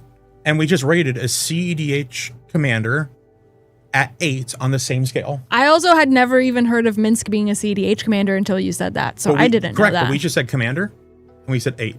And now we said commander, I said 6. So in my mind, when we say commander, I'm thinking of me sitting down in my pod and what does commander there look like. Fair. So I guess it's probably also just different for different people. Exactly, and that's one of the nice things about commander. So once again, that just depends. But in general, even at a normal table, I'm going to need a ton of creatures on the board, and I'm going to need one of my opponents to not be able to block, and I'm going to need to be able to have attacks that are not risky, and I need my guys to live. That's a lot of different steps. Now, those steps are accomplishable for Merfolk, but it needs the rest of my deck to be working. This card does not do as much on its own. It does a lot of things what naturally Merfolk wants to do, but it doesn't do it on its own. And so because of that, I do have to knock it down a couple points. It does a very strong thing, but not on its own. And so for that reason, I put it at the higher end of what I like to call a dependent card scale. It's a very good card, but it depends on other factors. It's not an army in a can. So for that reason, I put it in the higher middle end of the scale. So that's why I put it at a 6. Oh man, gosh, I have my literally baby is Kumena, Tyrant of Erazka. And so y'all know I literally talk about Merfolk every single day. I was trying to find the card. It took me literally until now of Nick finding this, of talking about it. But I love it because Herald of Sacred Stream says creatures you control with +1 counters on them can't be blocked. And Kumena puts a +1 counter on every single Merfolk you control. And I do that every single turn. And so it's just, it pops off like crazy. And the fact that whenever Merfolk you control deals combat damage to a player, my little 1/1 that becomes a 2/2 is can't be blocked with Herald of Secret Streams. And so I literally, if I had this card, I didn't know this card existed. It's going in my deck. I'm going to be drawing 20 cards a turn, so I can win so much faster now that I have this card. So for me, it's all about the synergy, and the whole point of a typal deck to me is synergy. So whenever a Merfolk, the only way that this card is like viable is if you're putting it in a typal deck. If you're just using it for little shenanigans. I mean, you could also use it for like shapeshifter and changeling decks and different stuff like that. Or if you just make every creature type, it just makes stuff really easy. So also just having stuff of flyers, but there's lots of ways that you can do that. So I put it at an 8. I also, side by side comparatively, no, I hate this mouse. Side by side, it is not as strong as Minsk, which I also put at an 8. So I probably, comparing those two, would put it at a 7. But I have very strong feelings about Merfolk. So, and that's the thing. It's thing to note. When I'm talking about these things, I'm trying to be as objective as possible. And that's one of the hardest things to note is I'm going to try and compare all these things on the same scale. And so, although I'm talking about, CEDH, All-Star, Commander, in the command zone, this is an 8. And even then, that didn't get the max score. Even with all those accolades, that still did not get the max score. What's going to get the max score? Soul Ring. That will get the max score. Force of Will get the max score. Ancient Tomb will get the max score. Moxen might get the max score. But outside of that, it's going to be real hard. But that's the scale that I'm talking about. So beyond that, it's going to be the same scale. So a lot of these times it's going to depend on different context. And so for this Merfolk, I'm talking about, specifically within the context of one large scale. In the context of a Merfolk deck, it's fantastic. But in the context of Commander as a whole, I put it at a 6. all right, so I think we get 30 seconds from when you hit next card. So chat, get ready. 30 seconds starting now. From when I publish it. There's a publish button. I try and find a not commander. Here we go. Here's a not commander card. Still new about Commander. Only play kitchen table. Oh, only play in my kitchen. I mean, that's great. That's all you need. That's all you need. You don't even have to play with 4 people. Here's an interesting one. This one's for constructed. I'm interested to see what you guys think. Snap. Song of Creation, 1 in Teamer, enchantment. You may play an additional land on each of your turns. Whenever you cast a spell, draw 2 cards, and at the beginning of your end step, discard your hand. In constructed, so think, in this case, it would be Modern and Legacy and Pioneer. Those are the formats this is legal in. 5 seconds. Get your votes in there. 5 seconds. 0 seconds.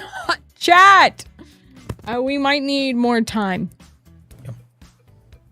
It did take me half of the time to read the card. So it took me 15 seconds to read the card. So by the time I got done reading the card, half the time was already done. I actually voted this one a bit higher. And the reason being is, actually I meant to click a 6, not a 7, but that's okay. So that should have been a 6. But in general, here's why. I think this card is actually much better than a lot of people think it is. It reads initially to be, okay, it's going to be something that does things long term. This is a card that is actually being used to replace Underworld Breach. A lot of people on the surface level may not look at that and see that, but let me run you through the combo. There is Retraction Helix combo is using this is the main thing. This is seen play mostly within the Pioneer But then it's also seeing some play in Modern as well, but mostly Pioneer. In the confines of Pioneer, it's very, very strong. And that deck is just very, very good because keep in mind that same deck is also home to a format where a lot of these different things that have been banned in Standard are still legal. Specifically, Vivi and Corey Steelcutter in this combo deck that can go infinite are still legal. That with Corey Steelcutter, that with Vivi, that's all still legal. So normally you'd look at it and be like, I don't want to discard my hand. And am I gonna have the ability to churn through all that in that format? Yes. With Corey Steelcutters and Vivis and Treasure Cruises, where discarding is very, very good just to delve it all away for Ancestral Visions. Absolutely. Absolutely. That's incredible. So I love this for specifically Pioneer.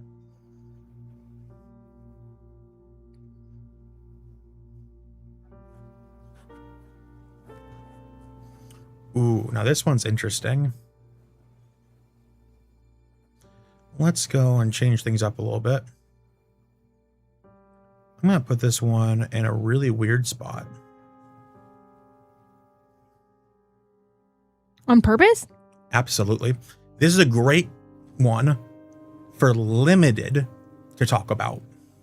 Limited is the format for this. Very familiar card, but Limited.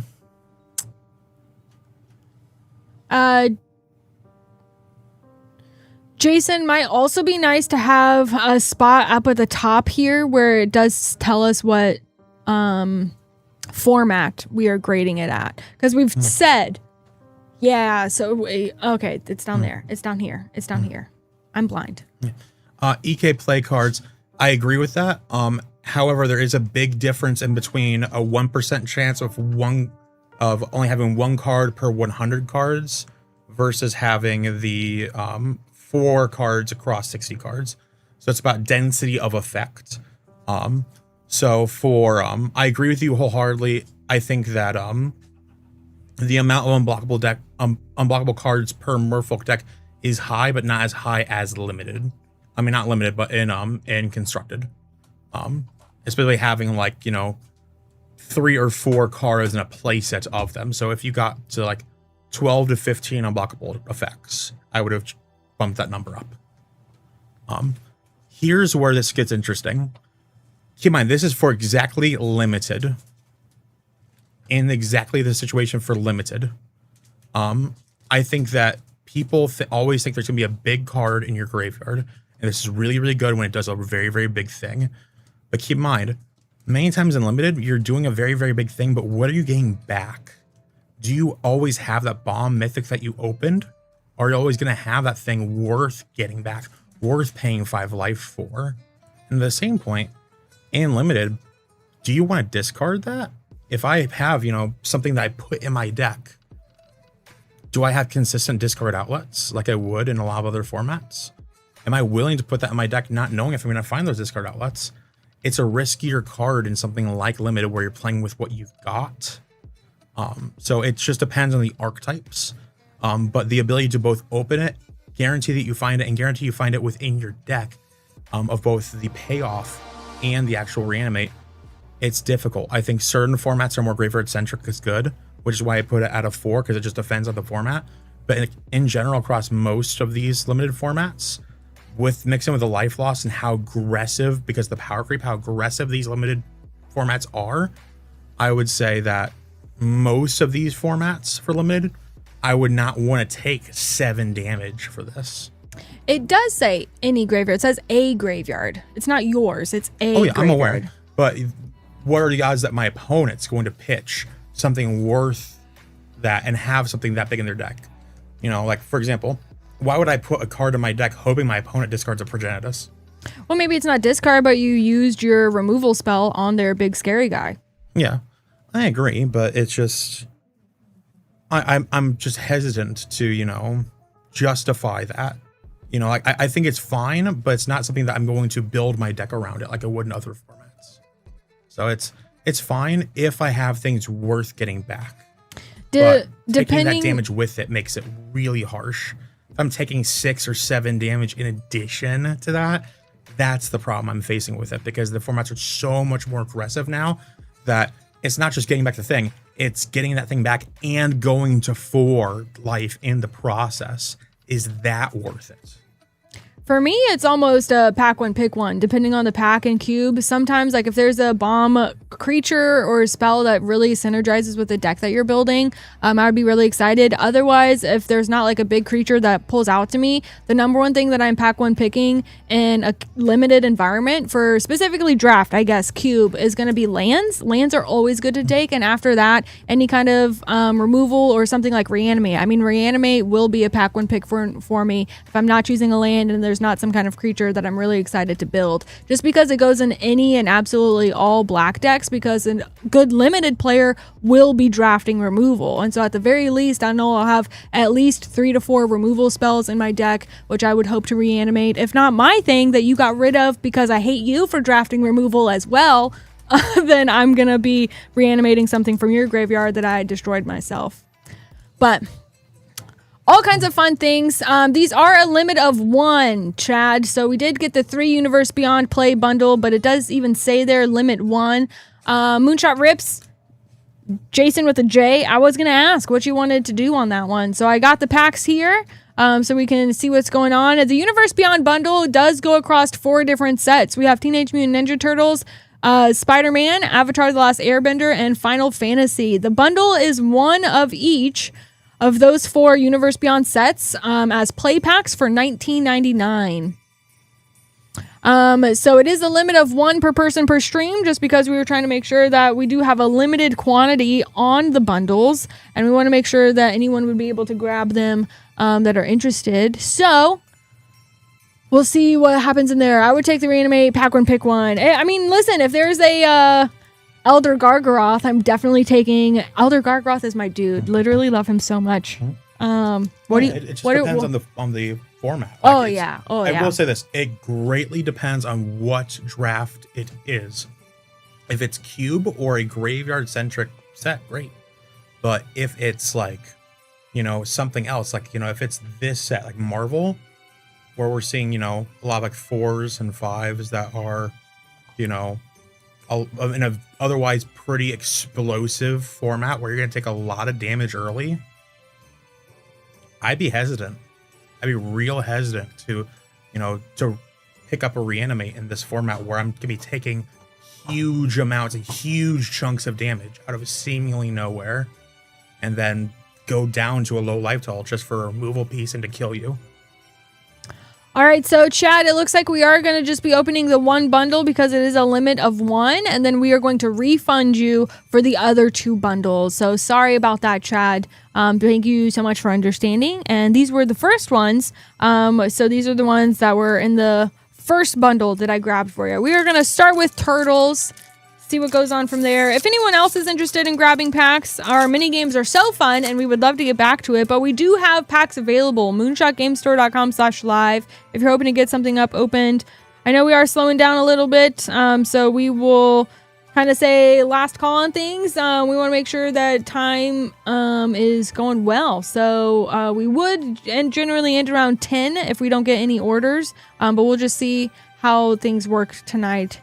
Here we go. Your first pack is starting off with the Time's Exile into Spider-Man.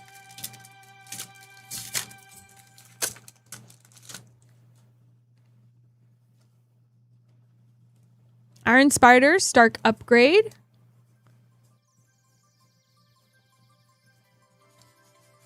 The Cap, front facing.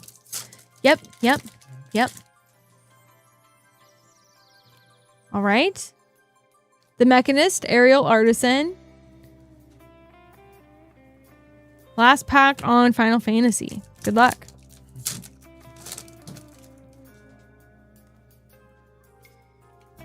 The Wandering Minstrel, foil rare. And to Ultima, Origin of Oblivion. Both very fun. I love the Wandering Minstrel. Well, I'll try this. I think it's playable. I do not like the deck that it's in. Oh, yeah? Amulet Titan is... I respect that it's a good deck. I just dislike facing it greatly. That's fair. Any deck that I can Thoughtseize And I know the play patterns well enough to follow what's happening and to predict what's happening. But I think if I was a new player who was learning the format and I was to look at my opponent's hand at any time and have perfect information, most players still would not know what's going on. Most players would look at it, have entire full information of exactly what's going on in their hand, and still not know what's about to happen to them. At that point, the deck's too convoluted, and it may not be healthy to have around. At least that's my opinion. All right, you guys, I put the 10-minute timer up. If that timer gets down to 0 and we don't have any orders, we will wrap up the stream there. But what do you say? You want to try another game? Sure. Cool. In the meantime, we'll do another mini game just because we're getting the hang of it and we want to keep trying it and testing out all the things. But moonshotgamestore.com/live. It is also right here listed in blue if you are hoping to grab something. I'm going to switch over to this and then you got it from here, buddy. It's all yours. HE's like, nah, winning with lands is fun. Winning with lands is fun. Winning with infinite prime times when your opponent doesn't understand the idea that you're replaying the same balance lands for X number of times per turn, and the idea that this Lotus Field has come back for how many times, you know, even though Lotus Field's banned and now they're doing it with X number of other things and Zerran orbs, you know, define healthy is what I'm trying to say. Oh, we got the game coming soon here. Here we go.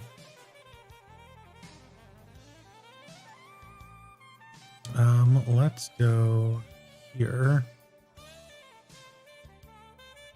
And let's go for that. Interesting. This is for kitchen table magic. Classic kitchen table magic, y'all. It's a 2/4 where you can tap it and make spells cost X less.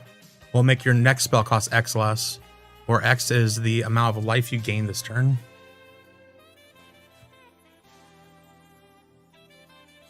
Oh no, it's spells you cast in general, so it's any number of spells.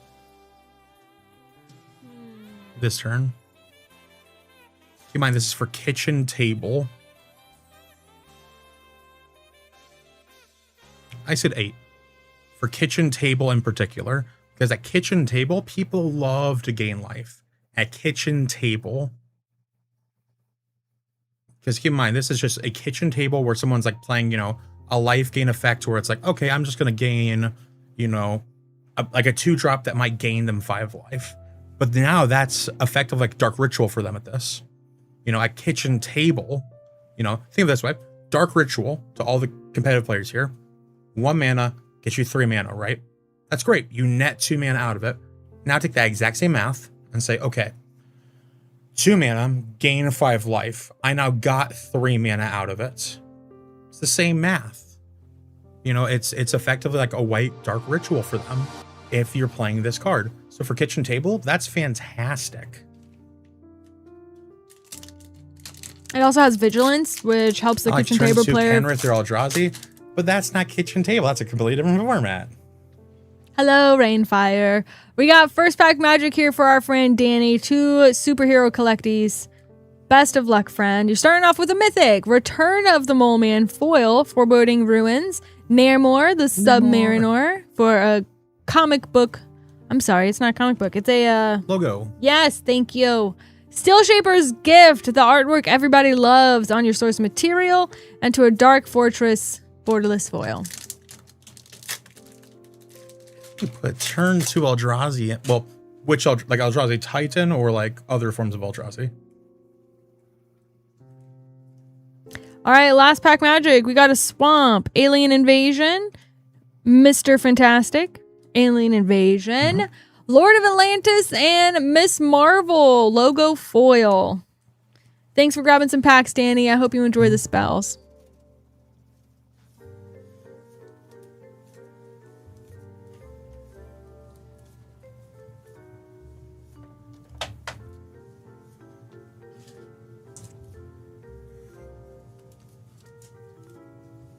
Cloud Plus Eldrazi. That's a legacy deck. Cloud Plus Eldrazi. Magic Vlad, I love it. We're going to start with Strixhaven and move over to superheroes. Good luck.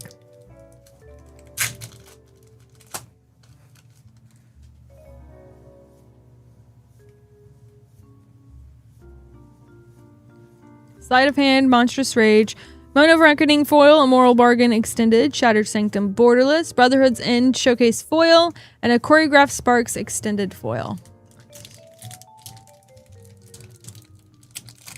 Vladimir! Alright, last pack. We got Signed. superheroes. The Scarlet Witch foil! Sick. Heroic Return, Loki, God of Mischief, Captain America, First Avenger, and an Arc Reactor Gorgeous. panel foil. It is pretty. Those panel artworks are super cool. It's gorgeous. What does Improvise do? Improvise, you can tap any number of artifacts to cast it. It's like Convoke, but for artifacts. So I should put this in my Titus Blitzball Star deck, is what you're saying. That depends what his Titus do.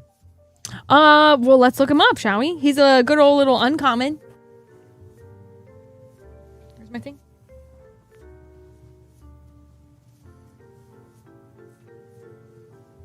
Titus Blitzball Star. GG's, Vladimir. GG's. GG.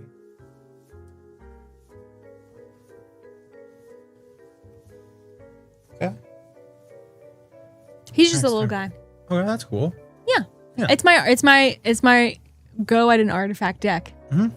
It does fine. It does good. Yeah. I don't have crazy cards in it, Okay. but Yeah, Arc Reactor is a good way to just like, it's kind of like Worn Power Stone in that regard. yeah. Where it's just like, you know, it's another like, comes in tap, makes multiple mana. So I kind of put in the same category as like Worn Power Stone.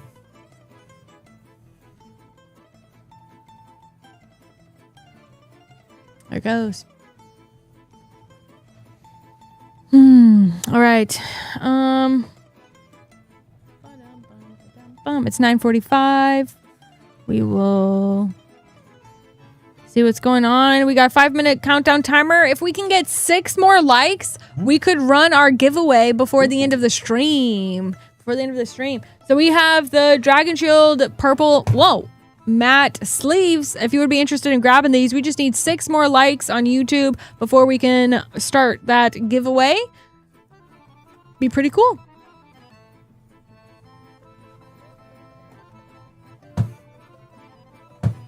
Would you like to try another? Sure. You go for it, buddy. You run all of it. Yeah. How do I get back? That one, yeah. That's it. Sick. We did it.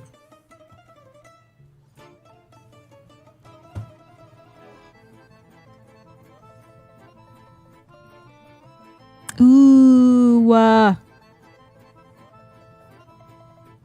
This is in a deck of mine. This one. 5 more likes. Let's go. Oh, I have to refresh the cache. Hold on. 2 seconds. I shall do that. Refresh. Okay. There you go. Perfect. It looks good. All right. Yeah, this is better.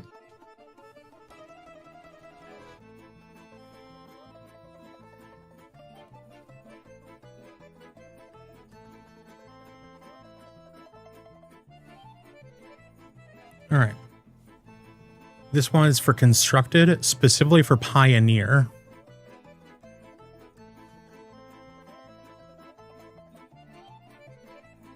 Bro, I don't even know what Pioneer is. I'm going to be so legit. Fair.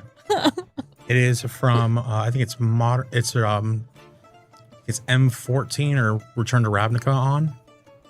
Oh, okay. Solid. Is it 40, 60, 100 cards? It is 60 cards. 60? 60 with a 50 card sideboard. Cool.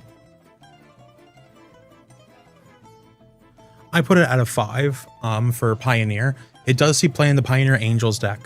And it's good on the curve as far as going to a 2-drop because its deck commonly struggles in the Angels deck with a lot of 3s getting clogged.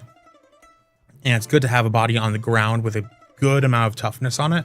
One of the problems that it does face, though, is that it is just what we call a support card. It doesn't do a whole lot on its own. It is another one of those situations where it does really well with a bunch of other cards. Plenty of cards in that deck care about life gain. But if you don't draw those, it does something that you don't care about otherwise. So it's really, really good for a lot of cards that you care about, but it itself is not a card you care about by itself. I also run an Angel deck with this, but in EDH. Would you mind running the refresh button on the top of the back end here? Yeah. Perfect.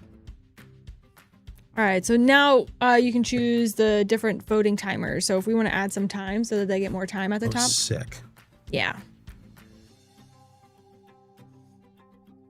Oh, Lord. Okay.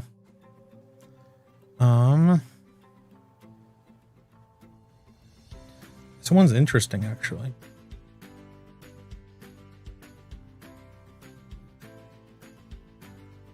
I think very few people will have seen this card, know what it does.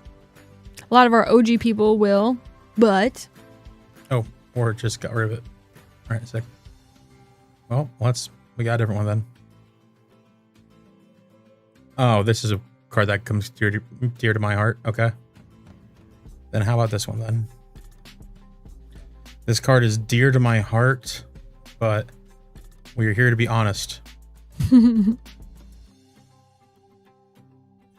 here to be honest, chat. No matter how much I love this card, we're here to be honest. Cataclysmic Gearhulk. I will teach you a neat trick to make your friends hate you after this, though.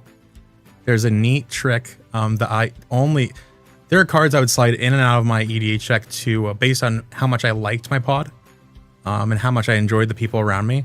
If I never wanted to play with those people again, I had this card in those cards to slide in and out of my deck for tooth and nail targets. So I will show you a cool little combo to instantly lose friendships. So that's nice. Got 15 seconds. 15 seconds. Absolutely not, Rainfire. Get out of here with that nonsense.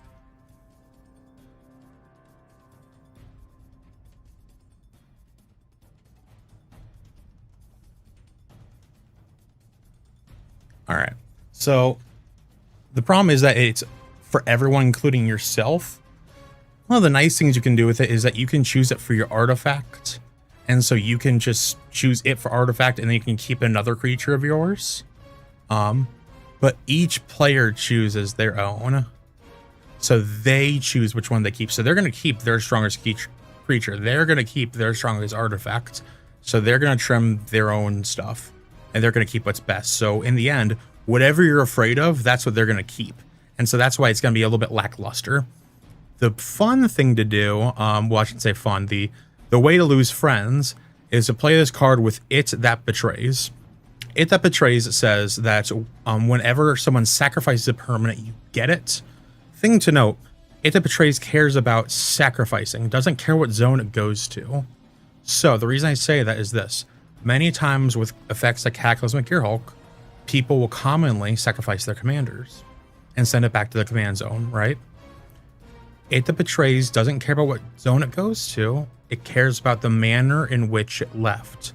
So if you sacrifice your commander to Cataclysmic Gearhulk, even if you send it to the command zone, you will rip it out of the command zone and put it on your battlefield. You will get their commander from the command zone, even if they're like, well, no, I'll send it to the command zone.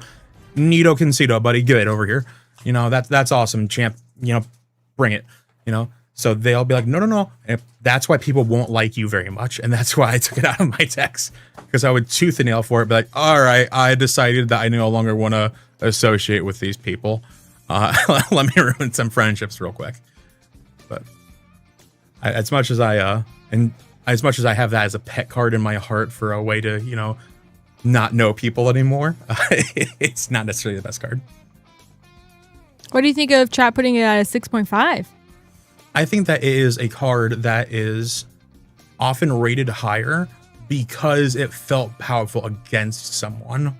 there is very, very important to note about the difference between having something cast against you and cast by you. So think of it this way. If you lose a bunch of your stuff, it feels powerful. But when you cast it and your opponent got to keep their thing they cared about, it feels weak. And so it's really important to know what side of the table you're on. So that's why I rate it the way it is, because I'm commonly the one who is playing it, and I see both sides of that table, and commonly it feels strong when it's strong. It's not always bad either. That's why I kind of put it in the middle. It's good when it's good.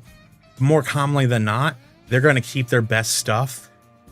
So it's commonly just meh. So that's why I put it in the middle at the meh 4. Yeah. Well, you guys, that is going to be it for this evening. So thank you so much for hanging out tonight. We had a wonderful time. What was your favorite part of the evening? What'd you think? Ooh, there was a lot of good parts there. There was a lot of sick rips. I really enjoyed the game, though. I really enjoyed it. I will say I'm not going to lie, I really enjoyed talking about the difference in scaling between the Merfolk discussion. I think was actually very I genuinely enjoy that, because I think the difference in philosophy between, and I think that's actually very important, is I thought, I'm judging it based on my scale of my table versus a CDH table. I'm like, yes, but it's Commander as a whole. And I think that's a very important discussion to have, because that's how we end up with it's this, no, it's this. And I think that's just an important discussion / philosophy of Magic as a whole. And so that part just speaks to Magic as a whole. So I like that. That's why Rule Zero conversations are so important. Absolutely. Yeah.